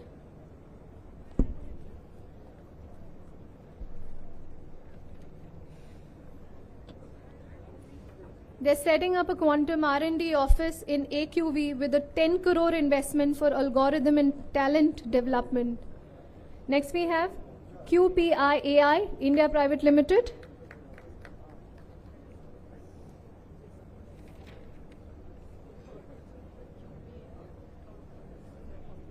Proposing an 8-qubit superconducting quantum computer Q-Vidya at Amravati with value around 10 crore. PQ Station PT Limited.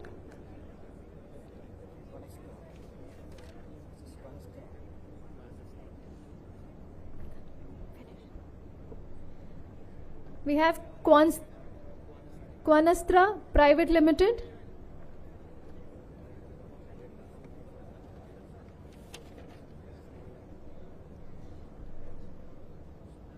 Developing indigenous NSN-SPD detectors for QKD through a 12-month with a worth of investment of 4.5 crore hardware program. Can we have a big round of applause, please?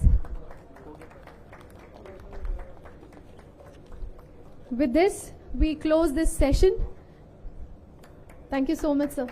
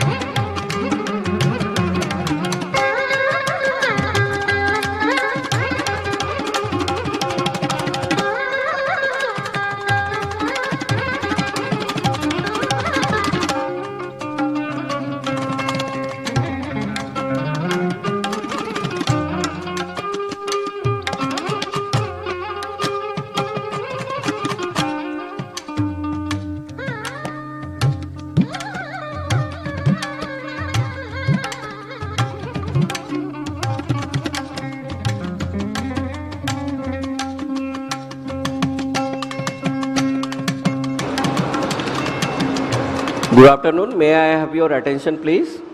Honorable Minister is joining in another 1 or 2 minutes. May I request everyone to be kindly seated, please? Thank you.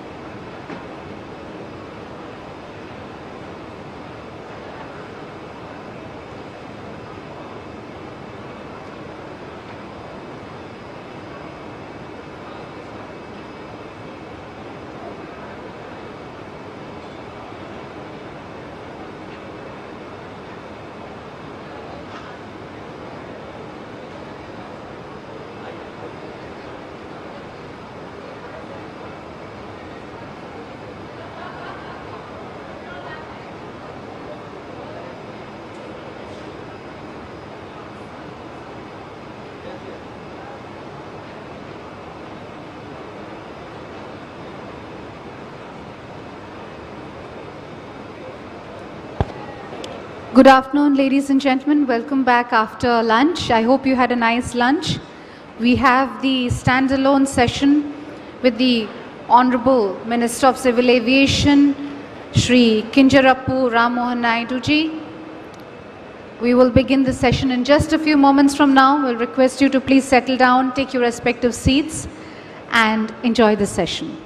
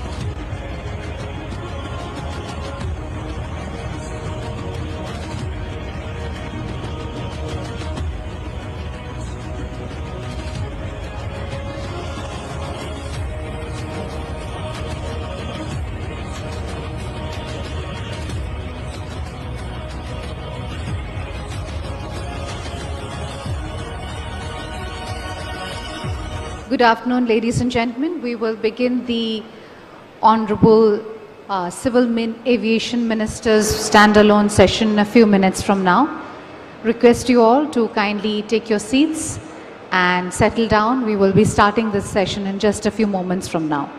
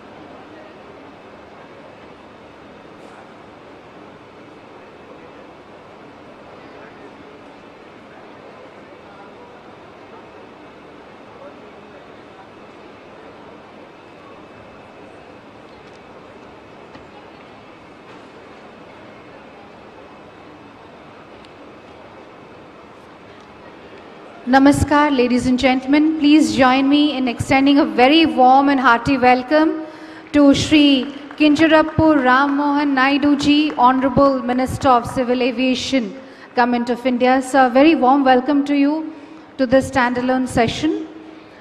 A very warm welcome to Shri GBS Raju, Chairman Airports, GMR Group, and Shri Murali Krishna Ganamani, Chairman of the CII Andhra Pradesh, founder and CEO of Fluent Grid Limited. A very warm welcome to all our esteemed dignitaries on the dais.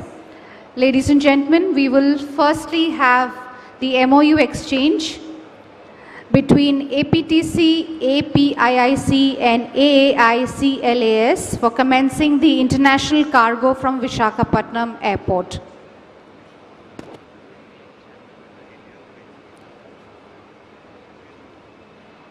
May I please request Chairman AI to please join us on stage for this MOU exchange.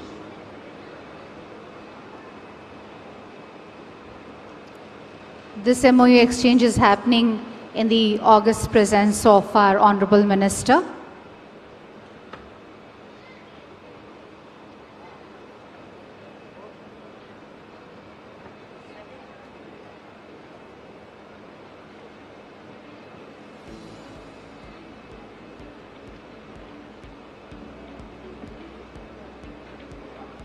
Can we have a big round of applause as a gesture of encouragement?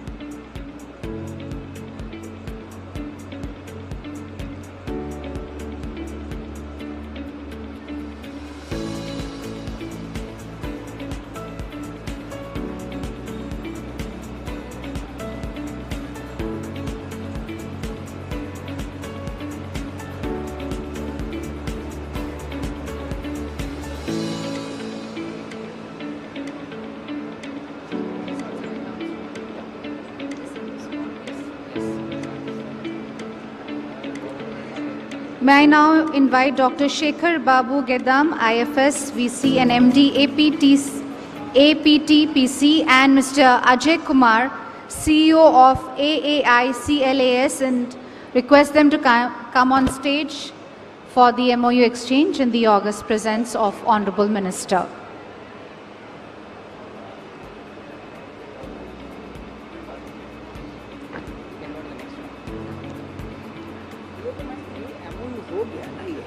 This was on. Now next one. This one FTO. This one is done. This one is done. Now last one. The virtual NOC sharing between the Airport Authority of India, AAI, and the Flying Training Organization for giving the land of AAI to FTO for the Aviation Training Institute. Can we have a big round of applause? This is an important landmark agreement.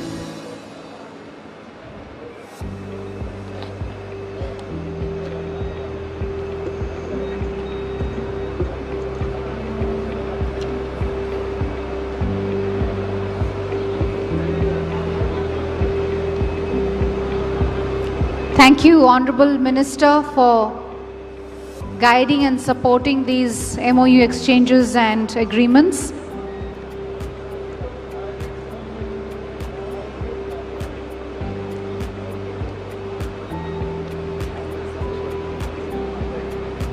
Without any further ado, I would like to request Session Chairman to kindly make his remarks and take it over from here.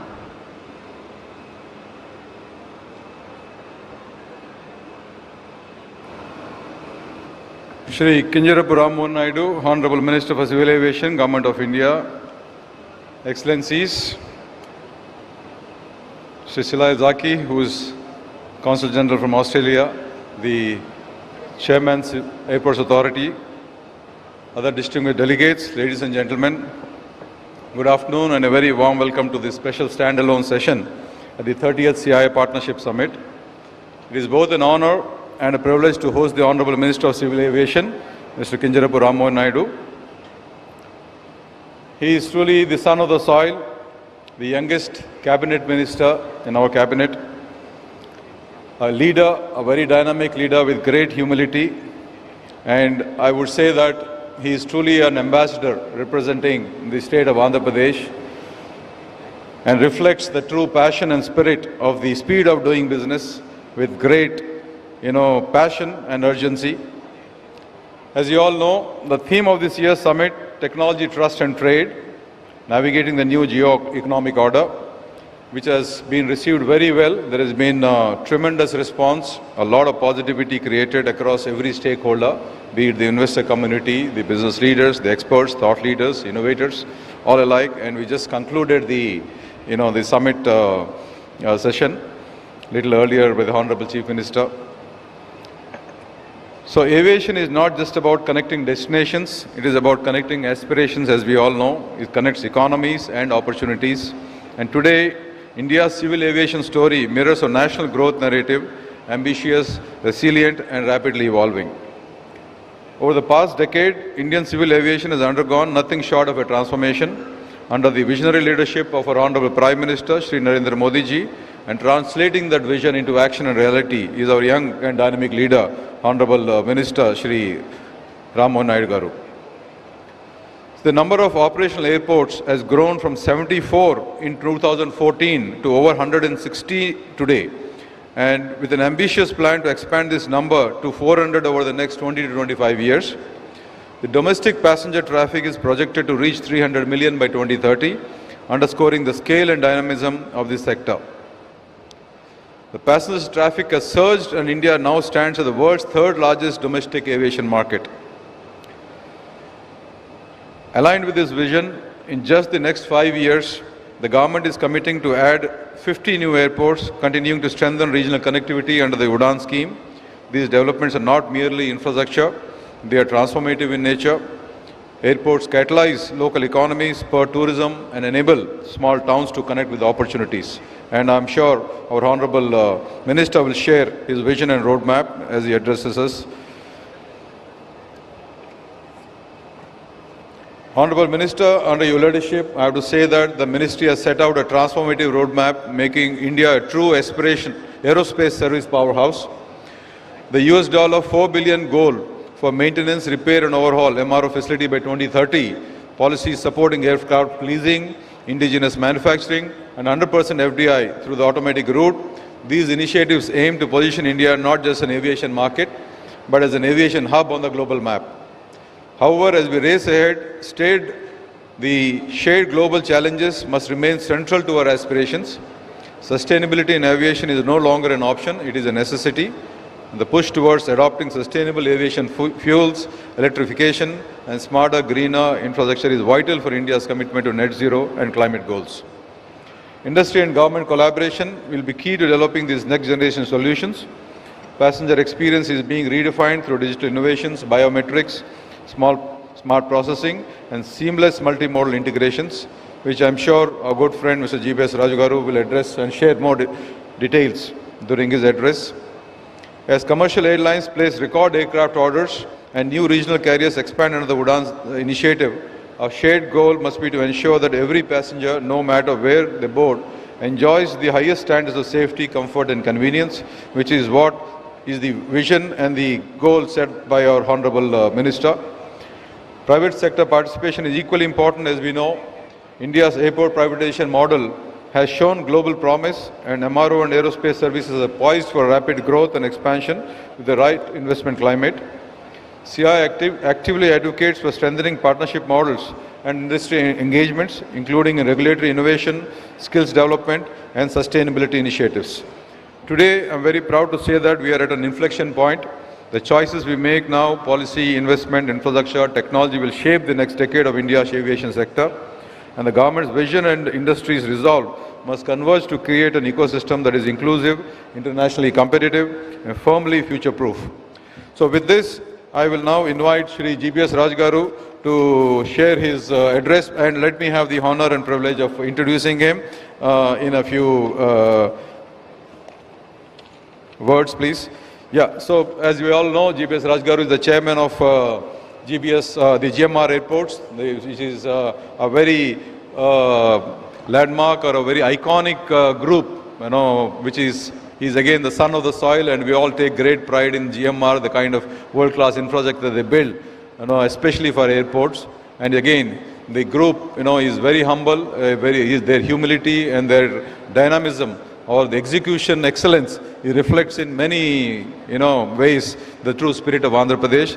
And you all must have heard yesterday, the GMR Garu, the chairman of GMR Airports, had mentioned yesterday at the inaugural that they are going to launch the airport 6 months ahead of schedule, in the coming next year, June. So with this, I invite GBS Raj Garu to address the gathering. Thank you.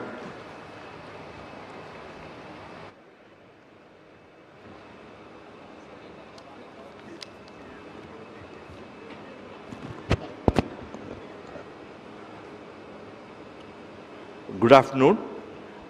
Respected Honorable Minister of Civil Aviation, Government of India, Sri Ram Mohan Naidu Garu, and Mr. Murali Krishna Garu, Chairman CII Andhra Pradesh, and dignitaries of Andhra Pradesh, Government of Andhra Pradesh, industry colleagues, ladies and gentlemen. It's truly a pleasure to be here in Visakhapatnam, a city rich of heritage and poised to play a pivotal role in India's future economy. And as you all know, that India's infrastructure and aviation growth is a story of optimism and opportunity. As we are the fourth largest economy with a GDP of 4 trillion and promise to go to $10 trillion in 10 years down the line. And studies indicate that every 1 rupee spent on infrastructure yields 3.2 rupees in GDP gains. By this, infrastructure investment supports trade, employment, and income. This growth story has played out in India's civil aviation sector. India is already the third largest domestic aviation market. In 2020-24-25 fiscal year, Indian airports handled 411 million passengers, growing at 9% year-on-year. Out of total passenger traffic, projected to cross 1 billion annual passengers by 2040. This phenomenal growth is driven by rising income, a growing middle class, and a push for regional connectivity. To cater to this demand, Indian carriers have placed record aircraft orders. Today, Indian Airlines operate about 680 aircraft for passengers, and the order pipeline, which is unprecedented to roughly 1,620 new aircraft are on order, which are getting delivered in the next 5 to 7 years. Over the next 10 to 15 years, the Indian fleet is expected to triple from around 800 aircraft today to around 2,300 in the coming years. It also signals tremendous opportunity for aerospace manufacturers, MRO providers, and to develop the entire ecosystem of the aviation industry. Overall, the number of operational airports in the country has more than doubled from 74 in 2014 and to 163 today. Fundamentally, these numbers represent optimism. Aviation in India is not just growing, it is soaring. This sector expansion will create an estimated of 25 million jobs by 2047. From pilots, engineers, staff, technicians, and the entire development of the tourism industry. This is especially coming to Andhra Pradesh. This region has a rich industrial legacy and is now leveraging its strengths to emerge as a front runner in India's economic transformation. The state has been clocking impressive economic growth. For instance, in the first quarter of 25-26, Andhra Pradesh has recorded a 10.5% of gross state GDP, outpacing India's national GDP growth of around 6%. The state economy is now 16 lakh crore, 200 billion in size, with an ambition to double by 2029. To achieve this, Andhra Pradesh aims to mobilize 40 lakh crores of investment in the next 5 years across the sectors. It's a bold and a very ambitious and aggressive goal that this government has set in. diversified industrial base. The economy here is broad-based from agriculture and marine products to heavy industries and technology. Andhra Pradesh, long coastline, 974 kilometers, the second longest in India, is a huge asset supporting major ports like Visakhapatnam, Gangavaram and Kakinada. And also 3 more ports coming up, one in Molapeta, Machilipatnam and in Ramaipatnam, which will further support the growth of the state. The state is a leader in marine exports, contributing roughly 30 to 40% of India's seafood exports by value thanks to the aqua and fishing industries. It has also become a pharmaceutical manufacturing hub, notably Visakhapatnam's Srikakulam district hosting many bulk drug and generic pharma units. Coming to Visakhapatnam, with its natural harbour and steep hills and the beautiful scenic places, Vizag has long been an industrial base and a port city. Now it's rapidly transforming into a technology and innovation hub as well, and we are already seeing a big ticket investments, especially in the digital and AI segments. Likewise, investments are flowing into green energy, electric mobility and electronics manufacturing in the state, and also large manufacturing establishments in steel and aluminium industries are coming up in this region. All these facts reinforce that Andhra Pradesh is poised for the economic leap. The state's investor-friendly governance, world-class infrastructure and a sectoral strength are covering to create unparalleled opportunities. GMR Group's commitment, our roots in Andhra Pradesh and the Bhogapuram Airport project for GMR Group is not just another geography, it's home for us. Over the decades, we have contributed to the state development in multiple ways. Today, as GMR Group has become a leading infrastructure player, not only in India and globally, we remain deeply committed to Andhra Pradesh and this region. We bring our global experience in airport development and management back to Andhra Pradesh in the form of Bhogapuram International Airport. Bhogapuram International Airport is a greenfield airport that GMR is developing about 45 kilometers northeast of Visakhapatnam. We see the game changer for regional connectivity and economic development in North Andhra. Let me share our vision and the current status of the project. Bhogapuram Airport is being built to global standards. The first phase is of 6 million passengers and ultimate capacity of 40 million passengers. The construction is progressing rapidly and we are launching the operations by end of June, 6 months ahead of the scheduled date. We are putting close to around 5,000 crores for the phase 1 development, funded through a mix of equity and debt, and we are happy that we are partnering with India's sovereign fund, National Investment and Infrastructure Fund. In first phase, by 2020-26, we are building a 75,000 square meters of terminal building and various adjacent buildings. The design provides a expansion of 40 million passengers in phase development, and the airport will have a dedicated cargo terminal to serve a large catchment across Srikakulam, Vijayanagaram, Gajapatinagar, Raigada, and also connecting to Orissa. We will also develop a world-class aerotropolis to host leading aerospace manufacturing companies, MRO service providers, digital and technology companies with the enabling ecosystem for research and development, training and modern amenities. The airport and the larger aerotropolis will play a key role in creating jobs, stimulating tourism and acting hub for logistics and commerce. I must thank both the state and the central government for their support, and the state is upgrading road connectivity to Bhogapuram, and there are also plans for a metro rail connectivity that could connect to the city center and the upcoming Vizag beach corridor to the airport in the future. As an infrastructure developer and a long-term partner to Andhra's progress, GMR Group feels extremely optimistic about the road ahead. On behalf of GMR Group, I thank the organizers, CII, for this opportunity, and we are proud to be partner in Andhra Pradesh progress in India's aviation success story. So we look forward to continuing working closely with the Government of India, Government of Andhra Pradesh in the spirit of partnership that this summit celebrates. Thank you. Jai Hind.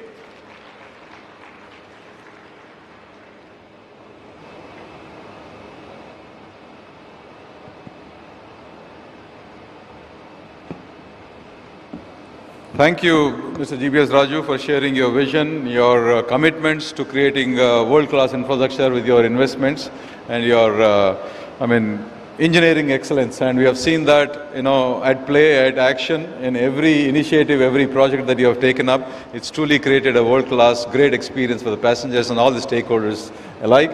And again, I'm wishing you all the very best, and we can't wait to see our airport taking shape and getting inaugurated by our honorable, beloved Minister, Rammohan Naidu Garu, by the next year, mid.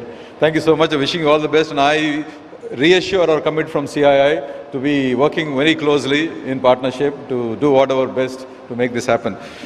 Thank you so much.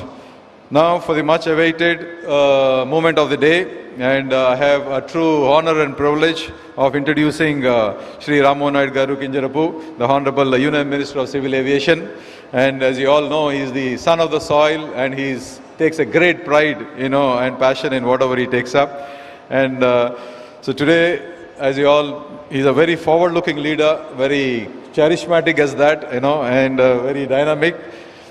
He is championing reforms that are expanding India's aviation sector, enhancing regional connectivity and strengthening our nation's position as one of the fastest growing aviation markets in the world. And his commitment to efficient governance, transparency and development has made him one of the most impactful young leaders in the country today. And we are all from this state so proud to have our the ambassador there in our cabinet, the youngest ambassador, the most dynamic, and who is reflecting truly by every spirit the speed of doing business at scale and with great passion and energy. So please join me in welcoming our beloved leader, Rammohan Naidu Garu.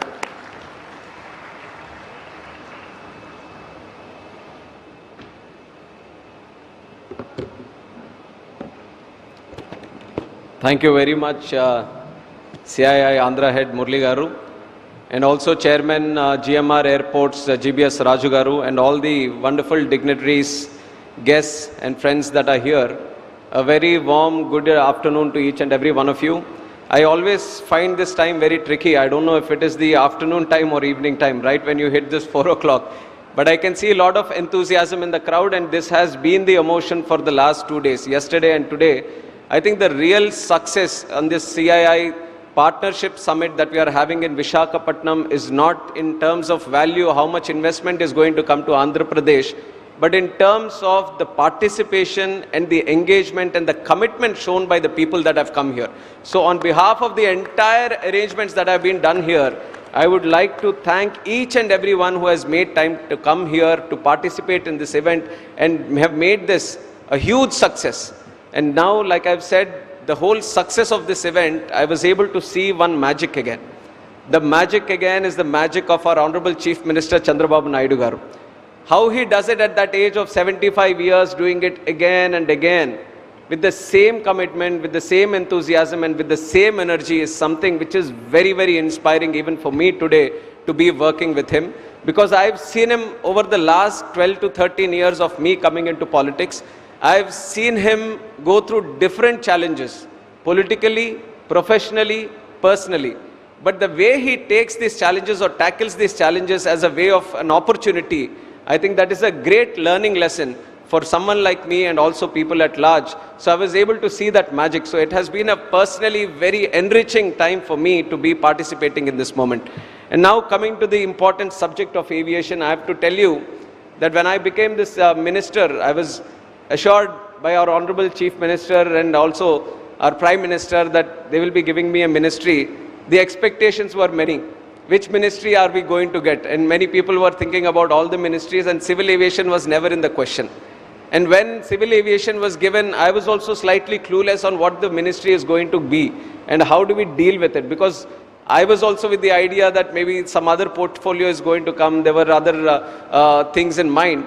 But now I can proudly say that this is one of the best ministries that anyone can deal with. And the way the sector has been progressing in the last 11 years under the visionary leadership of our Honorable Prime Minister, I can stand here very proudly and say that in the whole world, this kind of success India has seen in aviation, no other country has seen. That is where we stand today. We are the third largest aviation market in the whole world.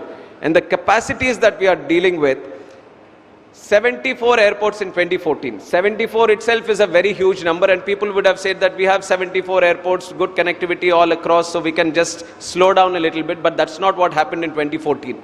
Because our Honorable Prime Minister understands that if we want to achieve Viksit Bharat, if we want the country to grow both inclusively and exclusively, domestically and both internationally, connectivity is the key. You study any country across the world which have achieved tremendous success in the growth story of their country, then you would see that the propellant has always been logistics. Either road sector, railway sector, air connectivity or ports. One of these have been the major driving sector for any growth sector that you would have seen. So this was the understanding and this was the vision our Honorable Prime Minister had. And he has taken aviation as one of the core subjects, and he has given it such a good drive in the last 11 years that 74 airports in 2014, now we are 164 and counting. That is the magnanimity of the growth that we have seen in this country. Now with 164 airports also, I would also like to simplify my speech and just give you a little bit of insights into what we are going ahead with. We have seen tremendous success in the last 11 years, but what we want to see is continue on that progress. 10 to 12% growth rate, that's what we are seeing in civil aviation today. So on one stage, we want to continue the growth story that we have achieved. And on the second side, while we are going, we want to transform the sector also. As we are transforming, we see in terms of the services that we are giving to the passengers and in terms of the manufacturing ecosystem that we have in the country and the future technologies which have the capacity to change the way we are seeing and visualizing civil aviation. All these things we want to have the platforms built in the country itself. So as we are progressing, we want to transform the sector also. I have given you the number of airports that we have seen in the country and some other statistics. If you see in 2014, there were around 1.8 lakh domestic passengers in the country. And today we have on an average of 4.6 lakhs, kind of 3 times, 1.8 lakh to 4.6 lakhs today. And almost 5.3 lakh people flew on November 10th. 5 lakh people traveling in a single day in any country seemed to be the magic figure. It is an achievement where most of the countries are like ambitious to achieve that, but every other week we are touching the 5 lakh number today, and on November 10th we hit the highest point of 5.3 lakh passengers. And domestic passengers from 6.7 crores in 2014, we have grown up to 7.2 crores. And international passengers from 4.5 to 7.2 crores. Domestic flights, the number of flights that are moving around is from 6 lakhs in 2014 to 11 lakhs in 2024. And the international flights, the Indian carriers are 1.1 lakh flights in 14 to 2 lakh flights in 2024. So if you look at all the numbers, they have kind of doubled in the last 11 years. So the push has been not only to build the infrastructure and the ecosystem, but whatever existing infrastructure is going to build on the capacity, we have tried to expand it and do it, and that is the vision that we have for the future. Like I've said, we are at 164 airports today. So how do we move ahead in the future? We are seeing that India has come to a position where we have to rethink on how we are looking at airports. Till now, when we are looking at an airport, we are packing up 1,000 acres or 1,200 or 1,500 acres of land, and we are saying this is where the airport is going to come. It's going to have a runway which is where the big flights are going to come, small, everything is going to come, and then there's going to be a terminal, big terminal, and all those things. But now we feel India should move into the idea of having hub and spoke model. So we have the metropolitan airports where they are going to be the hubs like Delhi, Mumbai, Chennai, Hyderabad, Bangalore, Kolkata. These are the major airports that we have which are handling crores of passengers every year. And then we have the other airports. And the other airports are supposed to be the feeding system into these major airports and let them create their own hubs. So when we are trying to do this, then we have come up with the model saying that, see, when you are trying to build airports in the tier 2 and tier 3 cities, they don't need to have such big, huge land bank in this thing. So what we are trying to design now, in the way we are looking at airports is, we are going to classify them as mega airports or large airports. Then we will have medium airports and the small scale airports. So once the idea around building an airport, we have these different sectors, then we can go with the idea of how much land is required for that airport. Suppose it's a tier 2 city. No matter how much you want to grow the passenger capacity, there is always going to be a mega airport which is close by where it is more convenient for people to travel from there to any part of the world or the country. So it is easier to start and have a small airport itself. Then how do we construct the small airport? So what is going to be the ecosystem? What are going to be the parameters? What kind of flights are going to come? What is the terminal building capacity that you want to handle? So an interesting intervention that we are trying to do now for the future airports that we are going to build is classify them as large, medium and small airports. And the other introduction that we are doing is cargo airports also. We believe the unutilized sector in the Indian aviation market today is how we are imagining the cargo sector. We don't have the policy of immediate courier of things where you want to see them done in 24 hours. If you have had the experience of United States, then you have the express delivery. Within 24 hours, you order something or you want to get something, you are able to ship it within 24 hours, you're getting with the convenient fees that is going to be added to it. But India doesn't have that. We are just ordering and it's coming at its own time. So the mindset of having it as an express delivery, that can only be achieved if you can crack the Indian air cargo model. And for that air cargo, when I see it to the airports, and GMR is also running the airports, the major concentration is on the civil operations. Their major concentration is on the passengers, because they are very sensitive element. You have to take care of them. And when it's up with the existing passenger network, if you want to do the cargo, cargo always takes the back seat, and you are not able to create the proper ecosystem through which cargo can also flourish. And the most important thing there is to bring down the costs. The costs as compared to the rail and the road. Today, rail and road is giving a tough competition. Under Modi ji, even the rail network is spreading across all the country. Even Northeast is having a rail network now, which was unbelievable before. And you are seeing the roads also, how Gadkari ji is expanding 2-lane to 4-lane, 4-lane to 6-lane, 6-lane to 8-lane. So everything is getting faster, all the other networks. So only way we can compete with the existing networks in terms of cargo is how do you make it more economically viable. So to crack that model, we also felt that you somewhere need to have cargo airports. This is what happens in the US, where FedEx has a separate airport just to handle cargo. And with an ecosystem, with a population of 140 crore people and such huge economic demand and big GDP country that we have, why can't we have cargo airports? So that is one intervention that we are going to do. We are going to select some areas dedicatedly and make them cargo airports. And also in the existing airports. Now what do we do with the existing airports to prepare cargo? So now you know that our Honorable Prime Minister, just to promote products according to the region, he has started one district, one product. So we are trying to streamline the ecosystem in a district so that all the people who are there get connected to producing or developing or creating a certain product, and that gets connected to the whole ecosystem there, and that specialization and the expertise in developing that product comes in that area. So similarly, taking that idea and stretching it into aviation, just like how we have one district, one product, now all the airports we are trying to analyze them with a concept of one airport, one product. So what is the best product that is available near that airport? And in the cargo ecosystem of that airport, you create all the necessary elements so it gets streamlined. Now you have like Vizag airport, there's a lot of pharma that is happening. For pharma, you need cold storage, you need a specific way of handling that cargo. So why not concentrate and improve the necessity around that? There are some airports where there is aquaculture happening, so that requires a certain expertise. There are some airports where there is a flower market there, and the flowers are supposed to be exported to other countries also internationally. So how do you develop the cargo ecosystem in that airport so that it gets specifically designed and streamlined for a certain product? So one district, one airport, one product is another concept that we are working on. These are some of the airport related concepts that we are working on. Other than airports, which is the infrastructure, we are looking into the passenger amenities. Passenger services, that is the topmost priority. The moment I have taken charge as the Civil Aviation Minister, I told the country and the people of this country that no matter what kind of policy we bring in, whatever we do, at the core of our policy making is going to be the people of this country, the passengers of this country. And it is with that idea and attitude that we have worked out. And the special intervention which we have done, and which I am also very, very proud of, is the Udan Yatri cafes. You would have never imagined, because this was the feedback I got, and I have also personally seen, I've learned it from the passengers. Udan Yatri Cafe has been such an intervention in the country. We have given these Yatri cafes where the tea is going to cost you 10 rupees, and this is in an airport. Coffee is going to cost you 20 rupees.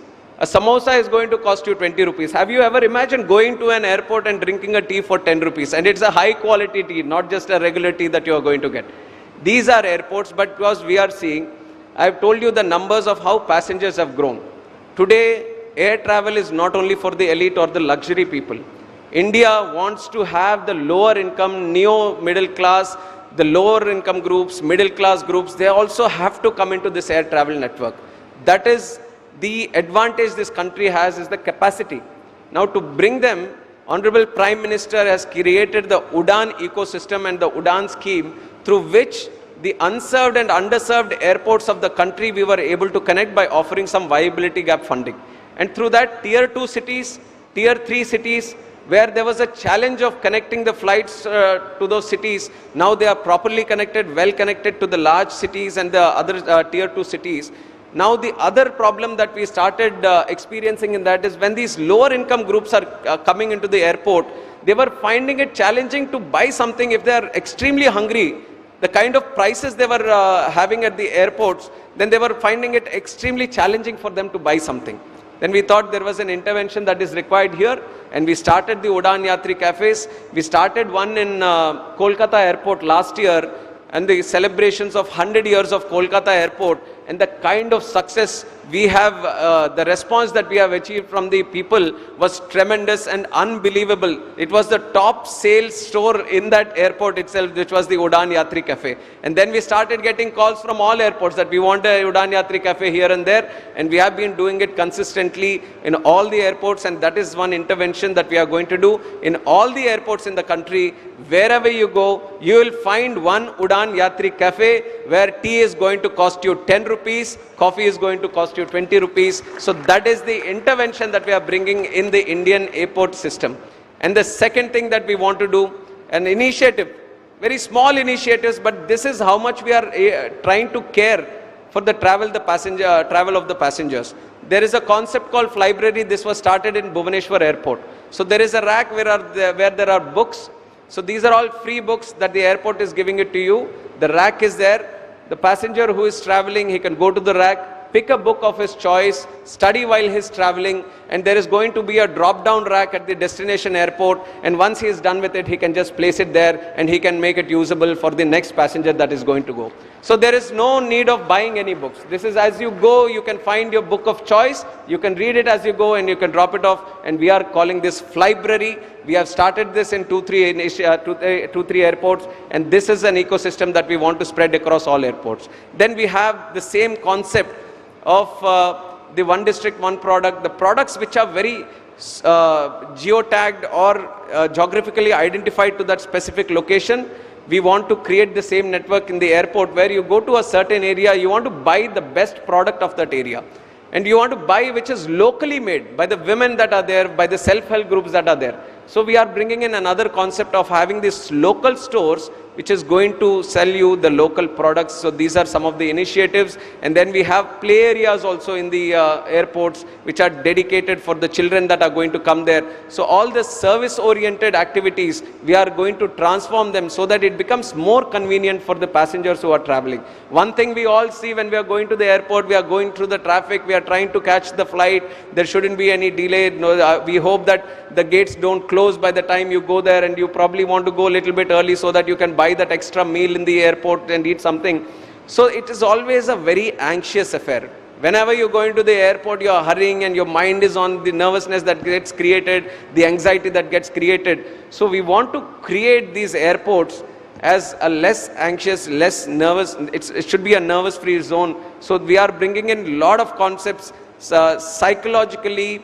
We are trying to build the airports in such a way that your whole your anxiety at the airports gets down. So these are some interventions that we are going to do in the future, and some opportunities that are there in aviation. Especially I see a lot of young people that are there here wondering, what can I do with aviation? So there are multiple concepts. One, the technologies that are associated with aviation, the engineering that is associated with aviation, it is continuously evolving. When there is an upgrade in technology, the first sector that gets affected, or the first sector where there needs to be a change, is aviation. So there is a lot of opportunity for tech-related people to continuously associate with this sector and bring in new technologies, right from dealing with the aircrafts, their movement, traffic control, and right from operating in the airports, creating digital twins, creating a better model ecosystem for flow of things in the airports, and many other areas where technology can do a change. So this is one area where people can work in. And the second thing is manufacturing.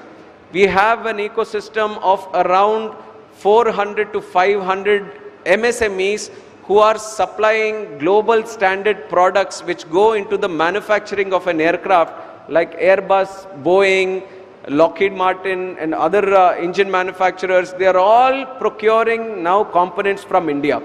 So this is a major change that we have brought in the country under the leadership of Honorable Prime Minister. We have made the country an attractive destination for manufacturing. With the idea of Atmanirbhar Bharat, we are developing the whole manufacturing ecosystem into a new level where people are willing to trust India to get their products manufactured here. So we have $2 billion market right now where the aerospace components, aircraft components are getting manufactured here.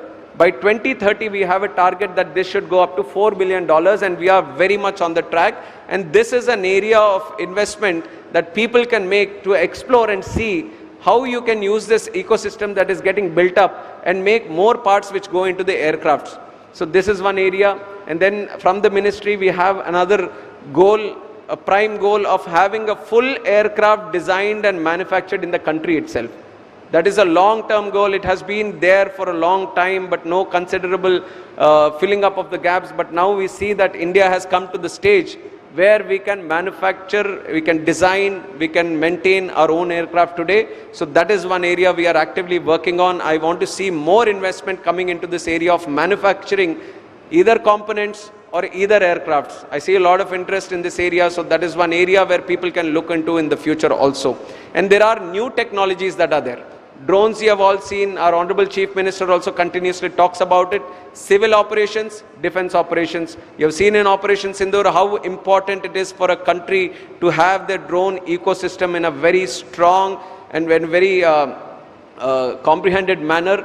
And now defense sector, we are seeing a lot of investment in drone sector and also civilian operations, because the ground level utilization of drones from agriculture, sanitation, law and order, construction, land management, there are numerous amount of advantages that drones have. So drone infrastructure is something which we are actively looking in for investments, and the state government has been very active in making the drone city, which is going to attract more than 2,000 crore investment in the 300 acres that has been designated. One advantage the Kurnool drone city is going to have in Andhra Pradesh is that it is going to have a dedicated sandbox.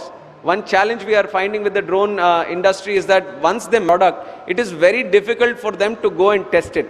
They need a vast area of land which is all free from all the limitations so that they can test the drone perfectly. So that sandbox ecosystem where they can test their drones is what we are going to cater for in the Kurnool drone city. So that is a very interesting area for investment, and these are some of the concepts. And one future technology that everyone should concentrate on, and which India is also trying to get a lead on, is the eVTOLs, electrical vertical takeoff and landing vehicles. This is going to be the future, and the huge market and capacity is there in India, especially in the urban cities where traffic management is becoming an issue day and day.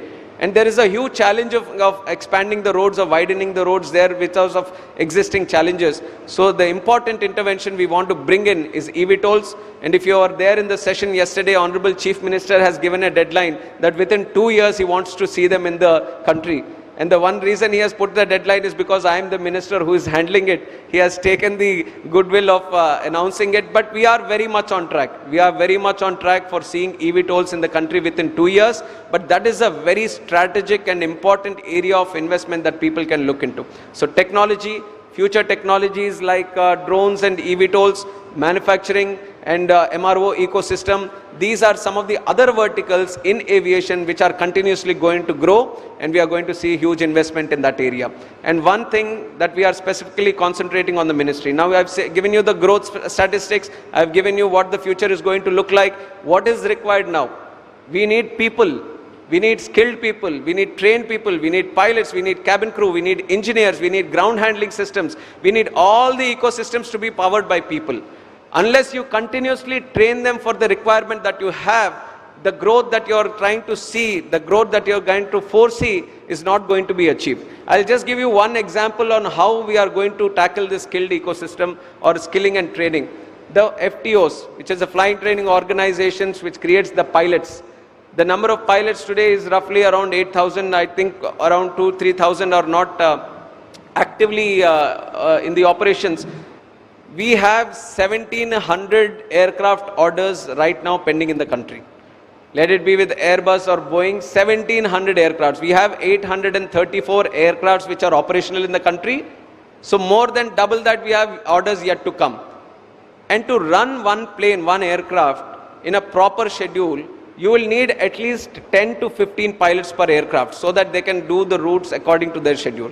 So 1,700 planes, 10 to 15 pilots, the requirement would be around 25 to 30,000 that is going to be generated. Now as these planes come in, imagine 30,000 pilots, that is the demand that is there right now. And how do you do it? With the existing FTOs, they can only produce a limited number. So we want to expand the FTO network. And I'm very happy to say that in Andhra Pradesh itself, we are starting 4 new FTOs, 2 in Kurnool Airport. Today we just had an MOU for Rajahmundry Airport. There is one interested party for Vijayawada Airport, and we are going to do that more and more. So training and skilling is one area which is very, very attractive area for investment, and also someone with that interest to deal into. So ground pilot training, ground handling, engineers, all these sectors there is a huge requirement. And there is also another problem in that area which we have to tackle it right now. The Gulf, the countries which are surrounding, they are also expanding now. They all see that aviation has a huge multiplier effect. One job in aviation creates 6 jobs in other sectors. It has a direct impact in other sectors. One job you create in aviation, 6 other jobs get created in the economy. This is IATA's figure of 1:6 multiplier, but when they came and saw India, the Indian multiplier effect is 15. One job is in aviation is creating 15 jobs in the direct and indirect sectors. So that kind of impact aviation has, it is very, very important for us to train our individuals and to have the skilling and training and ecosystem also perfectly done in the country. So these are various aspects that we are looking into. And on top of that, cargo. Today has been a very special day for aviation. Cargo, we are starting the Visakhapatnam International Cargo with APIIC, I-Class and APTPC. Thanks to all of them who have come together and going to start the Visakhapatnam Air Cargo today. And also we have started the flight operations from Vijayawada to Singapore today. Today was the first flight that happened. We couldn't go because the session was here. But there was huge excitement for people who were coming from Singapore and especially Australia or west coast of the United States of America. They were finding it very challenging to come to this side of the country. And now with the connection of Singapore to Vijayawada, that is going to be a huge beneficial for the international diaspora, the Indian diaspora that is there in Singapore. Vijayawada connected to Singapore now. Visakhapatnam we have connected to Abu Dhabi. There are many more requests, but we are going to take some time because the biggest necessity in the market today is aircrafts. We don't have the aircrafts to cater for the demand, but as and when the situation improves, definitely the connectivity in Andhra also we are going to improve. Earlier there was no direct connectivity from Rajahmundry to Delhi or Bombay. We have done it in the last 1 year. Tirupati, Delhi was not there. We have done it in the last year. And many different sectors where there was a huge demand of connecting, we have done it in the last 1 year. And in the future also, we are going to grow the domestic connectivity and the international connectivity. And likewise, when Bhogapuram is going to come, we are envisioning, we are talking with the airlines, so the international connectivity and the domestic connectivity improves to many other destinations. And I am also happy to say Umeshji from TrueJet is also here. He is also willing to start a new airline, and we are going to keep Visakhapatnam Bhogapuram as the hub. He is going to start his operations with 3 Airbus from February. I am announcing it so that it gets done on time. So 3 Airbus from TrueJet services are going to start again. We are very, very excited because right now you see, and this is the complaint which I also get always, that it is Air India or Indigo, this is the only 2 travelers that are there. but I've been constantly trying to promote the Indian aviation industry, and I'm giving you one statement which gives you the size of capacity that India has today.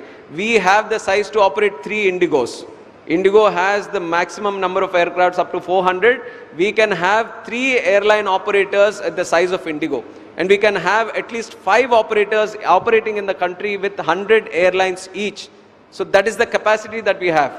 Even though we are restricted to 2 players now, we from the ministry are actively engaging with the industry to improve the situation. We want more airlines to come in. But there is a common joke that gets around, how do you become a millionaire? You take a billionaire and then you start an airline, they become a millionaire. This is the joke that is going around.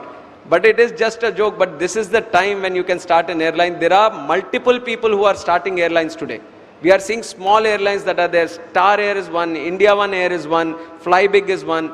So there are multiple airline operators who are starting with 3, 5 aircrafts, 10 aircrafts, and they are doing wonderful business, operating between tier 2 and tier 3 cities. So this is the time, if anyone is willing to start an airline also, this is the time.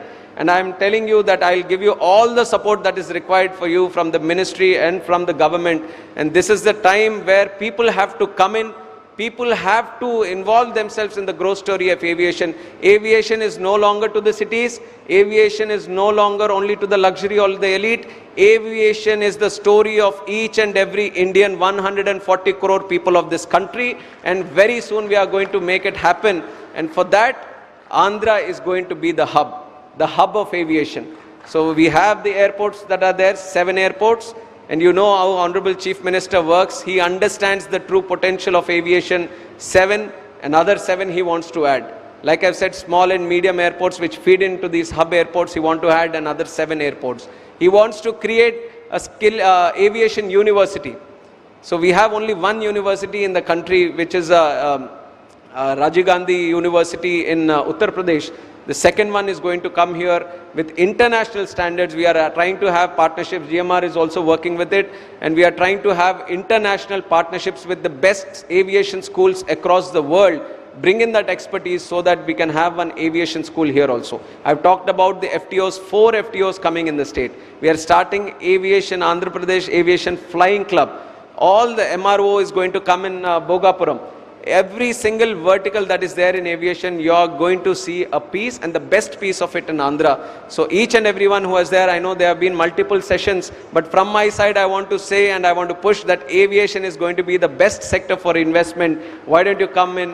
Why don't you help us in the growth story that the demand is going to create? So these are some of the things that I wanted to put in your notice, and thank you for all the attentive audience that I've got here. It is very much encouraging for us also dealing in this sector to see a lot of interest and excitement from the crowd.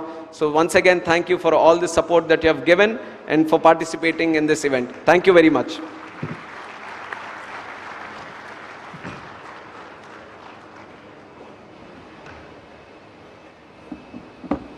Thank you so much, Honorable Minister, for sharing your inspiring vision and the roadmap. It's truly transformative, and I think it's unprecedented, the pace and scale at which they want to implement these initiatives, these interventions is truly unbelievable. And I'm sure under his great leadership, we'll see this taking shape and reality very soon. And I have to congratulate your innovative initiatives, be it the UDAN, the dedicated cargo terminals or the airports, or the one district, one product. The rotational libraries, that's truly innovative, and the playgrounds for maybe a creche for the babies.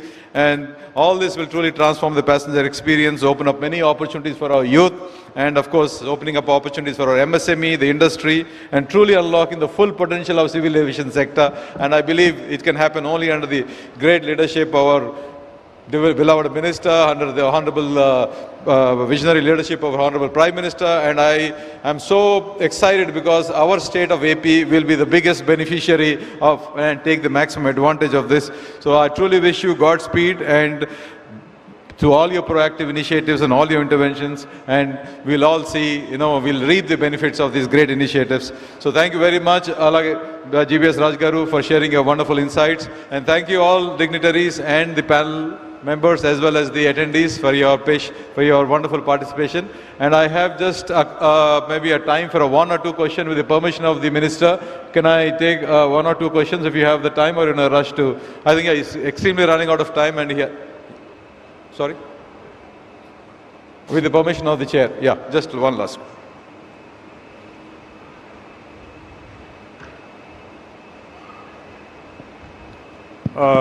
Good evening. Good evening. This is Murthy Chituri, General Secretary of AP Star Hotels Association.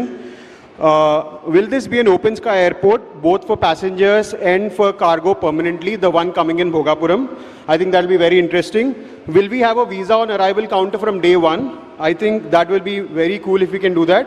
And we should also add a VFS center in Vizag, so that I think this will facilitate a lot of things. So visa on arrival counter and open sky, both for passengers and cargo. So the first one, cargo and civil operations, they're both going to start together only. Yeah. Open sky only. Yeah, open sky only. It's going to be open sky. And even for cargo permanently? Yeah, cargo also is going to be there. And the second thing that you asked is for... visa on arrival center. Visa on arrival is something from day one. Central government is continuously working on.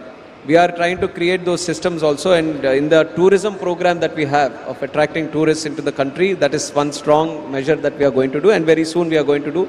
And it works as a bilateral between countries.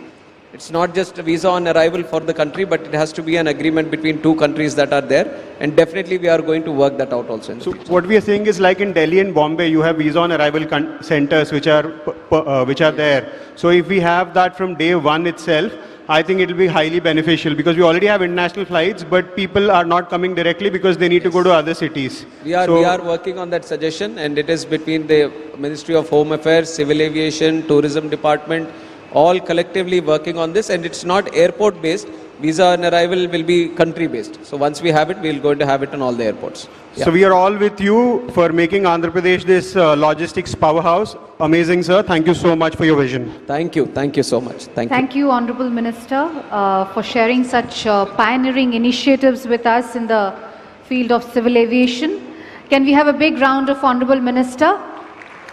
May I now request Mr. Murali Krishna Ganamani to kindly present a memento to Honorable Minister as a small token and gesture of and our also, if appreciation. you see in the video, there are people who are sitting at the Visakhapatnam airport. They have been listening to whatever we have been speaking. I would like to thank all of them, because they just want to show the intention that we are ready to start Visakhapatnam cargo airport operations from today.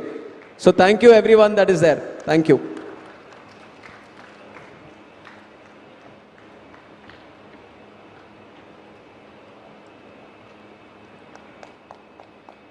Thank you, Honorable Minister, for sharing your time and expertise with us. May I now request Session Chair, Mr. Murali Krishnan, to kindly present a memento to Shri GBS Raju.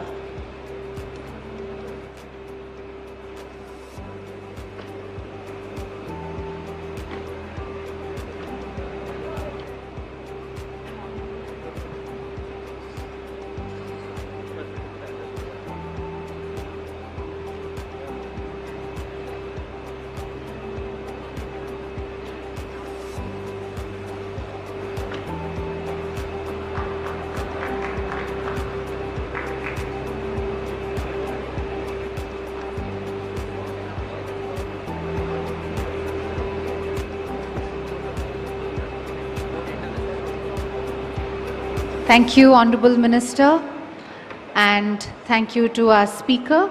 Ladies and gentlemen, with this we conclude the standalone session, and we conclude these sessions now. You may attend the parallel sessions that are running in the other halls. Thank you and have a great evening.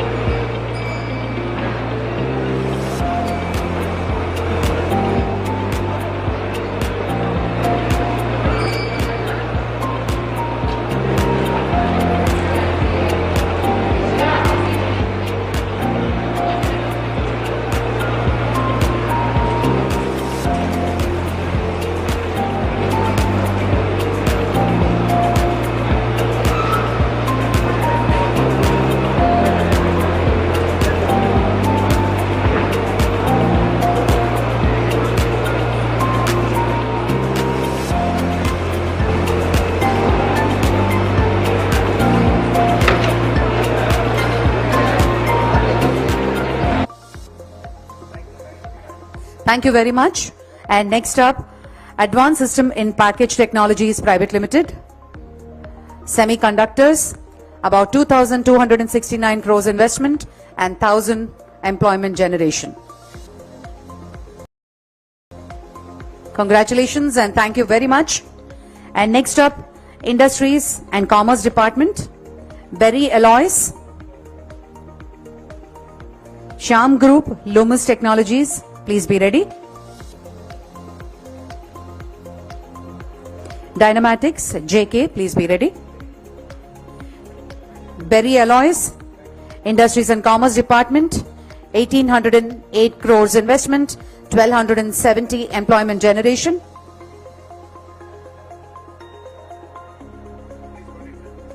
Atrisol Tech, please be ready. BioVet and Shuals, please be ready.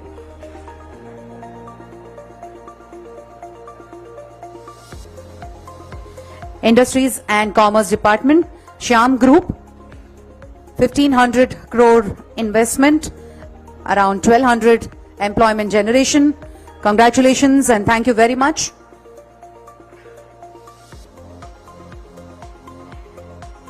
Infinited Fiber, please be ready. Next up, Loomis Technologies Private Limited, 1,200 crore employment, 1,200 crore investment, 500 employment generation. Loomis Technology India Private Limited,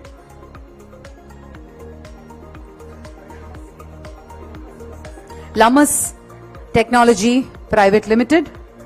Congratulations. Thank you very much. Dynamatics JK Hosung Ball Corporation, please be ready. Industries and Commerce Department, Dynamatics Technologies Limited, 1,000 crores investment, 700 employment generation.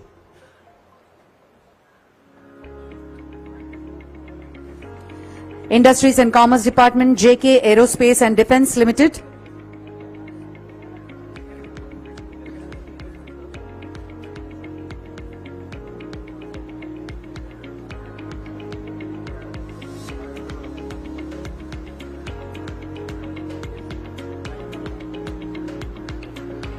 Hosung Enterprises, 898 crores investment, 17,645 employment generation.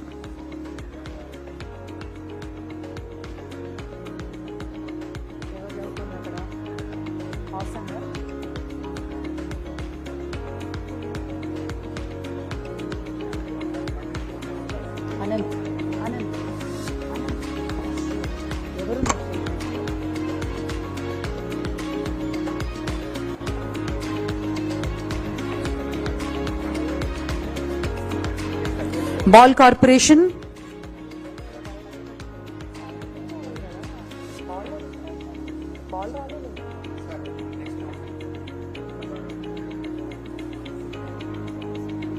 BioVet Private Limited, 500 crores investment, 1,000 employment generation.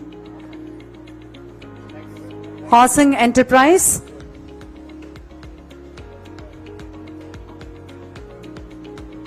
Industries and Commerce Department, Hosung Enterprise, 898 crores investment and 17,645 employment.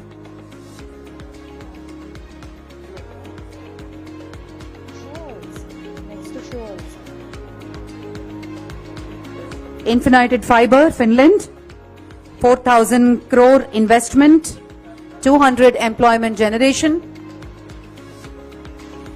Department Textiles,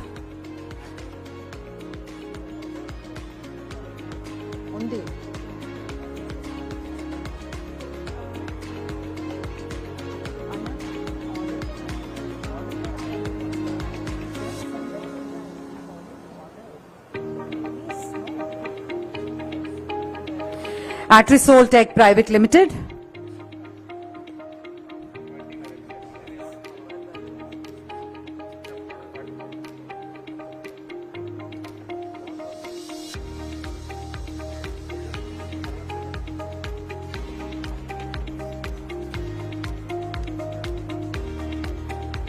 Industries and Commerce Department, Shuals.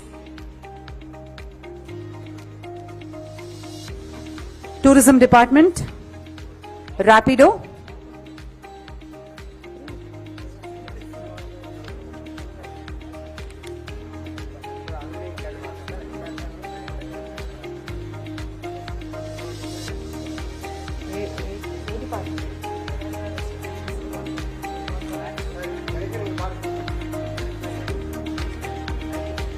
Industries and Commerce Department, Ball Corporation, 520 crores investment, 600 employment generation. Tourism Department, Rapido, multiple locations, line of activity transport.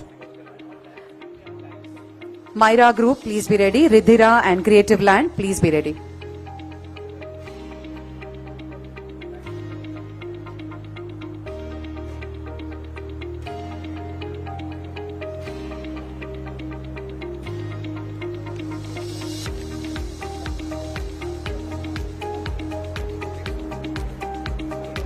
Myra Group, Visakhapatnam and Krishna. Tourism Department, about 608 crore investment in large amusement park cum resort, generating 2,180 employment. Myra Group.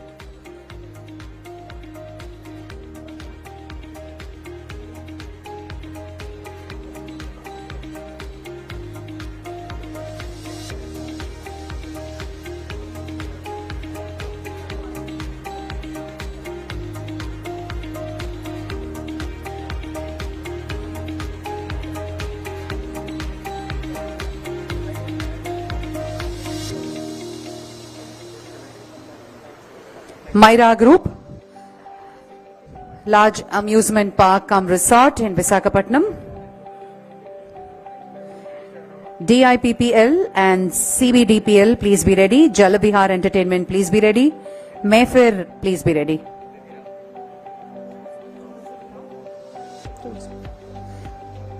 Next up, Tourism Department, Ridhira Living Private Limited, Tirupati Resorts and Marina, 500 crores investment, 7,500 employment generation.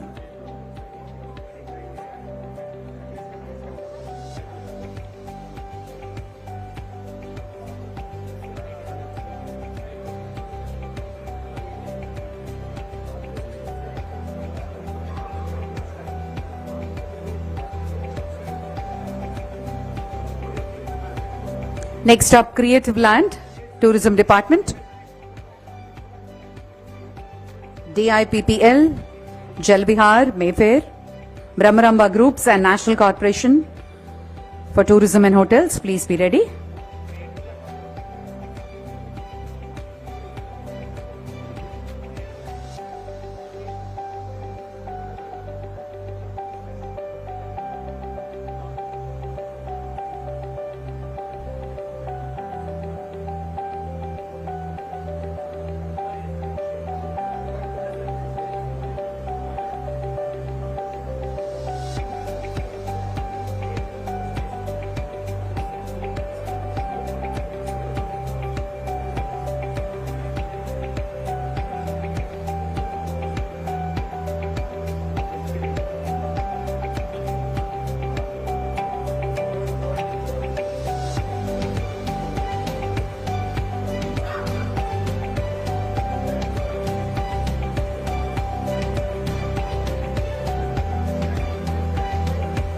Thank you, sir, and congratulations. Next up, may I call upon Creative Land, Entertainment City, Visakhapatnam and Tirupati, investment of about 500 crores and 3,000 employment. DIPPL and CBDPL, please be ready. Jalabihar, Mayfair, Brahmaramba Group, Mugda Holdings, please be ready.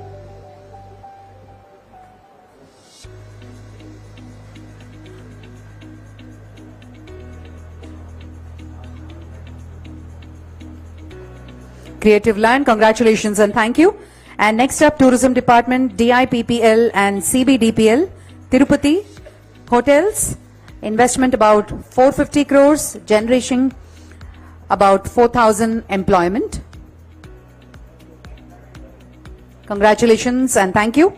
And next up, Tourism Department, Jalvihar Entertainment Private Limited, Visakhapatnam Resorts, 400 crores investment, 1,500 employment.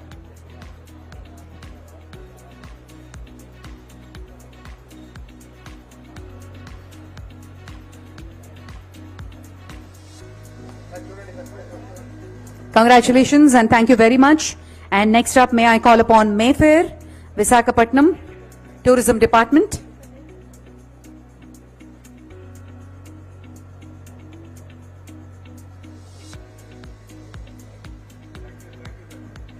Thank you, sir.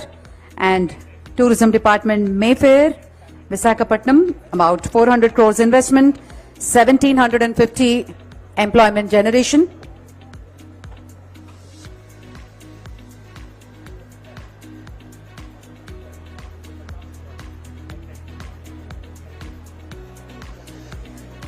Next up, Brahmaramba Group, Bapatla Resort, about 360 crore investment and 1,000 employment. National Corporation for Tourism, Mugda, Hotel Maruti, M&M Harbour, Daspalla Hotels, please be ready.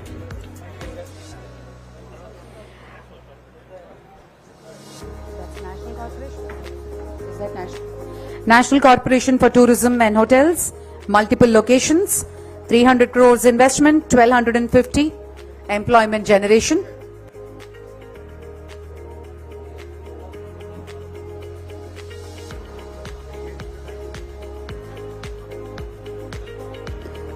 Thank you very much and congratulations. Next up, Mugda Holdings LLC, Eden Grove, 300 crore investment, 1,800 employment generation, Visakhapatnam.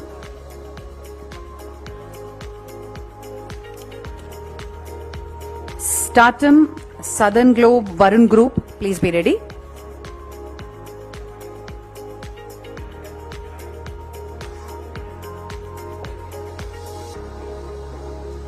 Next up, Hotel Maruti Private Limited.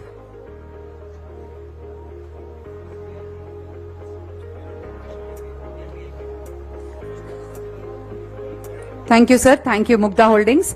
Next up, Hotel Maruti Private Limited, Tirupati, Gandikota and Vizag Resorts, 275 crore investment, 1,300 employment generation.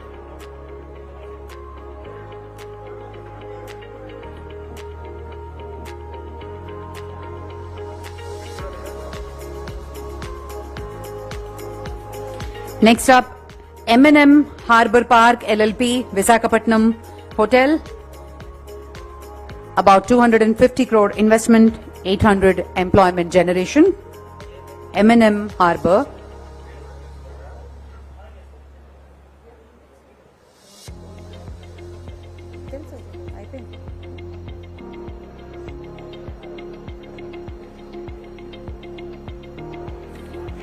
Daspalla Hotels, Statum, Southern Globe, Varun Group, Cyber E-Tech, please be ready.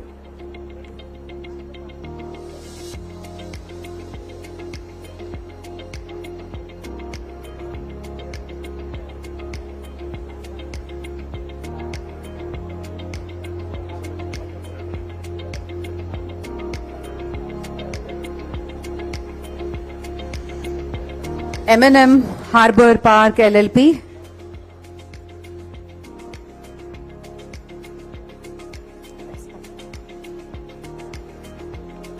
Congratulations and thank you very much.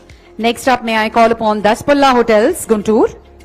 200 crores investment, 700 employment generation.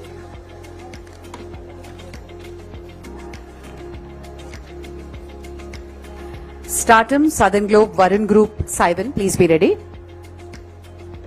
Congratulations and thank you.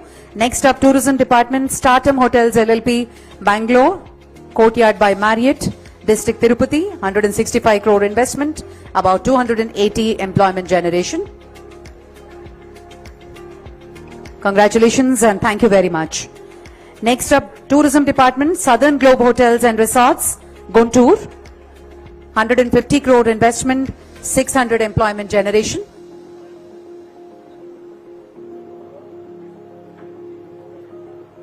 Southern Globe Hotels and Resorts.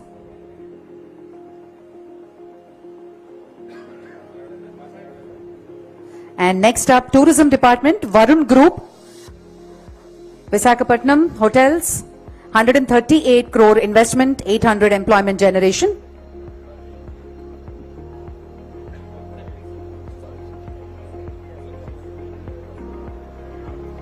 Varun Group.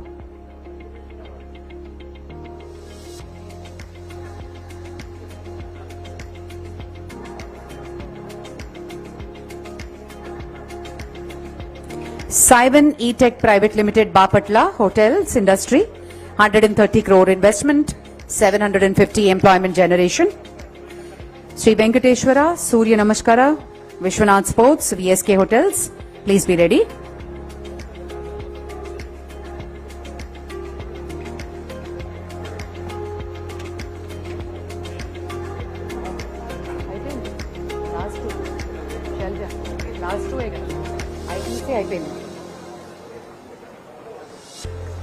CII E-Tech Private Limited, congratulations and thank you very much. Next up, may I call upon Sri Venkateshwara Lodge, Tirupati and Annavaram, Hotels Industry, 124 crore investment, 800 employment generation.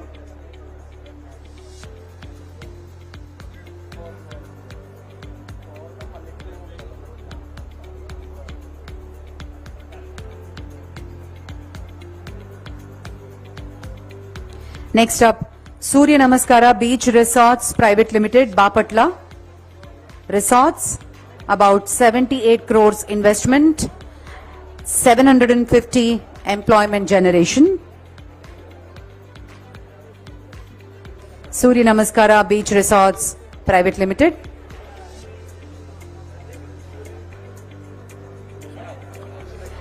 Vishwanath Sports and Conventions Private Limited, Tourism Department, Krishna District, Adventure Thrill City, about 70 crores investment, 500 employment generation.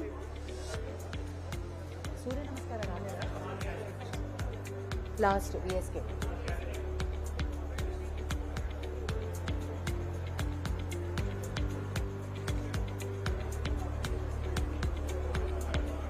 Congratulations and thank you very much. Next up, Tourism Department, VSK Hotels and Resorts LLP, 54 crores investment, about 200 employment generation.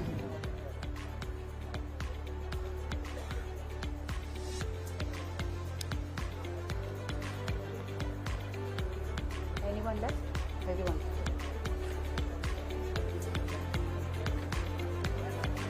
Done, sir. Thank you, sir. Thank you very much. I pay, sir. Thank you, Honorable CM Garu. Thank you to all the dignitaries. Thank you for all the delegates. Thank you very much. This is RJ Bhargavi signing off. Thank you.